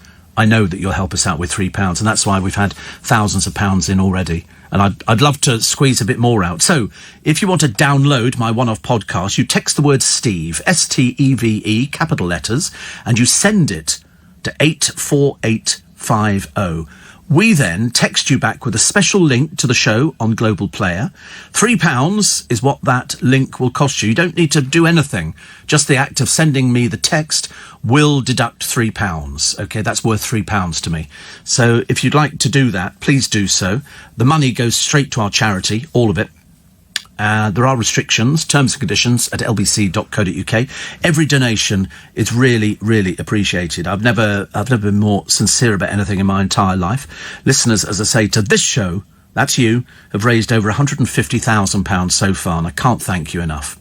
So to download the podcast and make your £3 donation to our charity, make some noise, text Steve, STEVE, capital letters, and then you send it to 84850. So Steve, capital letters, STEVE, then you send it to 84850. And on behalf of all those little people, of which there are so many, and they increase every year, and we want to do our bit, I can say a huge...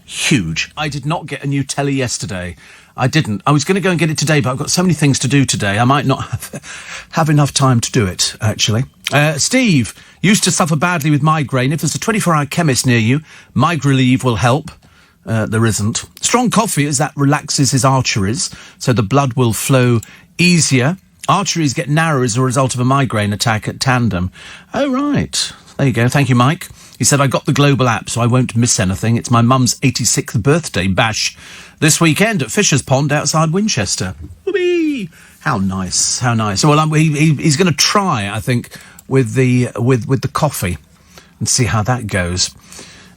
Steve, presenters, lots of them have their own production companies. Yes, I met Corey. Well, do you suffer with migraine, Henry? No. You weren't well yesterday, though, were you? Honestly. You feel better? What did you have? But this is Henry who's coming to do the breakfast show this morning. You slept for 4 hours. Yeah. Oh, right. Wow. He's coming in because he can't... I do that as well. I come in. If I can't sleep, I come in. You might as well. Then you can always have a lie down here at the company, can't you? It's quite nice. Right. Yeah. What are we looking at? What are we looking at? See? Really? Picture of Nick Ferrari on the screen.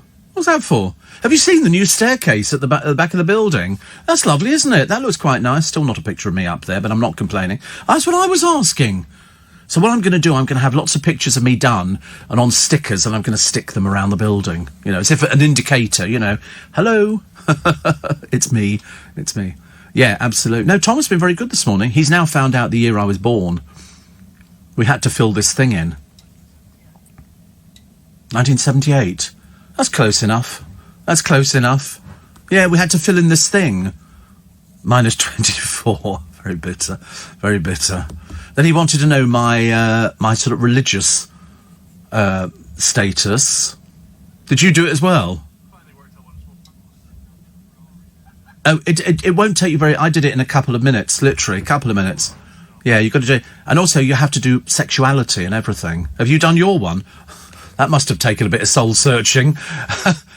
Yeah, sexual preferences. You can imagine Henry trying to write down sexual preferences. I can't wait to see what you're going to put. Yeah.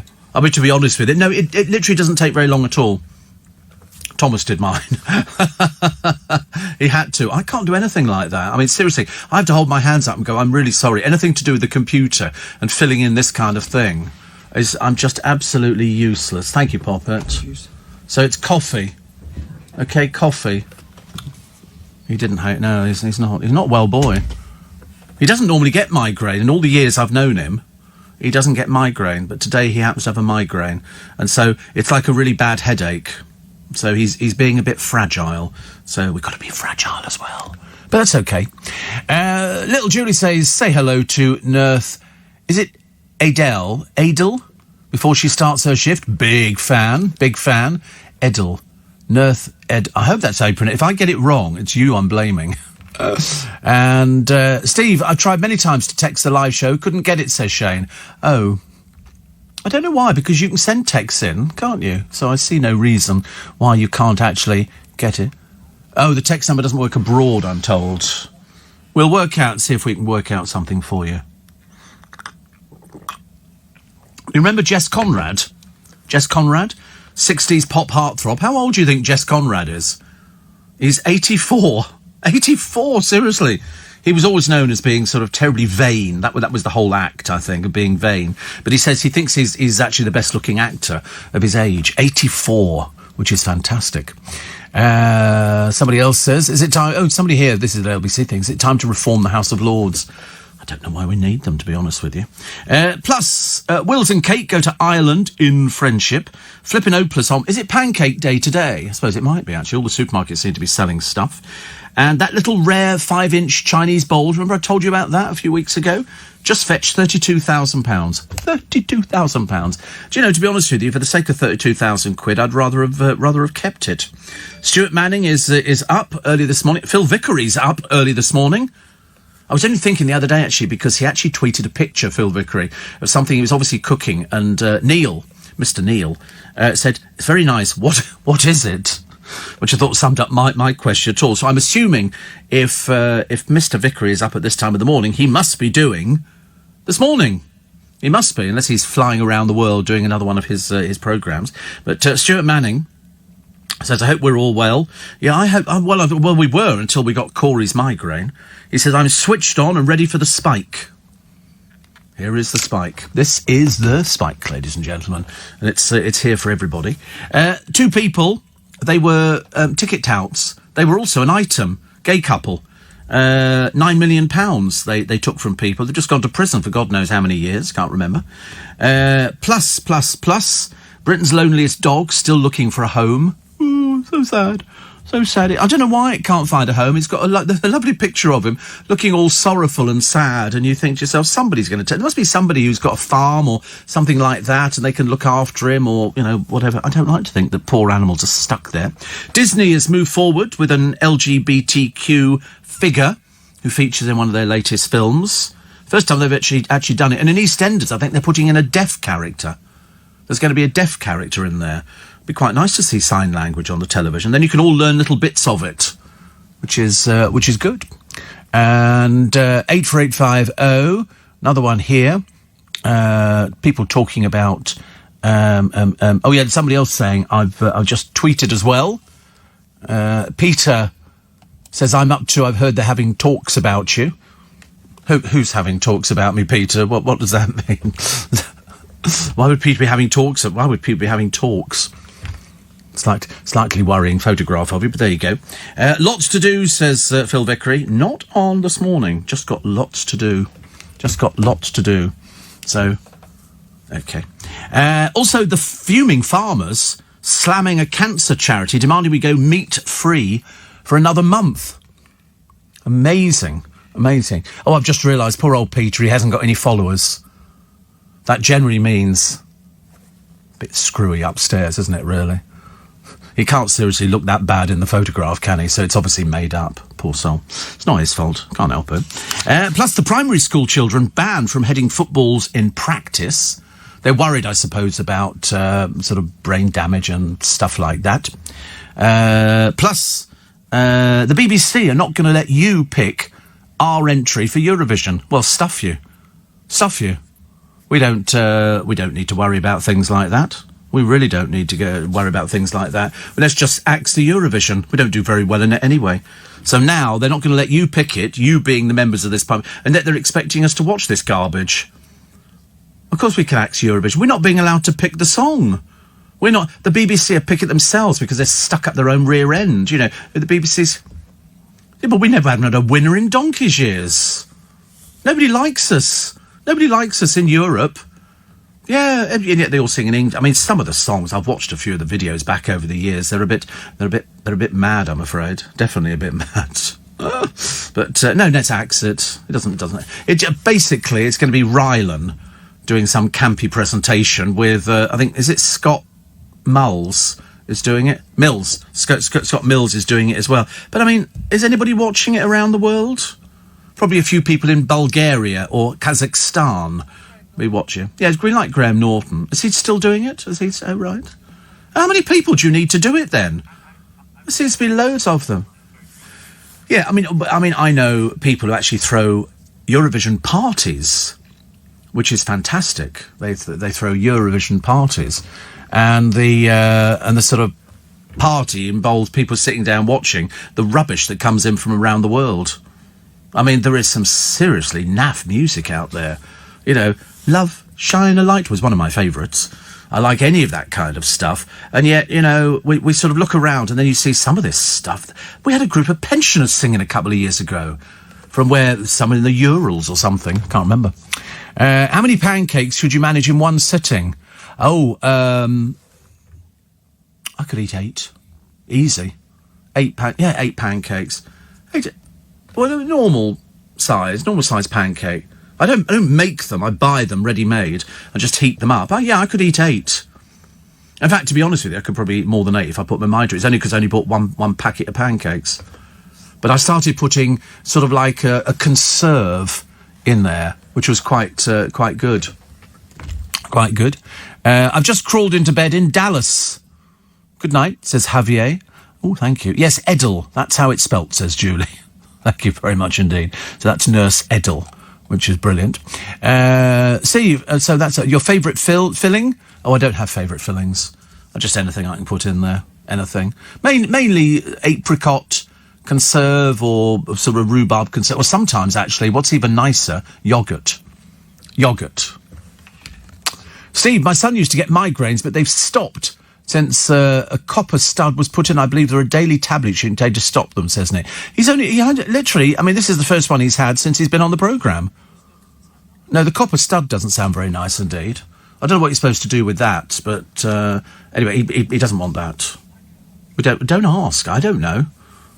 It might go in your ear or something, and perhaps you play with it. And that might sort of ease it. There was some bloke the other day, he had arthritis in his feet, I think, and he put copper insoles in his shoes. And so, of course, then it would encourage everybody else going, I must get some copper insoles. And even the Arthritic Society said there's no evidence to suggest that any of these things work. It's like people feel better doing it, I suppose. Brad says, and picking the song has done us so good so far. We can't pick anything for Toffee. Boaty McBoatface. Yeah. I mean, the trouble is most people who are in the charts don't actually want to go in for Eurovision. It can be the kiss of death for people. Why are Australia and Israel in Eurovision? They're not in Europe. Do you think people who vote for us now we're not in Europe, says Jill? I don't think so, no. I think they're intimidated by some of the other places. Have you tried Scottish pancakes, the bigger flat cakes in Scotland? We call crumpets, says Christine. Crumpets. No, you mean, perhaps they are crumpets. What do you call pancakes in Scotland? Is there a name for them? Yeah, all right, pancakes. We don't have to say it like that. Well, there's actually, I'm going to be mentioning somebody later on. There's a place called, is it Cappermuir in Scotland? Cappermuir. Yeah. Oh, Coopermere. Oh, why do you always make it sound so posh? Coopermere.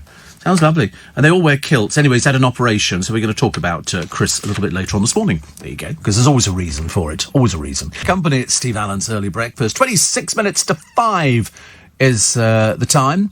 And Steve says, Waj, just tuned into the Spike. Never miss a show since podcasting.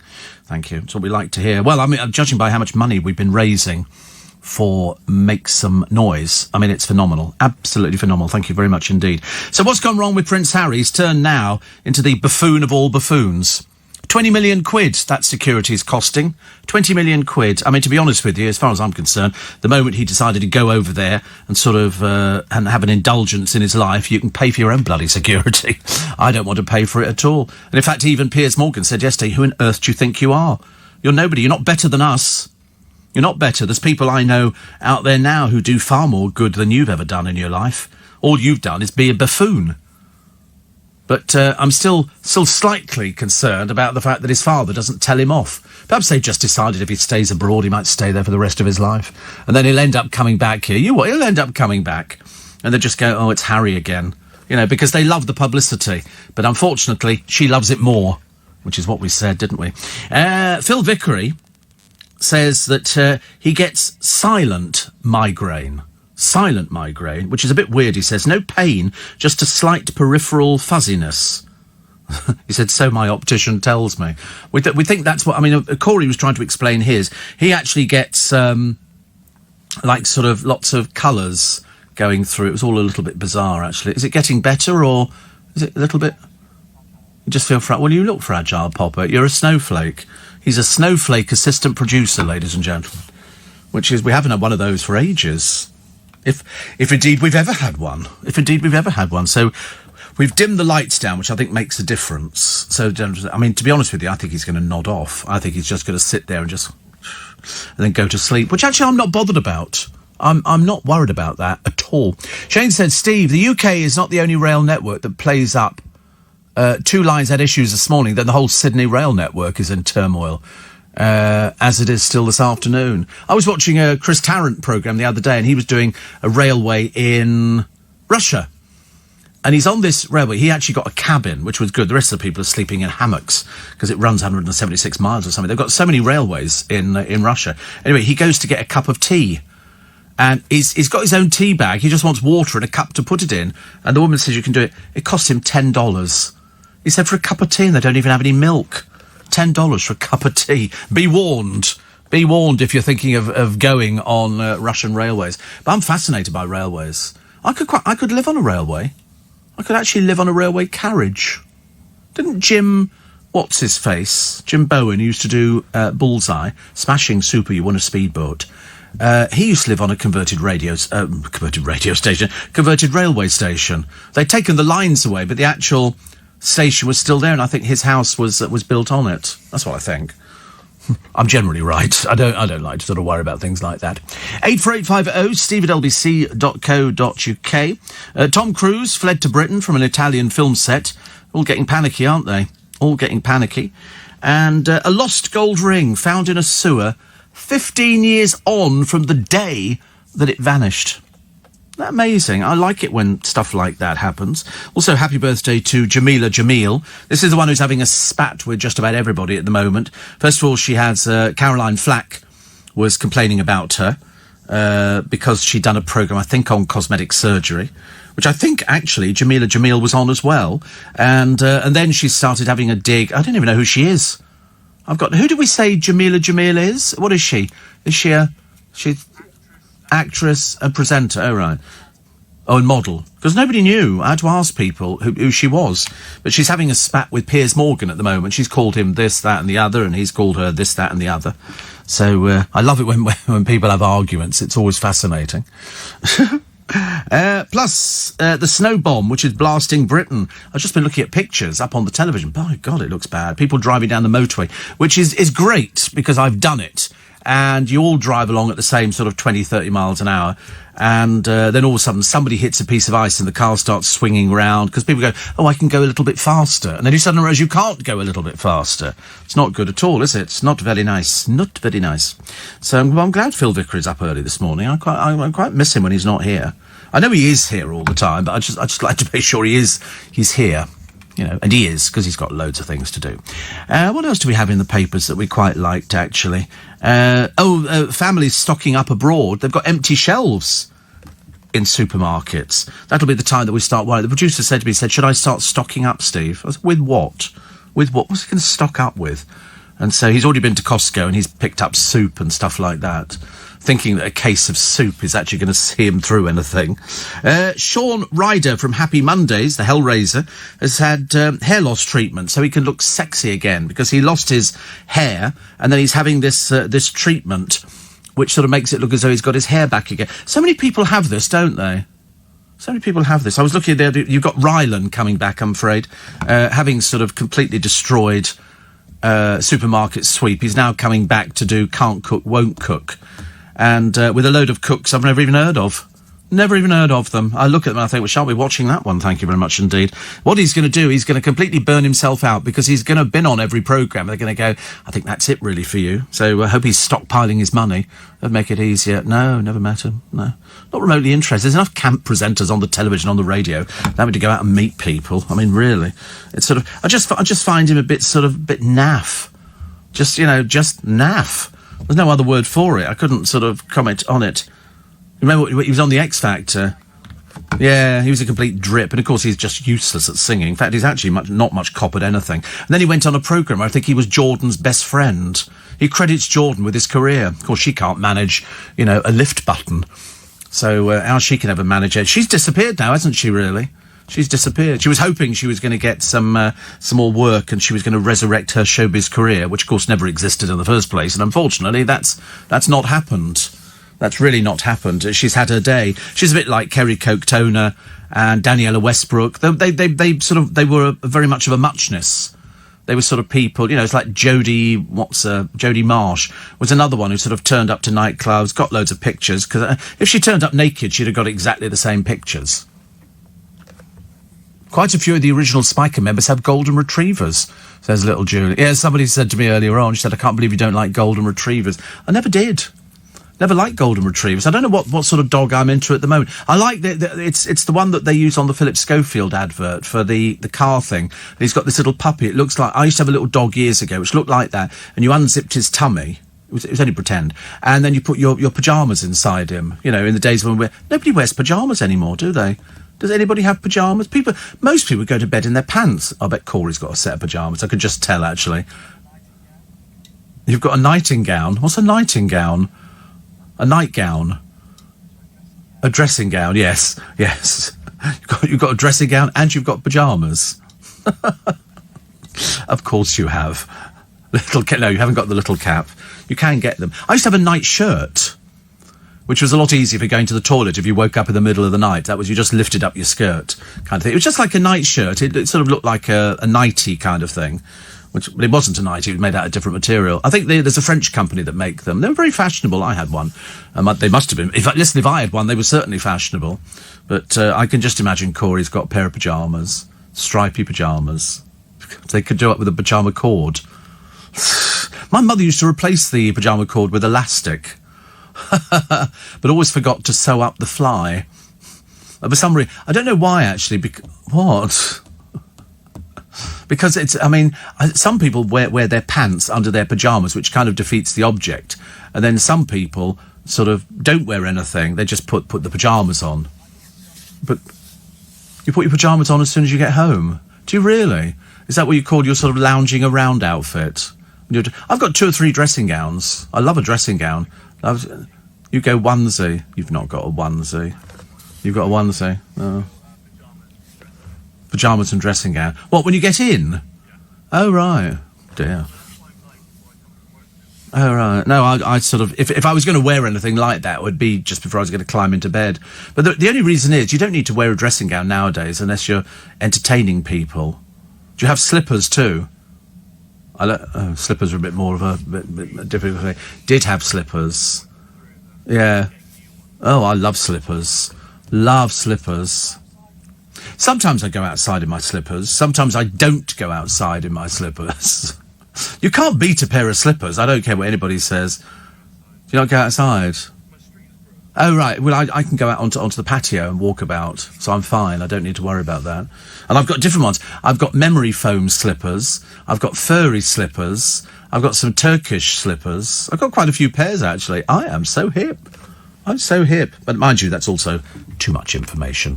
84850 steve@lbc.co.uk. Somebody says, if you're fascinated by trains, then you'd love a visit to the Severn Valley Railway. Yes, I've heard of the Severn Valley Railway.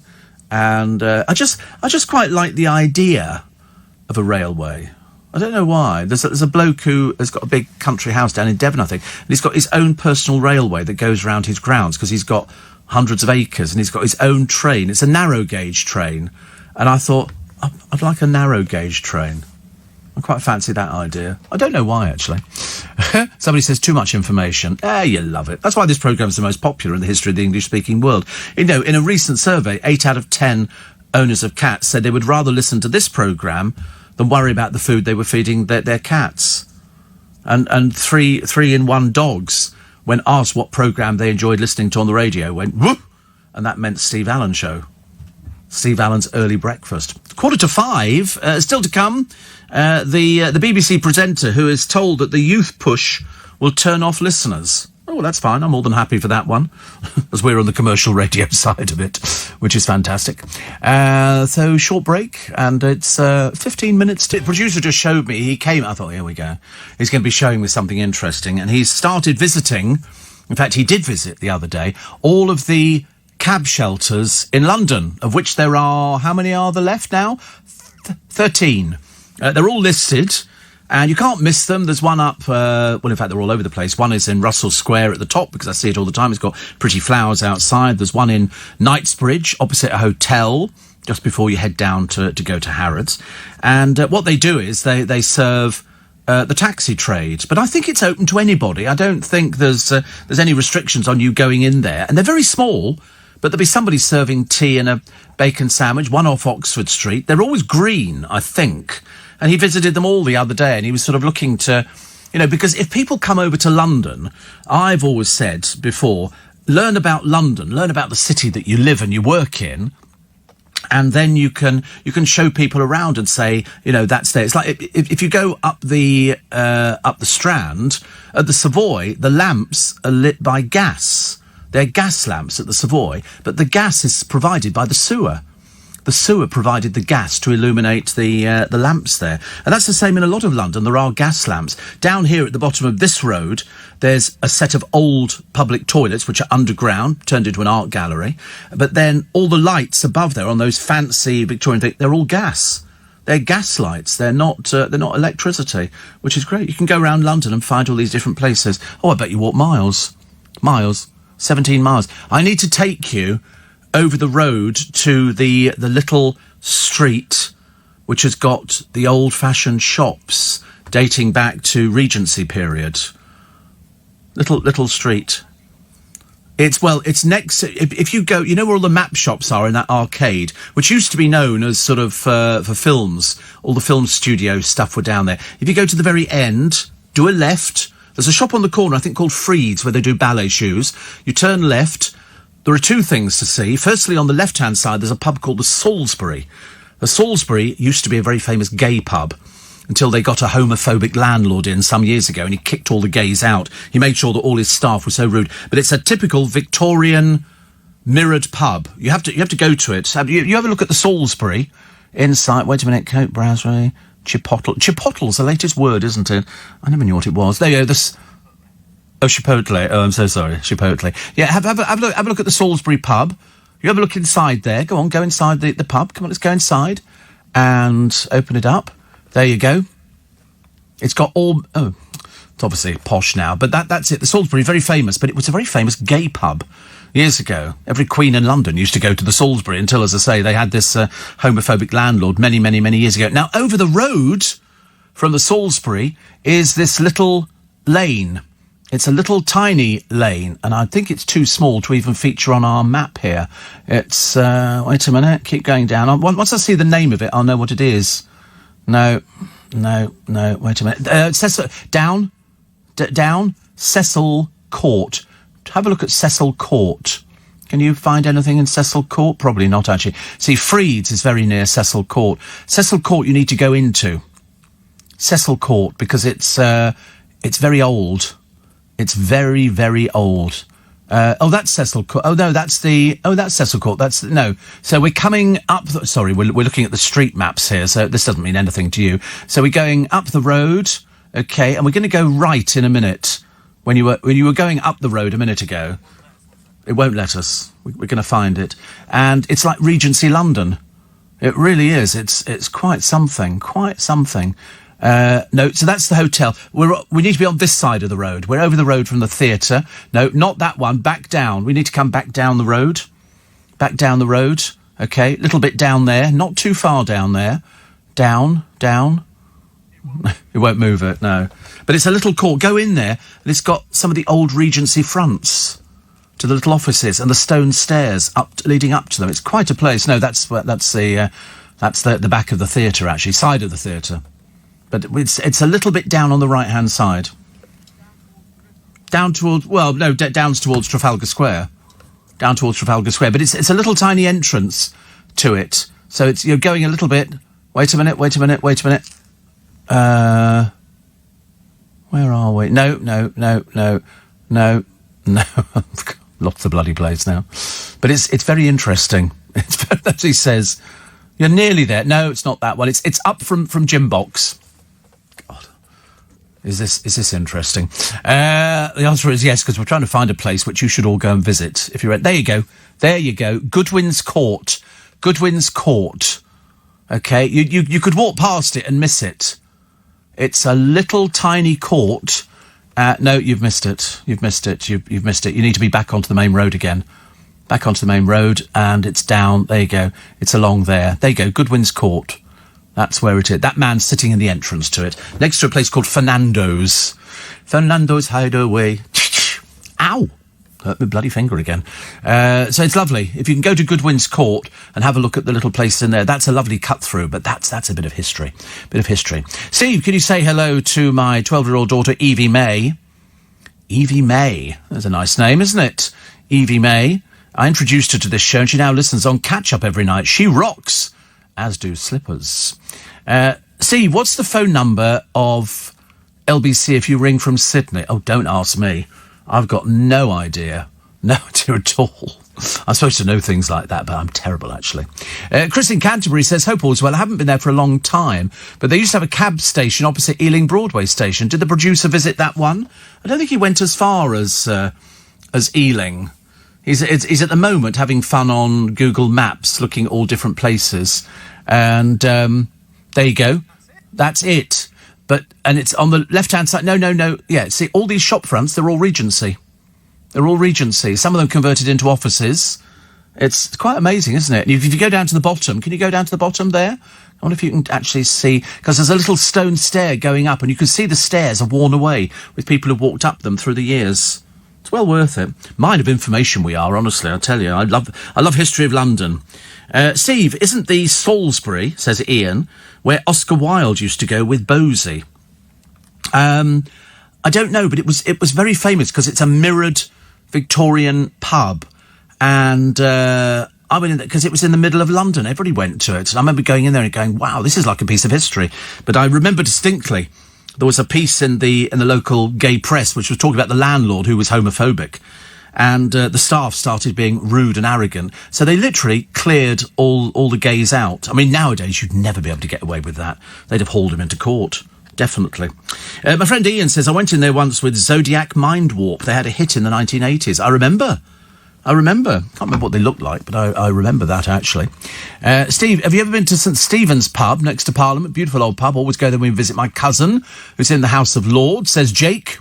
My favourite Methodist minister. No, St Stephen's pub, that sounds like... Actually, if you go to Parliament Square, here's an interesting place to go. You go right... as if you're going up to Victoria, and then first right by the Central Hall, Westminster, where I've hosted no end of shows in there. And if you go behind it, there's a lovely square full of Queen Anne houses. It's really fantastic. So it's at the back of Central Hall, Westminster.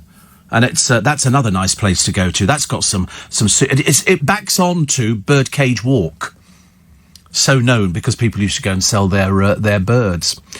James says, very sorry to hear about my favourite, Corey, feeling poorly. He's instantly got better. You'll be delighted to know. He's got so much better. Look at the time, honestly.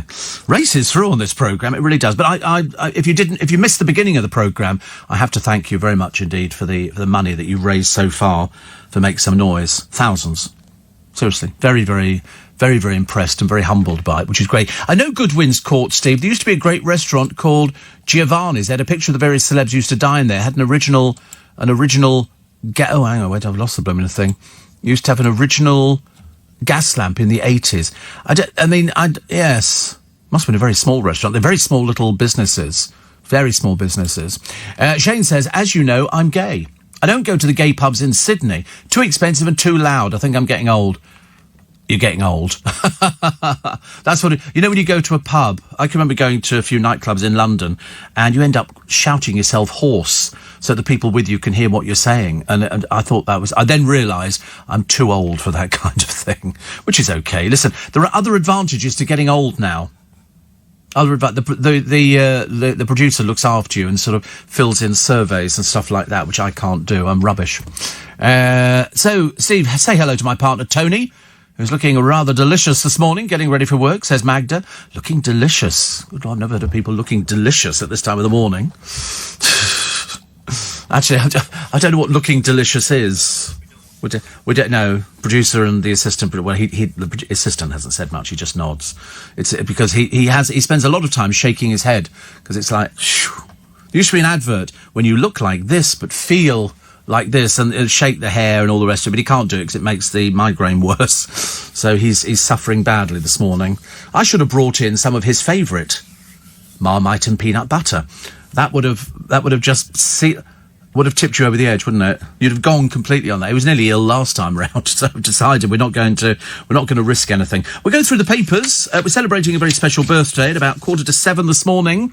I'm only doing that because I know they're actually up. Trevor says, Goodwin's Court. Isn't that a shortcut to Mornington Crescent if you're playing the master tactic?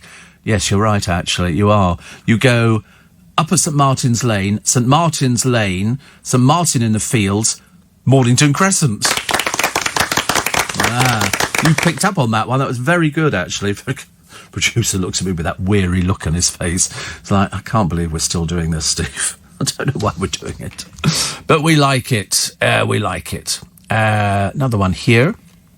A lot of people talking about Harvey Weinstein. Found guilty. He's 67. I mean, they're just waiting now, I think, on sentencing. It's in America, and a lot of people, had to put themselves up for this one. If it's 25 years, there's no chance that he's going to be coming out. I wouldn't have thought so anytime soon. Plus, what else have we got? We're hopeless on Pancake Day. You do not need, I'm telling you this now as a fact, you don't need to toss. Okay, you really don't. It's not necessary. Some people do. Some people do it almost as a matter of instinct. In my family, I was for February, which means it's another miserable blooming day with the weather. Every time you get up and you look out and you think, I wonder what today's going to bring. And within 5 minutes, you've discovered it. Rain. Rain, rain, blooming rain. What did we used to say years ago? Rain, rain, go away, come again another day. Unfortunately, it seems to be every day now. I'll be glad when summer gets here and we can finally get out there with an extra shirt unbuttoned, and get out there, get a bit of sort of the sun to your body. Although, frankly, I hate anything like that at all. Not shorts. Not with my legs. I'm covered in burns and everything. I couldn't... Nobody ever see it. That's why if ever I go on holiday, I'm going to be sort of going out fully dressed. There's no way I'm going to be lying by a pool in a pair of shorts. I've got more marks on my legs than you could... you could literally, if you had a felt tip pen, you could join up the dots and make a picture of something more attractive. I don't come back with tan lines. When you know me, take a holiday. I don't take a holiday. I don't do holidays. Holidays and me just don't. I don't want to lie by a pool. I don't want to go sightseeing because I can do that on the internet. I can see, if somebody says, "Oh, would you like to go to, Alta Ali, this not volcano, this sort of magma lake in the middle of the and then I can watch that on video. I don't need to go there. I don't need to sit on an aeroplane for ages. I mean, the only thing I'd quite like to do is to go on a long train journey until I decided I'd had enough. So, in other words, you stay on it. You have a nice cabin with a nice double bed in it. Because I reckon, and also television in the room. There's got to be a television there, and take some DVDs with me. And then I could just literally pootle around and sit there all day. And then occasionally you go to the dining room, you have your eggs, bacon, sausages and stuff like that. And then you go back to you sit in the car. There's a great one in Canada where you sit at the top of the train in like a big sort of like open box kind of thing, and you can watch all the world go by. I quite fancy that. Quite fancy that sort of thing. But then I only want to get off the train when I want to get off the train. I need to get it out of my system. I don't want to sort of say, here from London to Scotland is like 4 hours or 3 hours, or whatever it happens to be. And then you have to get off and I don't want to get off. I want to stay on the train and then sort of just sleep. Just sleep. That'd be just wonderful. As long as you've got the television and we've got satellite television. Oh, don't do it. No, we did narrowboating years ago. I don't like that. I just don't like it. It's like sitting in a bath. It's just slightly bigger. It never appealed to me, narrowboating. My father did have a boat, only a little boat, and we used to go off and pootle up and down the Kennet and Avon Canal. And my brother and I, when we had a bit of energy, we would sort of run up to the locks with our lock key and open the locks, and so we could swing the doors open and everything. A bit like Cliff Richard in Take Me High. Very much like that. He was, running up and down. Great film, actually. In fact, any of Cliff's films, I think, absolutely fantastic. Because it makes you feel really, really good about things. Because when you get a bit older, I'm not looking for anything on the banks of a river apart from a seat. I want to sit down somewhere. It's like, in Twickenham, there aren't enough seats to sit down. There aren't enough seats everywhere. And mainly they're covered in filthy pigeons, disgusting pigeons. And so you don't want to sit on a load of old pigeon poo, do you, really? I'm not a keen fisherman, no. My brother, keen fisherman. Neil, one of my regular boys, he's a keen fisherman. I think he's had conversations with my brother about fishing. They both like fishing. I can't think of anything worse. Do you do fishing, Corey? You do a little bit of cushing? Occasionally, really? Minnows. We used to do guppy, perch, all sorts of things like that. But I could never get the hook out the bloody fish's mouth. In fact, occasionally the hook would go in, and you pull on what you thought was, a fish about 12 foot long, and out comes this little 7-inch thing, which is sort of, dangling on there, and you go, oh. And so if I was fishing with my cousins, I'd have to sort of pretend I only just caught the fish and go, oh, can you take the hook out for me? Because otherwise, so the fish would be hanging around there for ages and ages, and sometimes the hook went through its top lip, and everything. I'm thinking, oh, I don't like that. And also, I wasn't very good at picking up maggots and putting maggots on the end of a thing. You have to get the little hook, and sometimes the hook would go through your finger. I did more damage to myself fishing, but my brother loves fishing. His wife could be classed as a fishing widow, I think. I'm going down to see my godchildren this weekend. I must tell you a funny story, actually, because a friend of mine, she likes giving to charity shops, okay, and she's very good. She's at the moment clearing out, and so she's taking stuff to charity shops. Now, she has been on holiday quite a few times to Thailand. And what do they sell a lot of in Thailand? Fake goods. So she's bought fake handbags. Fake handbags. Because the real handbag is about £300. The fake one is about a tenner. And she's got about 10 of them, which she's bought over the years. Some she's used, some she's sort of not used. And so she thought she'd give them to the charity shop. And of course, it never occurred to us that, of course, the charity shop, as we discovered, when you go in there and you show them these bags, They will not touch anything. No charity shop will touch fake products because they could be sued. You can imagine they actually put, say, Gucci handbags in the window, and Gucci representative comes on and goes, they're fake. What are you doing selling fakes? Because it's illegal. So she's got these handbags, so we didn't know what to do with them because the charity shops refuse them, and we do have loads of charity shops in Twickenham. And so I'm going to offer them to my godchildren. I don't think Nathan's going to be too thrilled about them, but I mean, the girls will be fine with it. I think so. I don't know. If they don't, we'll just leave them by the side of the road. Somebody will take them. You could leave them on top of the waste paper basket and somebody would take them. So that's what we did. That's what we did the other day. Do we need a reform of the House of Lords? Shane says, I'm in shorts. I wish you'd come to Australia. Do the two kind of go hand in hand on that one? I'm in shorts. I wish you'd come to Australia. I don't know. No, I don't see that one at all. I bet Phil Vickery wears shorts a lot of the time. I'm absolutely convinced he does. And Shane, what am I talking about? Also, I think would be wearing shorts. Whereas me, I do have shorts at home, but I wouldn't dream of... I mean, I might wear them to go and pick up the post, and that's about as far as it goes. I certainly wouldn't walk down the high street in a pair of shorts. I really wouldn't, actually. I think it's all right if you look great, but I don't... Have you seen how... You know, Callum was in earlier on. Have you seen how hairy Callum's legs are? It's seriously, it's like an... What? What's the matter? Because he's got holes in his jeans. He's got holes in his jeans. I've never seen anybody so hairy. Seriously. Well, we thought it was moths sitting on his legs. James says, boxer shorts to bed and slippers totally rock. Yeah, I've stubbed my little toes too... Oh, don't talk about stubbing toes. I've stubbed toes before. Oh, God, struth, have we stubbed toes. Steve, catch the sleeper from Euston, 9:15, and wake up in either Aberdeen, Inverness or Fort William the following morning. See, I want to stay on longer. Gee, you could sort of say there, listen, I want to stay and just take me back to London when the train goes back to London. I'll just sleep in. I'll leave the curtains drawn in the room.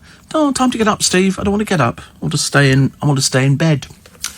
At the beginning of the programme, I mentioned how generous you've been with downloading my special In Conversation live podcast show. We did it at the Leicester Square Theatre. We had a full house, 500 people. 500 people, honestly. We were very thrilled and very excited.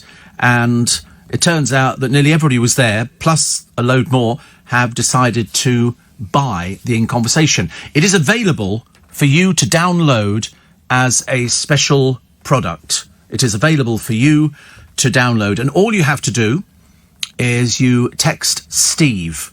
It's STEVE, capital letters, and you send it to 84850. What we do is then text you back with a special link to the show on Global Player. There's a voluntary donation of £3 from every text. You won't see it because it's not a physical £3. It's just in the air. That text and the act of sending it to me will generate £3. You don't have to do anything at all. Age restrictions and terms and conditions can be found at lbc.co.uk. Every donation, every time you do that, I mean, you don't need to do it once, so you can download the show, which I'm told is good. Already you've raised over £150,000 just from this programme alone, and I can't thank you enough, but you know I'm very, very grateful. So to download the podcast and make your £3 donation to our charity Make Some Noise, text Steve, STEVE, capital letters, and then you send it to 84850. So it's Steve, capital letters, and then send it to 84850. And who knows what we could achieve and push forward, because already £150,000 and more to come. So thank you very much indeed. And everybody who's downloaded it and has heard it says they think it's wonderful, which is nice. I bet Kevin the Legs Milkman is dying to get back into shorts against his little Julie. I don't think he's ever stopped wearing shorts. I think he wears them all the time. I'm really in favour of Kevin, because I have a postman round my way and he's always in shorts. In fact, I don't think I've ever seen him not in shorts, bless his heart. He's very good.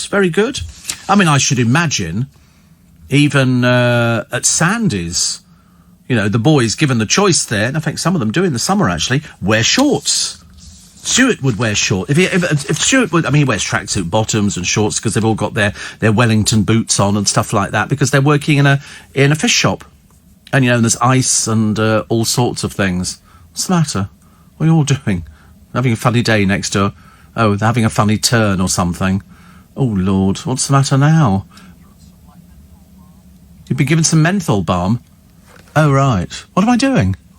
Some Tiger Balm ointment.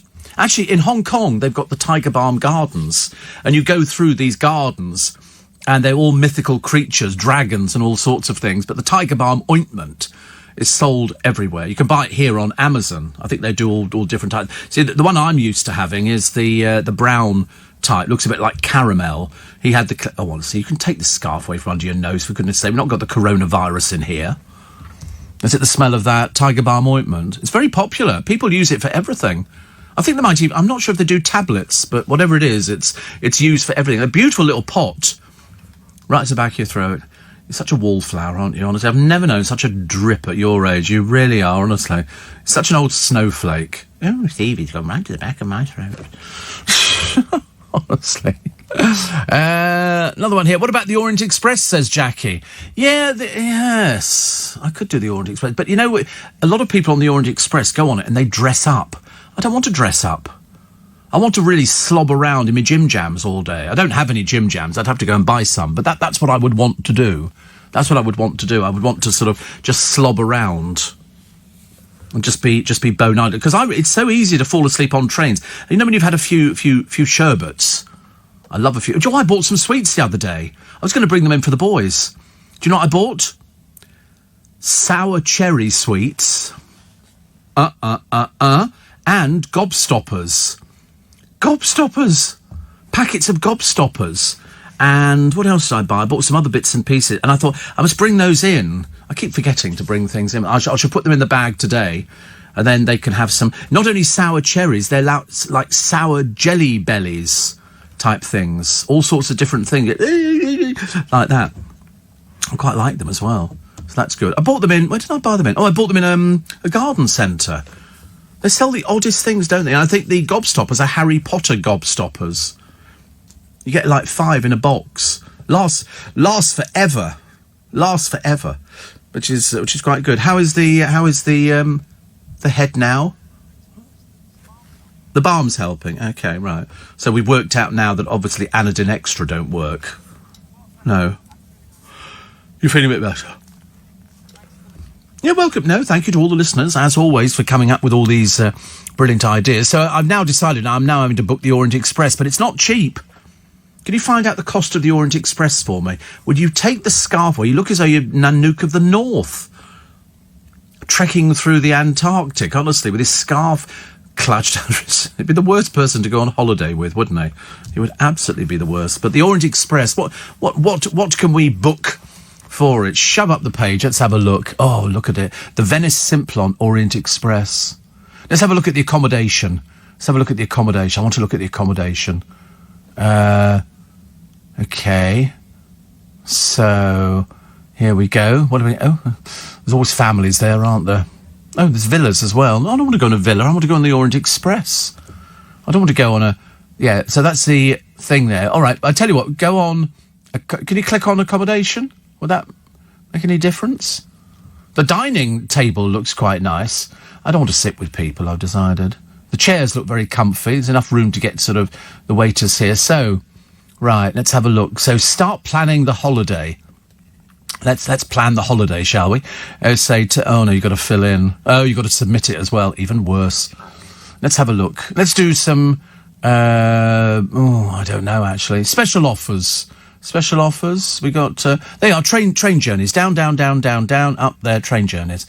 Have a look. Show me. The trouble is nowadays, you've got to fill in everything. Oh, I've seen that picture before. That looks quite nice, doesn't it? That's the Rocky Mountain Railway. So beautiful, isn't it? Luxury Rail Holidays. And the Eastern and Orient Express, Singapore and Asia. That sounds quite nice. Look at the... Oh, I like the blue train. That's Johannesburg. That's... we keep getting the same things. It's a bit boring, actually. That's quite nice. People sitting there. Oh, look at that. Doesn't that look lovely with all the couches and sitting down? We could sit there and people wearing their nice uniforms. God, it looks wonderful, doesn't it? Really does look wonderful.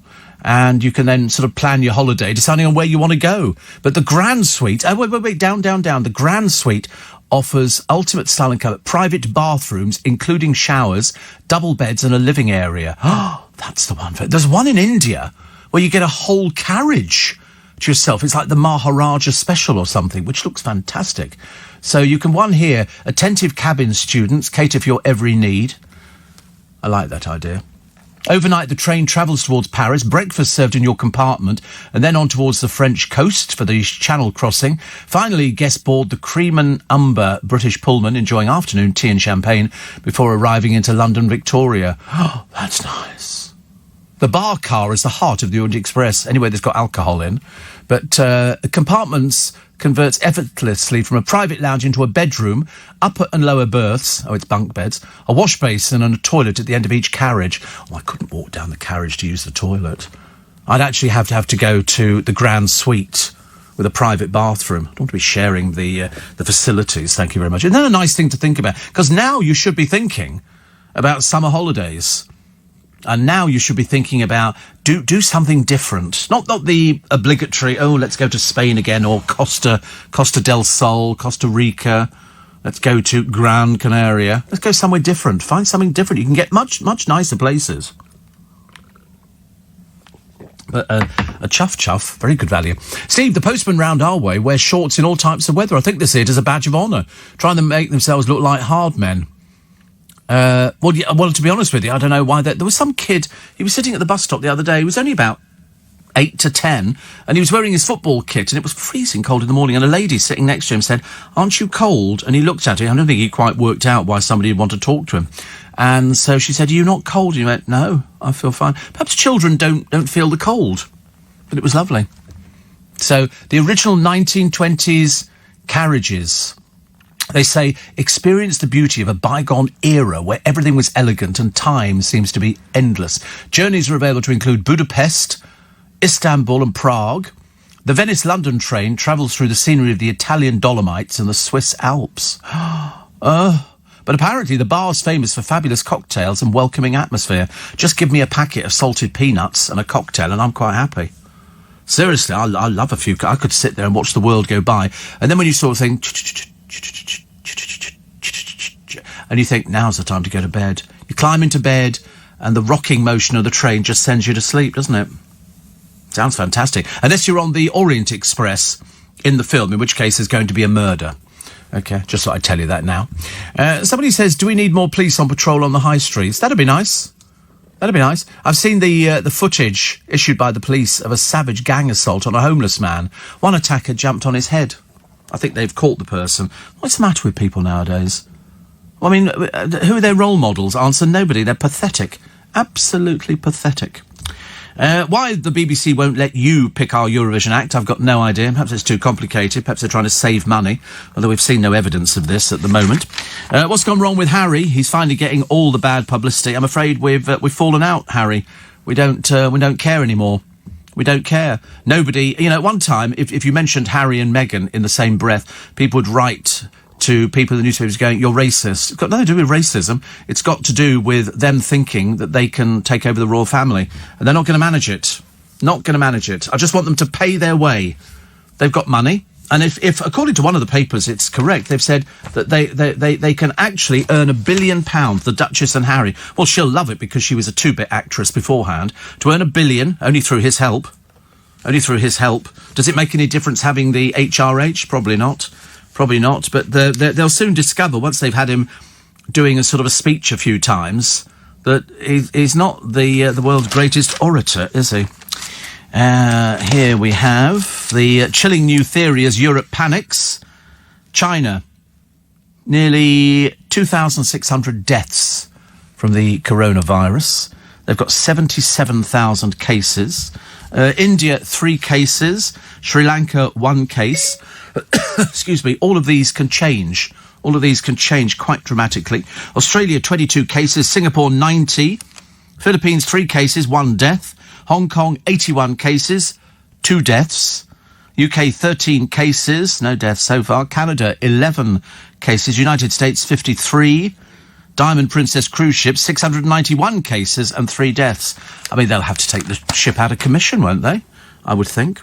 So here's the Harry and Meghan set to rake it all in. Well, I hope they're really happy with it, because they've upset everybody else. She looks as though she couldn't give a forex about it. They reckon £50 million advance for their memoirs. What memoirs? He's only a child.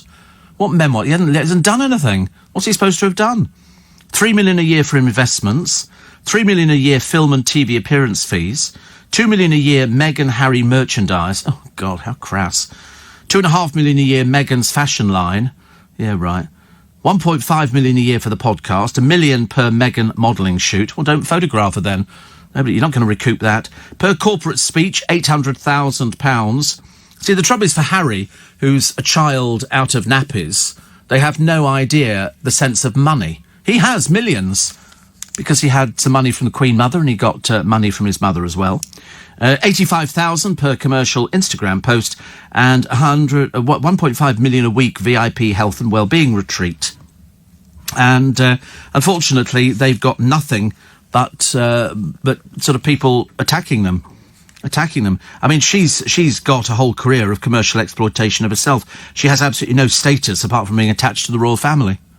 And that's it. He, of course, has decided to throw it all away for the woman he loves. How many times have we heard that before? But widespread disgust, says Tom Bower, the royal biographer, has rightly greeted Meghan Markle's latest tawdry attempt to commercialise her global status. Few can now be fooled by her increasingly bitter row with Buckingham Palace. I mean, they say the palace must stand firm. Quite rightly, palace officials have told her the royal family is not for sale. I mean, she's cheap. Very cheap. Unfortunately, Harry, being besotted and not being the brightest penny in the box, has gone along with it. And as such has just ostracised everybody, including Her Majesty the Queen, including his father, including his brother. What's he got? Her. He's stuck with her. It's as simple as that. Peter Kay is officially returning to work 2 years after taking a break from showbiz. He's got a 6-date charity tour with his Dance for Life show. You sort of dress up and you go along and you dance and you pay 28 quid a ticket. I think that's how it works. Steve, post office staff, shorts. So if it's wet or raining, they don't have to carry extra weight with wet trousers. Also easier going upstairs in shorts. Is it really? Is it really? Somebody says here, this is today's snowflake. Too bad LBC are bashing the Sussexes. No, this is all in the papers. You need to open your eyes and read. Get out, stick your head out from under the duvet. You might learn something. You never know. Steve, the holiday for you has to be a narrowboat. Beautiful countryside and city stops, but at your speed. And pubs along the way, says Zara. I just don't fancy it. I just don't fancy it. I'm not sort of... No, definitely not. No. Given the choice, I would rather do the train, I think. James says, Harry's acting appallingly. Diana would be so disappointed with his behaviour. Well, he wouldn't be doing it if she was here. He wouldn't be doing it. But he quite clearly has got no respect for anybody, least of all himself. Least of all himself. Shame, innit, really? And so, here we go. The perfect pancake. Do you know, they've actually got scientists to work out what is the perfect pancake. It's got to be a certain size. And I'm thinking, lemon and sugar is the most popular topping, followed by maple syrup. Somebody says, who doesn't love trying to perfectly land a pancake in the pan? That's the tossing bit again. You don't need to do it. Just flip it over with a knife. Much easier. All this sort of, here we go, 1, 2, 3. Oh, it hasn't come down from the ceiling. It's not working, is it? Let's have the news, shall we? Fitness guru Joe Wicks says he's learnt to give his drug addict dad love when he relapses. The body coach, they always have to have titles, people nowadays, don't they, really? Used to get angry when his roofer father Gary fell back into his drug and depression problems. It's amazing, isn't it, that you can get to even sort of what they call, laughingly nowadays, adult age and still be addicted to drugs. The perfect pancake, they say most people make them from scratch, but 1 in 5 buy pre-made. Me. I buy pre-made. What's the point of trying to put things together? I can't think of anything worse. Makes it so much easier. More on world champ Tyson Fury. I'm really bored witless with this now. I couldn't care less. He could come face-to-face with his defeated rival, Deontay Wilder, again at the White House. Oh, this is yesterday's news. It's an old story. They were said Donald Trump says that he might invite them. He hasn't said he will. Lego minifigures creator Jens Nygaard Knudsen has died aged 78. This is the Danes' legendary toy people with interchangeable legs and torsos, released in 1978. Wow. I never really got into things like that, actually. By the time we got to 78, I was well past it. Well past it. Also, Love Island's Paige Turley refusing to bow to Lewis Capaldi's demand for some of her prize money so she can pay her debts. This is the one who claimed that Lewis Capaldi wrote a song about her. It turned out he didn't. He wrote it for his granny or something. But anyway, apparently Paige is going to marry Finn Tapp, who has to complete his contract with the football club or rugby club or whatever it was. So that'll be interesting. And they're going to move in together. She says, by the time I've paid off my debts, there'll be nothing left. God, honestly. So not the brightest penny we always thought.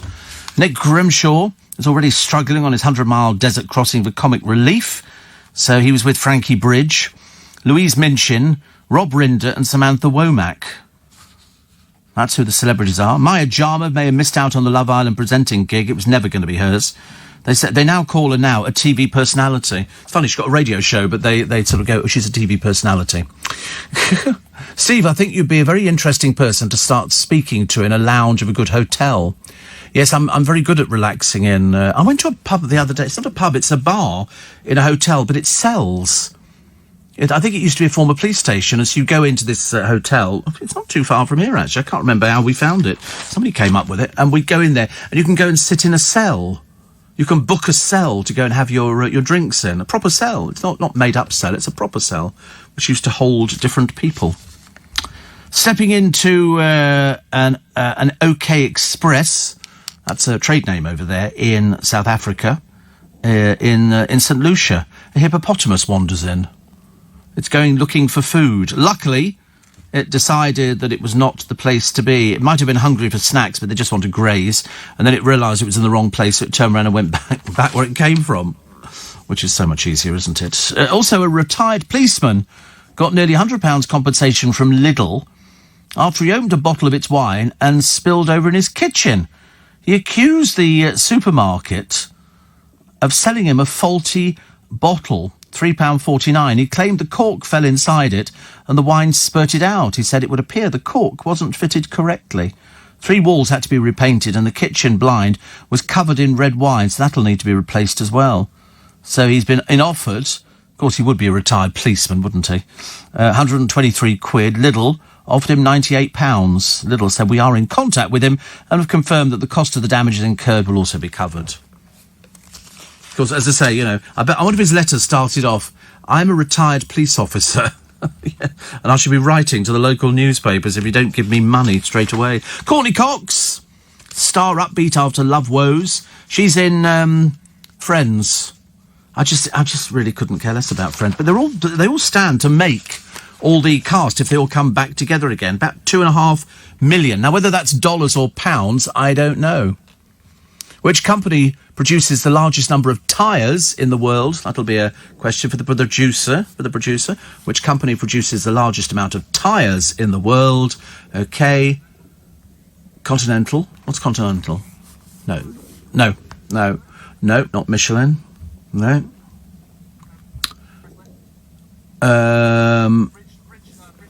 Bridgestone. No, not Yamaha. No. L. You're not going to get it, are you? I have to be honest, you're not going to get it. They produce the largest number of tyres, Lego. Isn't that a good question, you see? You can use that. You'll go home this evening and say, Dad, Mum, which company produces the largest amount of tyres? The answer is Lego. I heard it on a television programme as well. Somebody just sent it in to me, but I've heard it loads of times before. It's always a good one, isn't it, really? Because people are like you, they're thinking of, oh, would it be this, would it be that? And the answer is no, it isn't. No, it isn't. The snow bomb that's blasted Britain, Peter Kay's dance party. He's back after his 2-year rest. This time, he's just going to have people dressing up, going out to the theatre. I think they're doing 6 locations, and you will turn up and dance. I don't quite understand what it is, because that's all it says here now. As they stand up and dance. And Sharon Osbourne reckons a drag queen would do a better job of playing Whitney Houston than the hologram of the late star appearing in a new tour. She says, the thing is, it's not the person, it's an actress who looks like Whitney. I'd rather go to a great drag show. Oh, right. Oh, there you go. Happy Mondays, Sean Ryder, says he feels magnificently sexy after forking out £2,000 sorting out his hair on his head. £2,000. My God, if you've been at any one of these naff people from a reality show, Sean, you probably would have got it for free. Bill Turnbull reunited with Susanna Reid 6 years after they were last together, and it was as if they'd never been apart, which is amazing, isn't it?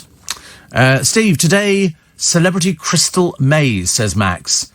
JC and Arge will appear. I bet you $1 they'll not finish a task. Well, she doesn't know anything. She's dim as a blank. And I didn't know he was out of rehab. I always worry about Arge because he doesn't seem to have anything. Whereas she lives in like a little house in the woods, which is great. That's where the ghosts throw things at her. I got news for her. It's not ghosts. And Love Island winner Paige Turley. As I say, I mean, she's not really old enough to know anything. She's only 22, from West Lothian. They're not old enough to know anything at all. I mean, she's in debt already, so the money's going to go to paying off her debt. Says she'll marry Finn Tapp, because they go, you wait, it'll all finish, I promise you now. And they're going to ditch Scotland, she said, because the southerner would be eaten alive up north.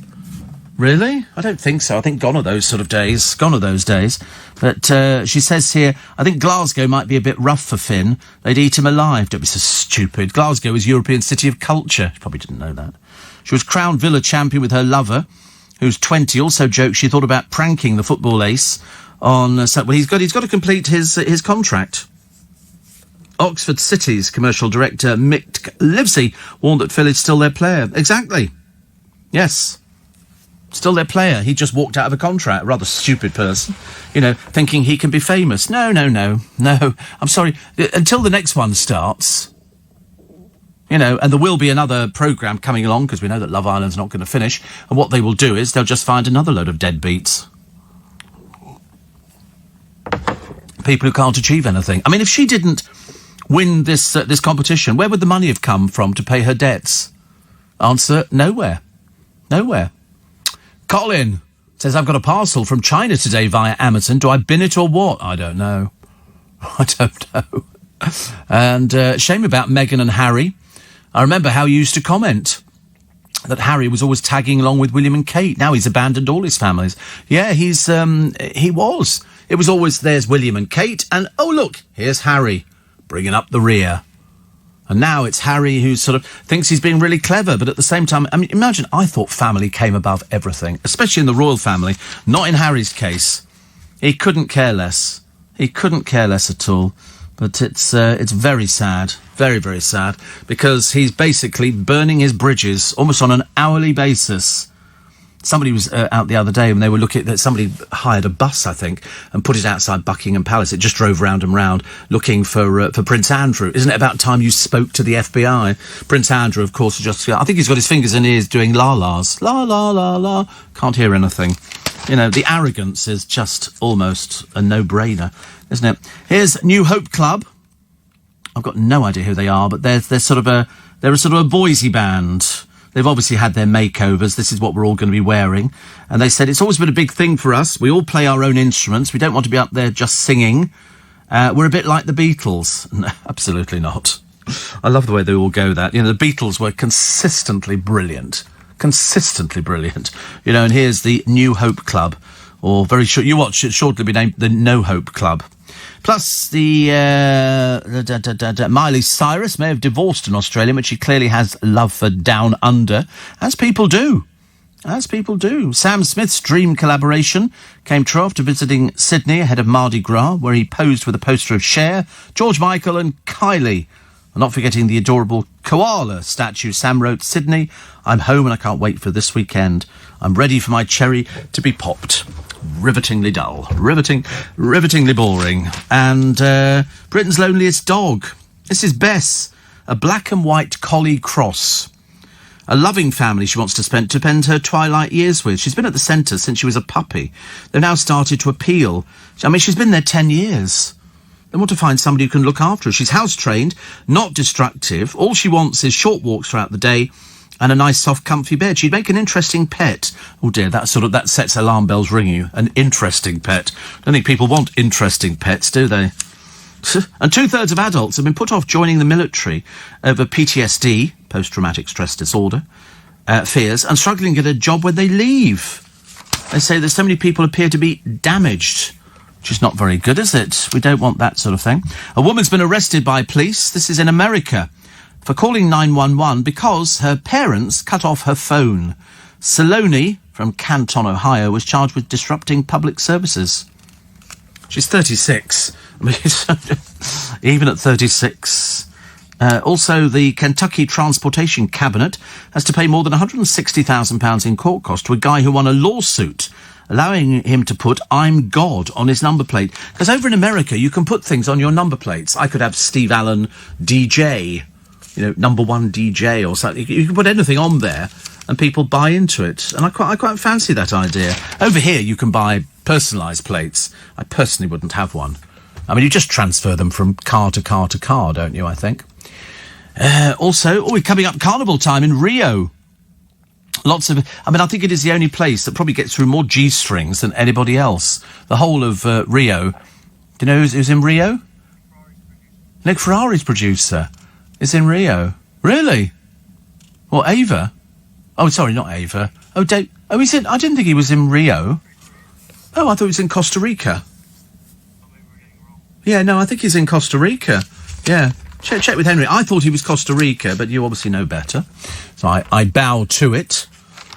I think I'm right, though. More on Tyson Fury and Britt Anthony Joshua. It's a bit boring, isn't it, boxing? Huge amounts of money and a lot of Neanderthals in the audience. So Henry says, well, I think Henry's wrong, actually. I'm prepared to sort of put money on that Henry is wrong. He's in Costa Rica. I'm pretty certain.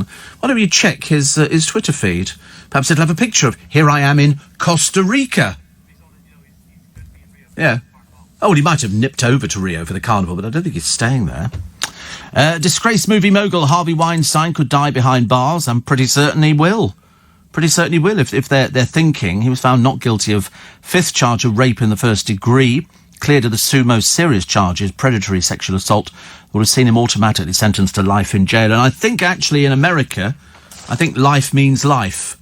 I don't think they mess around. 14 minutes to 6 is the time, isn't it? Wills and Kate, in the sort of trailing behind Harry and what's her name, are hoping to build a lasting friendship with the Irish people. Wasn't aware we didn't have a lasting friendship with the Irish people during the first official visit to the nation. William and Kate will meet President Michael D. Higgins, spend time in Dublin, and the counties of Meath, Kildare and Galway. It'll focus on the relationship between the UK and Ireland, the palace. Well, what's that got to do? I mean, whilst it's very nice, they're going over there. I mean, what... Kate and William don't have any power. What do? It's a photo opportunity, isn't it? They say the UK's links with Ireland are extensive and the Duke and Duchess are looking forward to building a lasting friendship with the Irish people. Do you think the Irish people really care? I'm sorry, William and Kate are coming over. Yeah, and? Exactly, and they go to Ireland in friendship, but they don't have any power. He can't do anything. They're not going to say, oh, could you sort this thing? He can't sort anything out. So today, Shrove Tuesday, 40% of pancakes end up on the floor. You can still eat them, though. The favourite, we used to put... I don't know why we put sugar on pancakes, because I thought the pancakes were sweet enough. But the favourite is lemon sugar, maple syrup, chocolate spread and golden syrup, which sounds quite nice. But I think the sugar and lemon juice, that was about the decent one. You'd have Jif Lemon, wouldn't you? In fact, they used to call it Jif Lemon Day. I think they kind of commandeered it for a little while. And then you squirt that on, and a sprinkling of sugar, then wrap it up. Oh, I could eat loads. Oh, I could eat loads of them. Really. Downing Street have insisted that Britain is prepared for all eventualities as the death toll from the coronavirus outbreak in Italy rose to 6. The fitness fans stealing so many towels from one gym, it's fitting security tags. That won't stop it. It's emailed members saying the number being stolen was making it difficult for our towel suppliers to stay on top of. So they're fitting a chip to each towel, just like those in supermarkets. This is the David Lloyd gym in Acton Park, West London, was approached for a comment. I wouldn't have thought people who were spending that sort of money at the David Lloyd clubs, why would they nick towels? But everybody nicks towels, don't they? I say everybody nicks towels, like it was some sort of fact. I've never nicked a towel in my life. I thought, if you're going to nick something, take the bed. No point in taking a blooming... Who wants a towel? Dressing gowns. In Vegas hotel rooms now, they have a sign that says, if you want to take the towel, we shall charge... Or the dressing gown, we shall charge $25 to your credit card. And don't think that they won't. So in other words, when you register, you give them the credit card, they put the details on file, so if you sort of skip off, they can charge it. They do a test booking on it to make sure it works. And you can do exactly the same with the dressing gown. $25 it was, that was years ago. And if you took it, they automatically charged $25 to your credit card. Which, you can't have people nicking stuff like that. People pinch anything. We used to have I remember going around some show flats before in Twickenham, years and years ago. And they had a lovely show flat, decorated beautifully. People were nicking it bit by bit.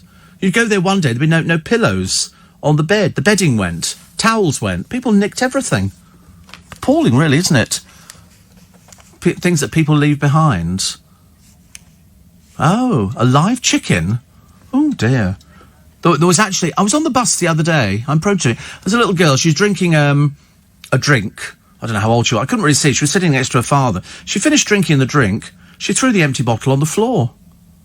I wanted to say to her, but of course it's not my sort of job to say to her, excuse me, why are you throwing that on the floor? Do you expect somebody else to pick up your rubbish? And then there was a couple in a harvester, I think, with their children. The mess on the table, which was left for the server to clear up, was absolutely unbelievable. Peasants, these people are. Peasants.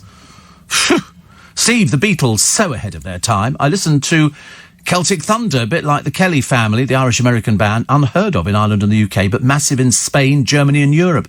I've seen the Kelly Family, I'm pretty certain.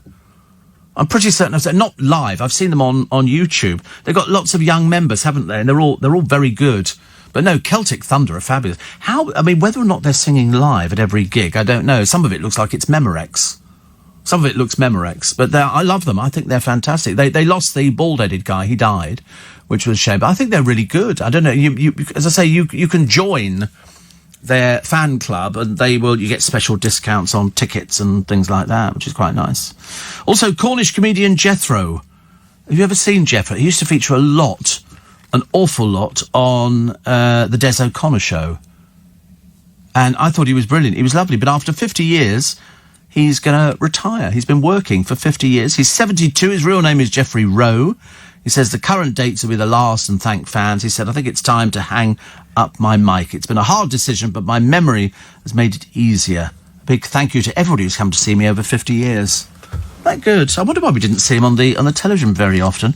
But he also appeared on Jim Davidson's Generation Game, twice giving a demo on how to make a Cornish pasty. I like ginsters.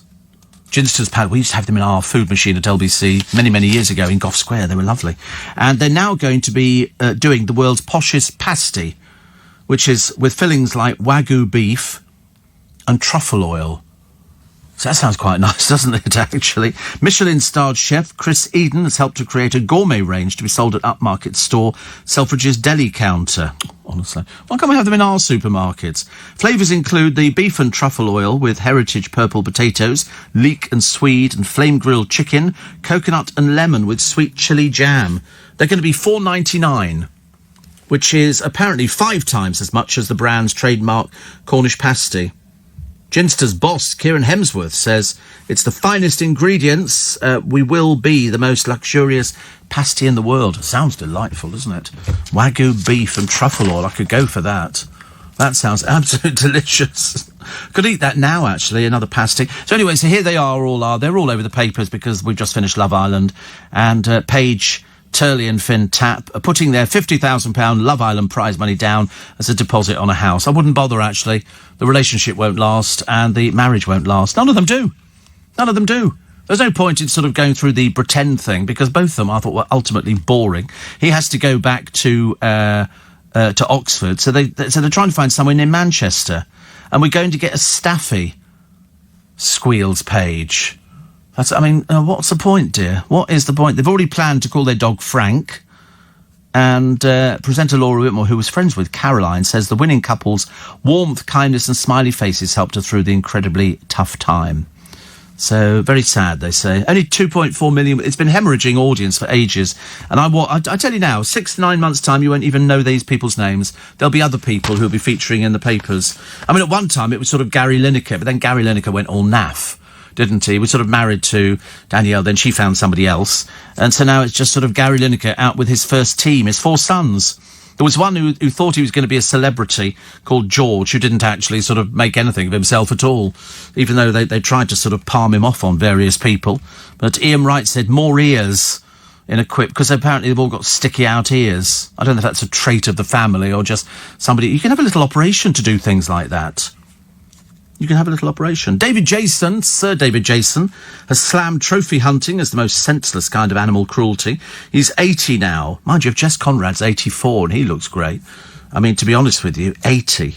He's backing the Mirror's campaign to outlaw the sick hobby and ban hunters from bringing vile souvenirs home. I agree with it. I can't think of any reason why you're doing... Remember that guy who was kicked off that reality show because they had pictures of him with a dead animal?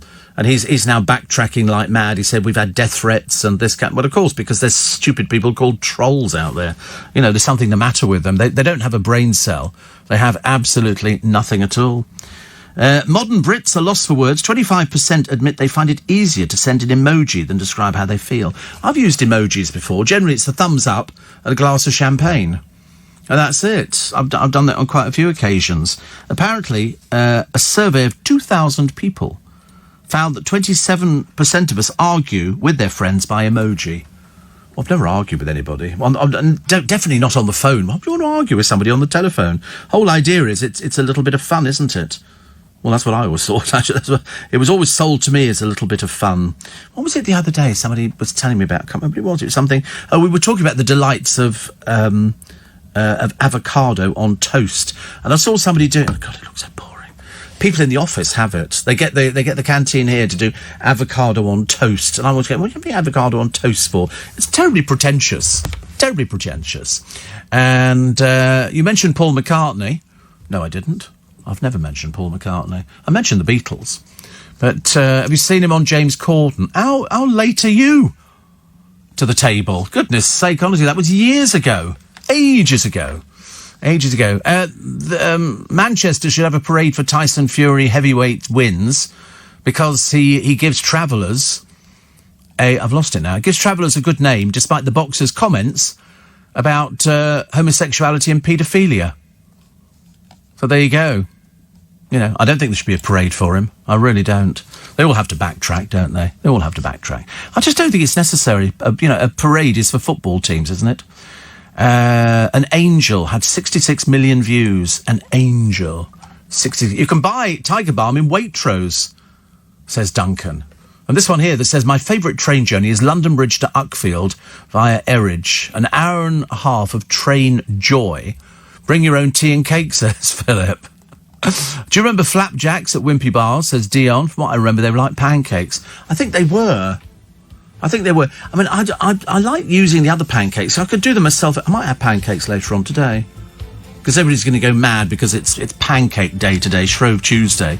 And I want to buy savoury pancakes, but I've never seen savoury pancakes on sale. Then I could put vegetables in or something like that. Or sort of, I can get some of those sandwich fillings. You can put those in there. That'd be nice.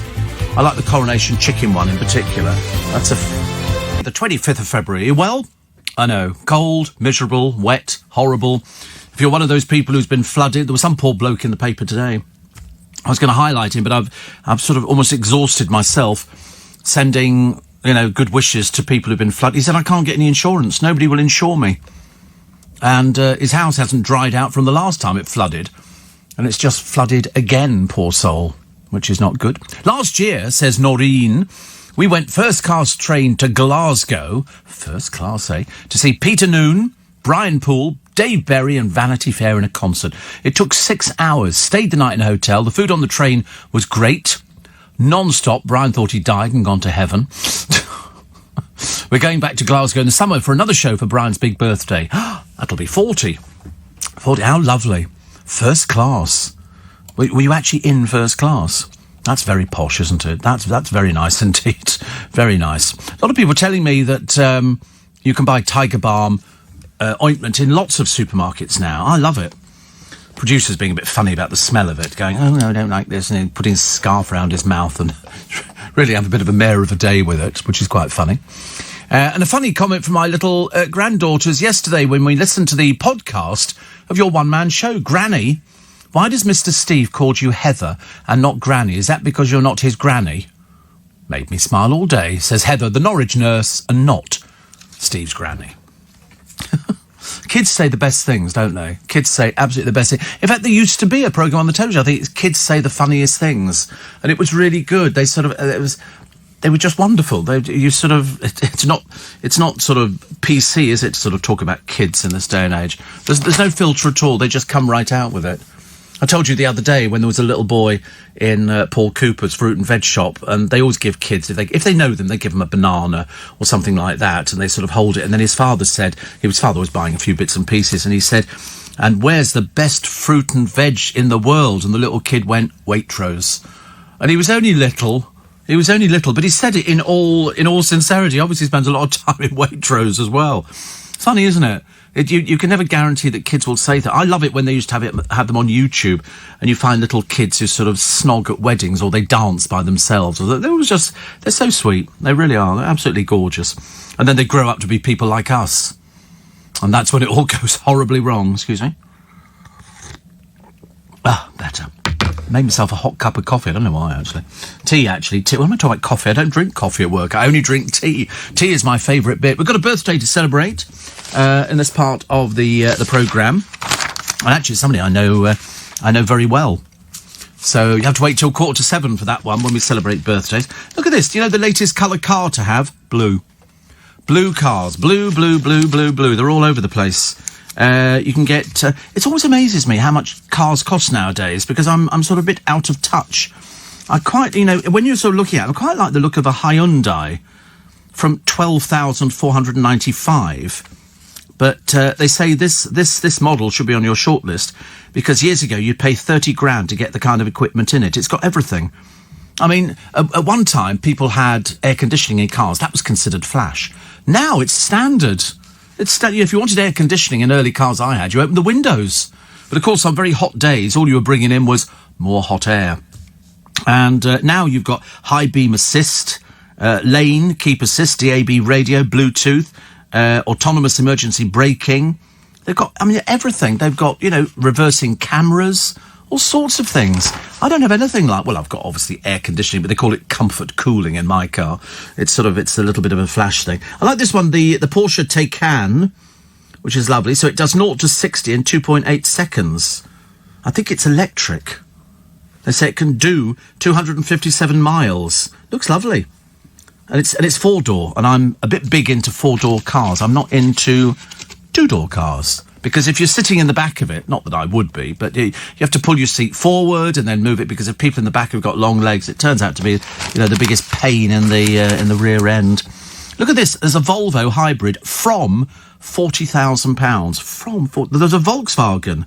This is, I think, the 8th generation Volkswagen Golf that they're launching this year, from 30 grand. So when they say from 30 grand, you bet your bottom dollar the one that you'll like will be a lot more expensive than that one. It will be a lot more expensive. Tom Cruise fled to Britain, which is nice. We don't mind Tom Cruise fleeing to Britain, which is good. The ticket touts, what they were doing, they were buying tickets and then inflated. They had a pair of tickets, I think, to go and see Ed Sheeran, which were up for £9,000 or something like that. Anyway, they got caught out because apparently you're not allowed to tout tickets. I wasn't aware of that law, but anyway, they've been jailed. They made £9 million. But they'll be spending... They are an item. It's two men. They have had a civil service, and they're off to prison. So there you go. Also, your remedies for a migraine. He is getting a little bit better. He looks a bit more with it now than he did at the beginning of the program when he came in. And I thought, oh no, he's not going to make it. But you're all right now, aren't you? Sort of. You're just calm and chilled. Is that the Tiger Balm ointment, do you think? He's had this Tiger Balm ointment. I mean, to be honest with you, first of all, we had the producer go, I don't like the smell of it, which is such a drama queen. Everything, it's an awful thing. So he sits there with his scarf around his nose like he's in Japan or something, trying to sort of stop the coronavirus. Everybody else, nobody bothers at all with it. The person who it was intended for just got a little bit better. But he got it from Joanne Webb, so she's obviously used Tiger Balm ointment before. I've had it sent in to me, actually. And I can't... In fact, I've still got some in the bathroom. I should have tried it, actually, on my finger, shouldn't I, really? David Jason has slammed trophy hunting. Good. We don't like it. We really don't like it. And that rare 5-inch Chinese bowl, teeny. But it was because of the year that it was from. Made 32,000 when it came up for auction. That is phenomenal, isn't it? 32,000. But the Chinese are buying back loads of things. They're buying back their history. Years ago... they wouldn't have bothered. Now people are buying it. Japanese and Chinese art is much sought after. Charlotte is off to the airport, and she's off to Australia to work. The Mitchell family say, we're not sure how long she'll be gone. Oh, years and years and years. Well, no, she hasn't told them that. That's obviously what she's doing. She's going to be going there. So she's the eldest daughter of 4. She's obviously had enough, hasn't she? She's the eldest daughter. That's it. She's ditched you. She's going to Australia. Lovely to see you. Won't be back in a while. She's obviously doing a Harry and Meghan. That's what she's doing. And she's doing it to Australia. I love the idea, not show how long she'd been gone. I think you should have handcuffed her to the sink at home. And you're having to take her to the airport. Make her walk. The very idea. Caroline says, we listened to your Little Bit Extra podcast on the way to school. My 7-year-old daughter wants to know, who is this Katie Price? Oh, Caroline, if only we knew. If only we knew who sort of Katie Price is, I don't know, actually. Well, I should put it this way. I think just put her down as a failure. She's a registered bankrupt, okay? She's somebody who can't manage her own money, but still insisted on trying to get the kids out of school. I like the idea of a 7-year-old go, who is Katie Price? I get that from people overseas. They don't know who she is. Years ago, I looked at a picture of her in the paper the other day before she'd started interfering with her face with cosmetic surgery, and she looks so much better. So much better. But then people become addicted to cosmetic surgery, and you end up looking like the Bride of Wildenstein, which isn't the best look. The Daily Mail, shotgun horror killing at Boris family estate. But the main story on the front of most of the papers today. First of all, the Mirror have gone for Harry and Meghan's £20 million a year security bill. Blooming well, pay for it yourselves. We don't want to pay for it. We're not remotely interested in paying for it. Why should we? You're not in this country. If you were here, we might have thought about it, but we're not thinking about it. And you're not members of the royal family. Why should we pay for it? £20 million? I think not. Harvey Weinstein expected to be cleared of sex crimes, telling friends, I pray the tides are turning. But today he's a convicted rapist and could spend up to 25 years in prison. And nobody cares. The storm brewing over the Chancellor's tea bags. This is the most ridiculous story. And this is a photo of the Chancellor, Rishi Sunak, about to make a cuppa with Yorkshire tea, has led to left-wing calls for a boycott. Have you ever heard of such snowflakes? The Post showed him reaching into a giant container for a tea bag and holding a teapot. Angry social media users accused the tea firm of political bias. One wrote, never buying Yorkshire tea again. Oh, well, that'll make a difference, won't it? Off they go. It's like all the hairdressers.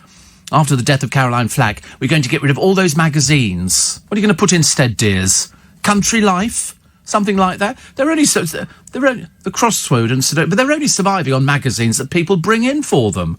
That's what people do. If you're sitting under a hairdryer for about an hour and a half, you want to read all the tittle-tattle. That's what people do. As if it's going to make any difference, hairdressers boycotting it. I mean, please. Blue Rinses went out with the Ark.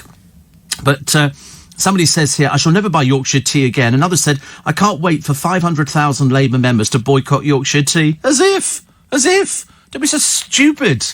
These people really are. I mean, talk about trolls. Trolls with no brain. Very sad.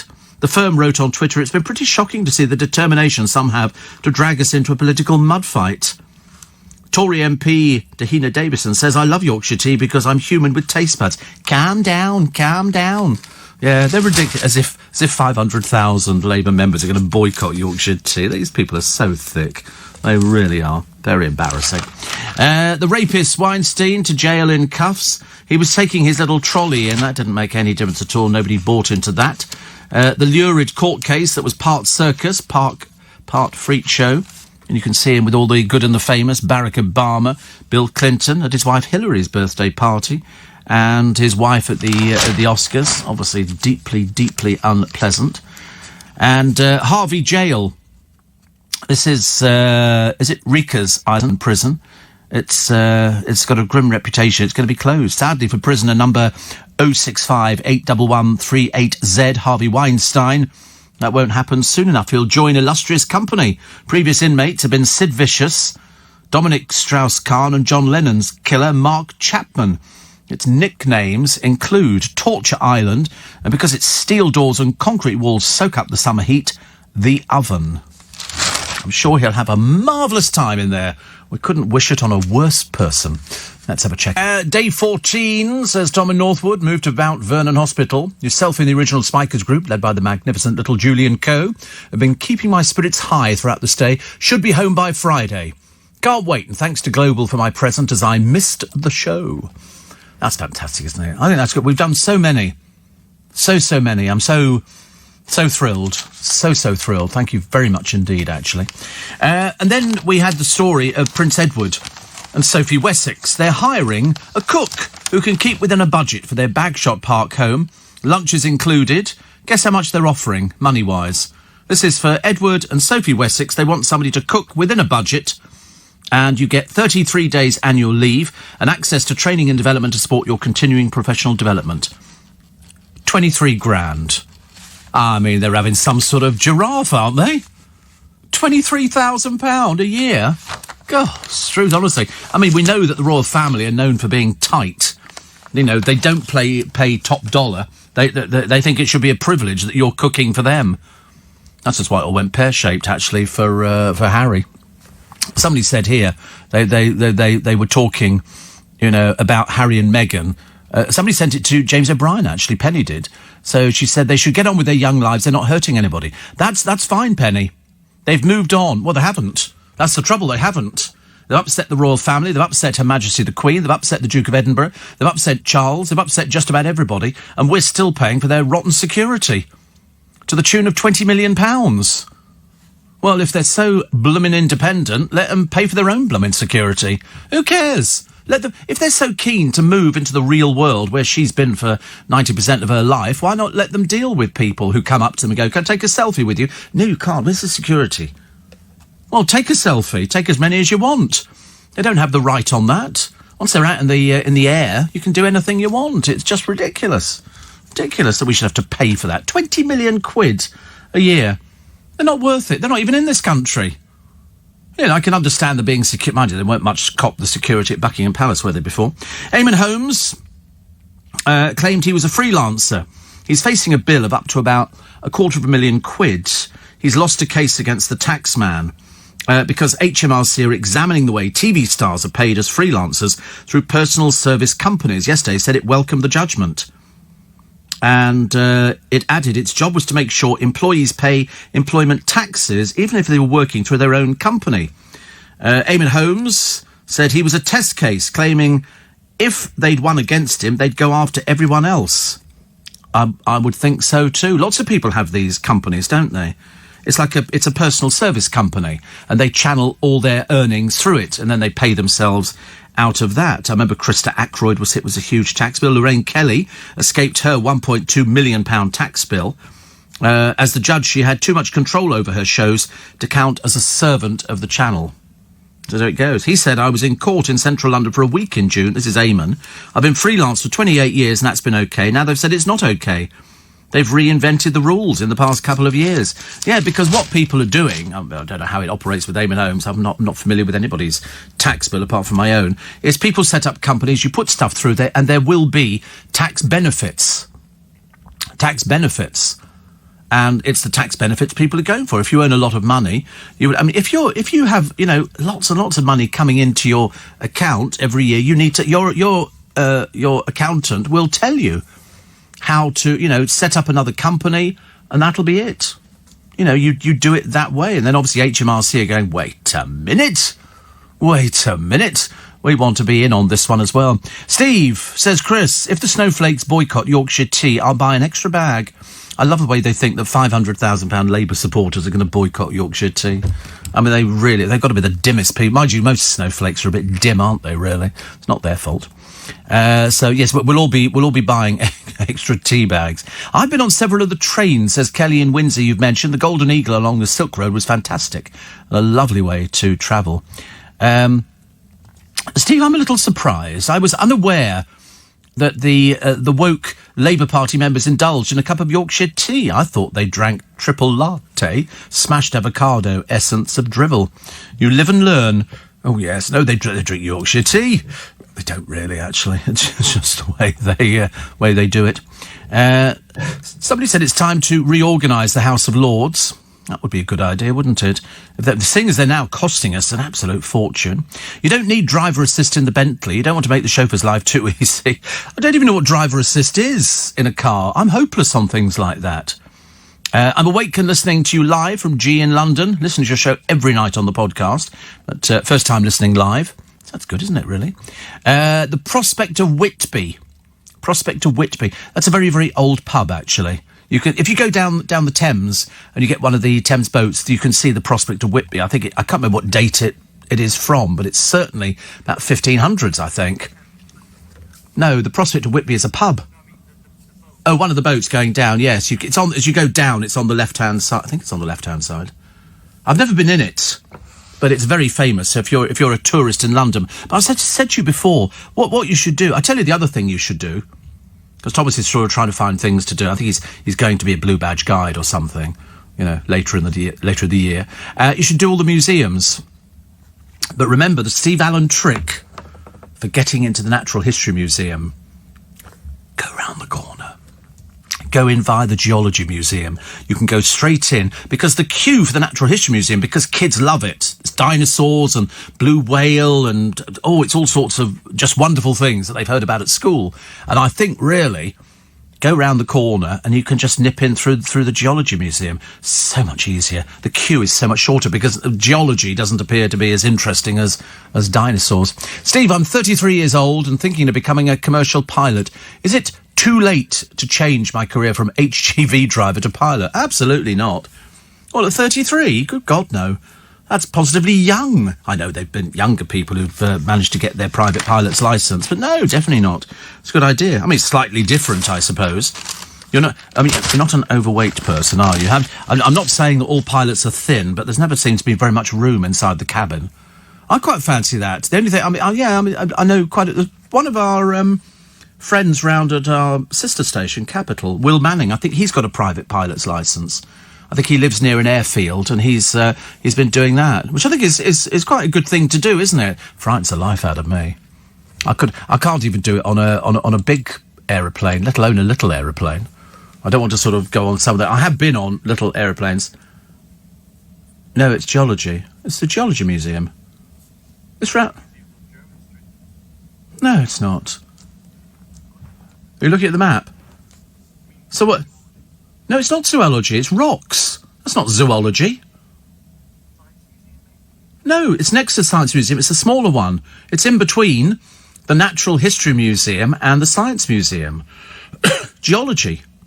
It's rocks. It's all rock. Shows you how volcanoes work and stuff like that. That's not zoology. Zoology would be animals. It's not animals. It's on.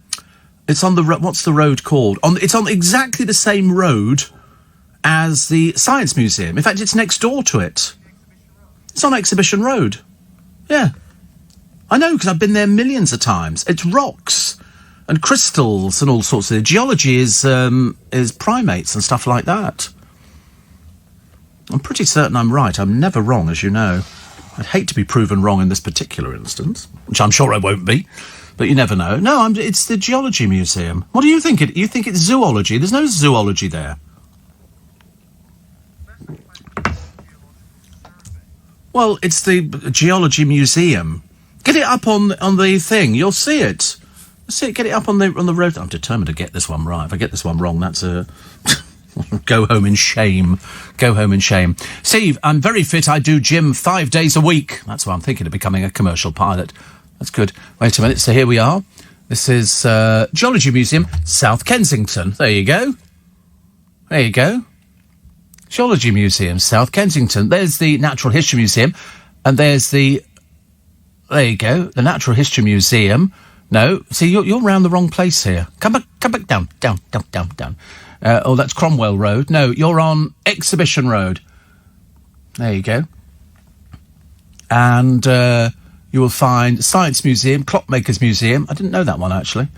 And the Hans Rousing Lecture Theatre. Hans Rousing, you know who he was? He was a man who invented the Tetra Pak. Very, very rich. Very, very rich. Hans Rousing. Yeah, so you've got Exhibition Road and Science Museum. So come down. And there's an entrance. And there's Earth Hall, Planet Globe.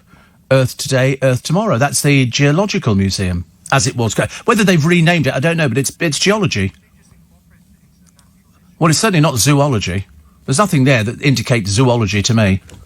No good trying to backtrack. I'm going to go down there and take a photograph this weekend. Yeah. the Geological Museum, one of the oldest science museums in the world. Yeah.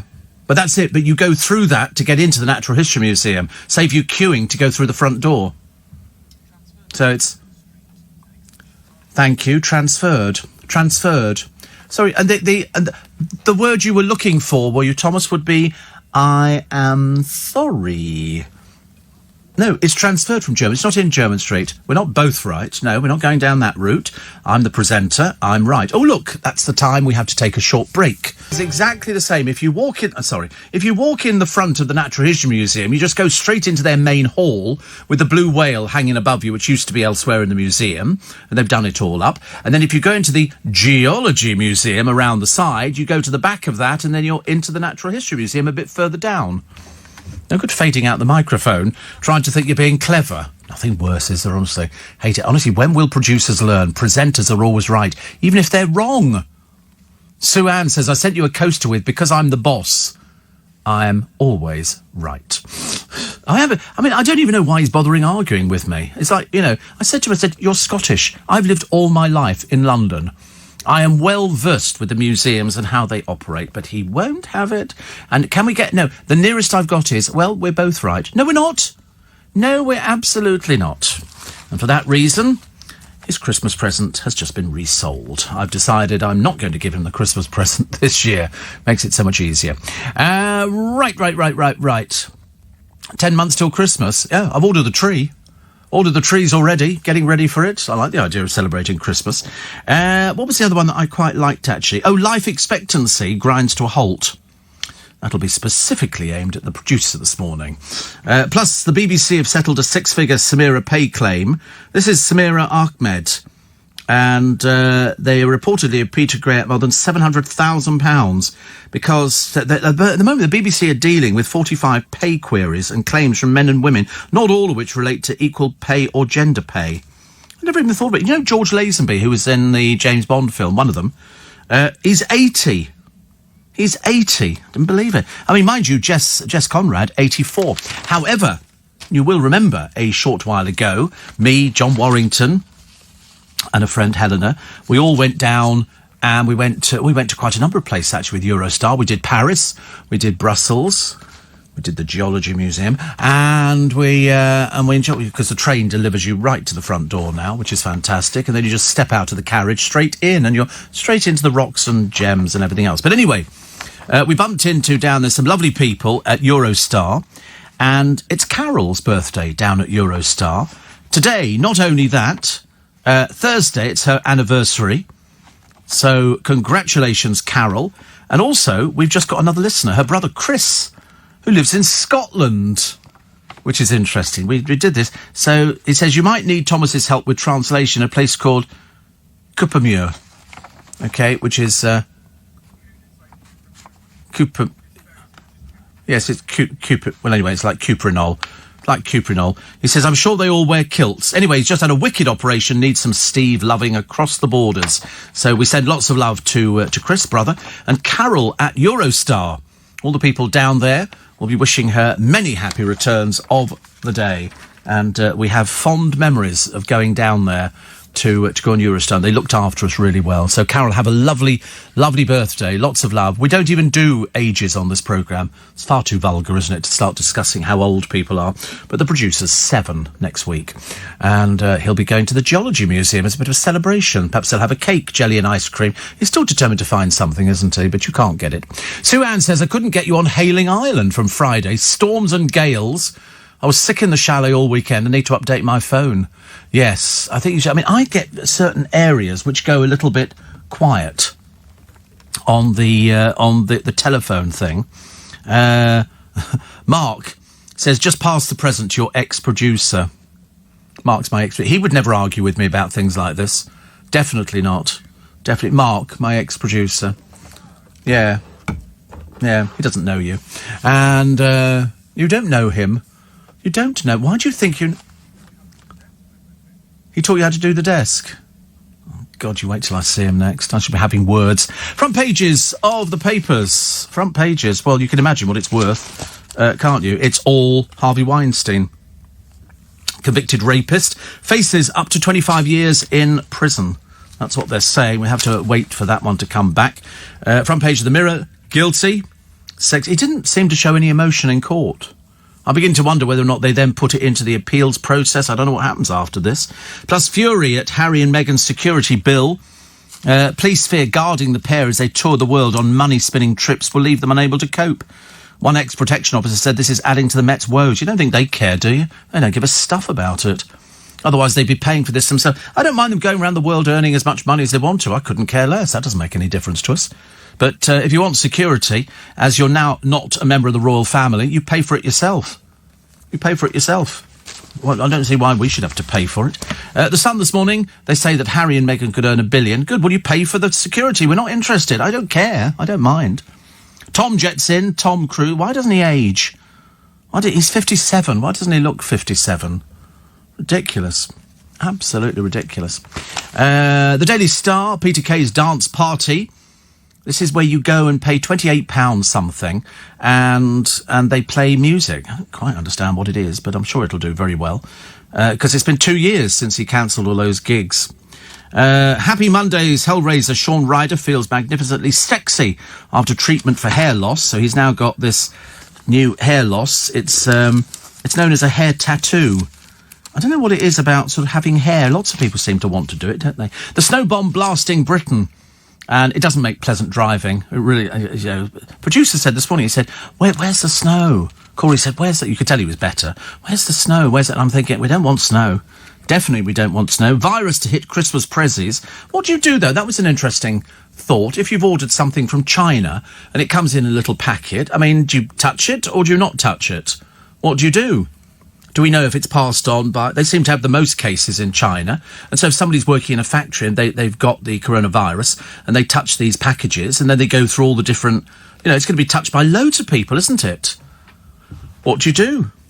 I don't know whether or not they... And they just come in little jiffy bags. I don't know whether or not you can transmit the virus through little jiffy bags. Either way, it's a worrying thing to do. Nick Ferrari with you at 7 o'clock this morning for breakfast. And coming up today, Harvey Weinstein, found guilty of rape, faces up to 25 years in prison.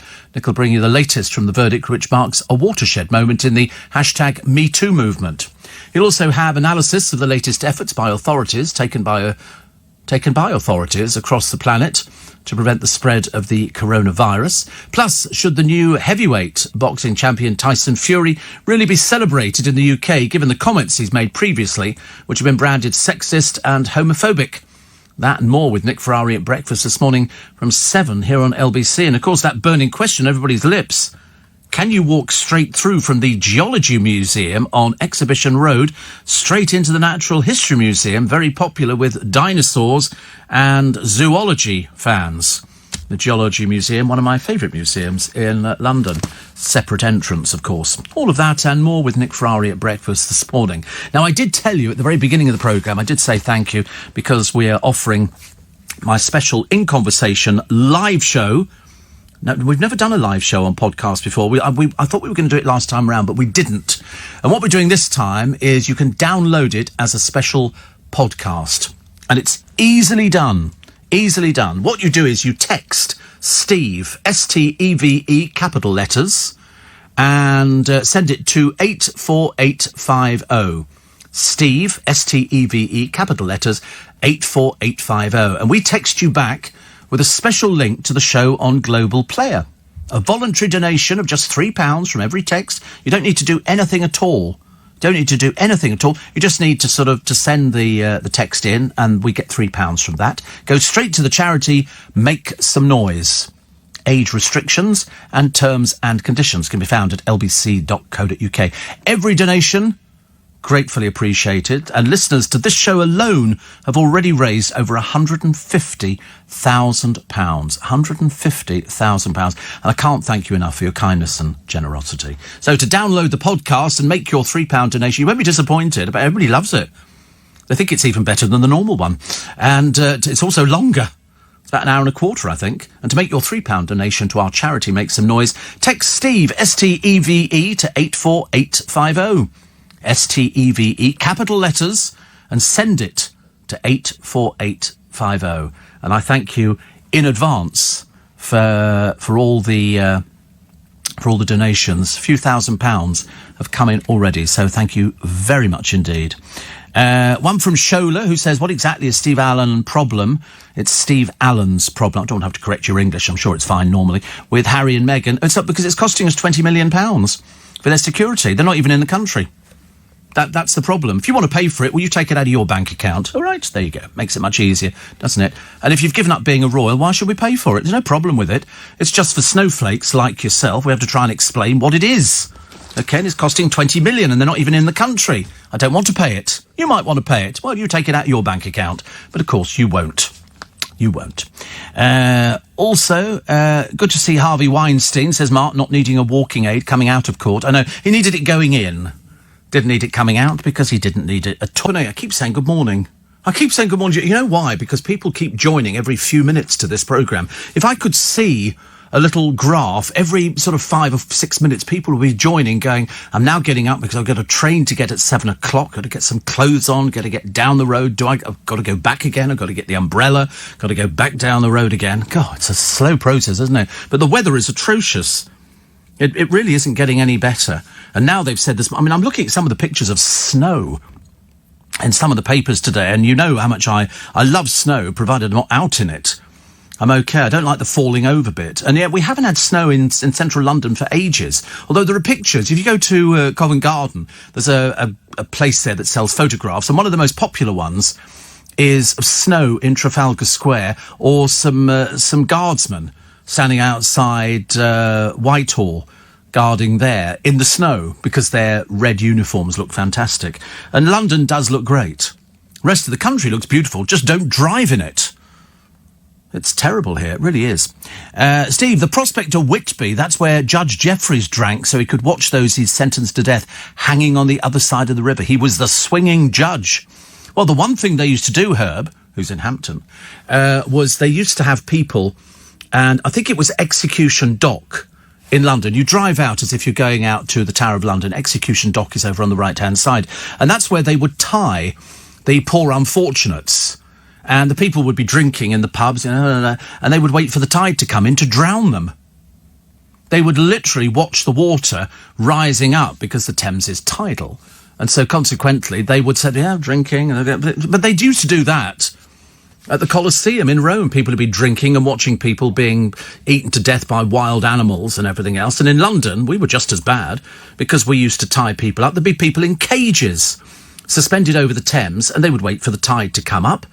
And then the other thing was that they would, after they'd executed people, they would cover their heads in tar and put them on some of the bridges in London.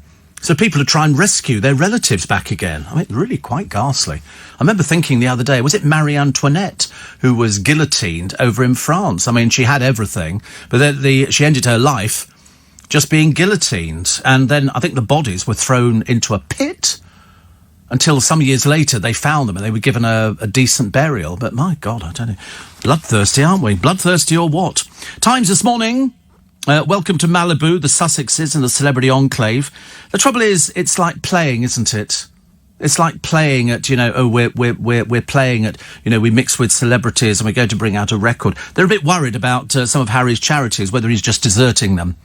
Because at the moment, I don't think they've thought this through at all. I don't think they've thought it through at all. I think he's petrified that she's going to walk out and leave him because she's now marketable by herself. She doesn't need him. Needed him to start with because she was just an actress.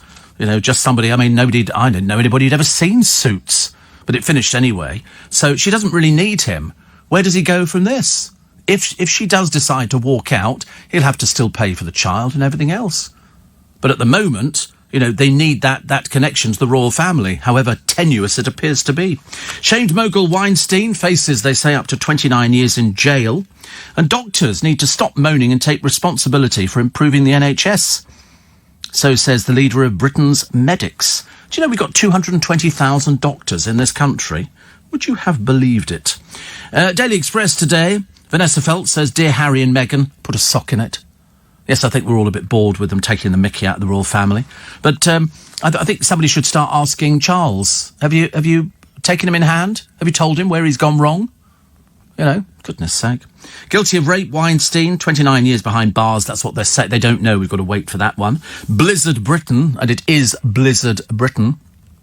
And Boris lays down the law to the EU. He wants a clean break from the EU in upcoming trade talks. The Guardian, Weinstein faces jail after being convicted. Sexual assaults on young women. Lawyer says Mogul took the verdicts like a man and vows to lodge an appeal, as I predicted on the programme. That's what they do.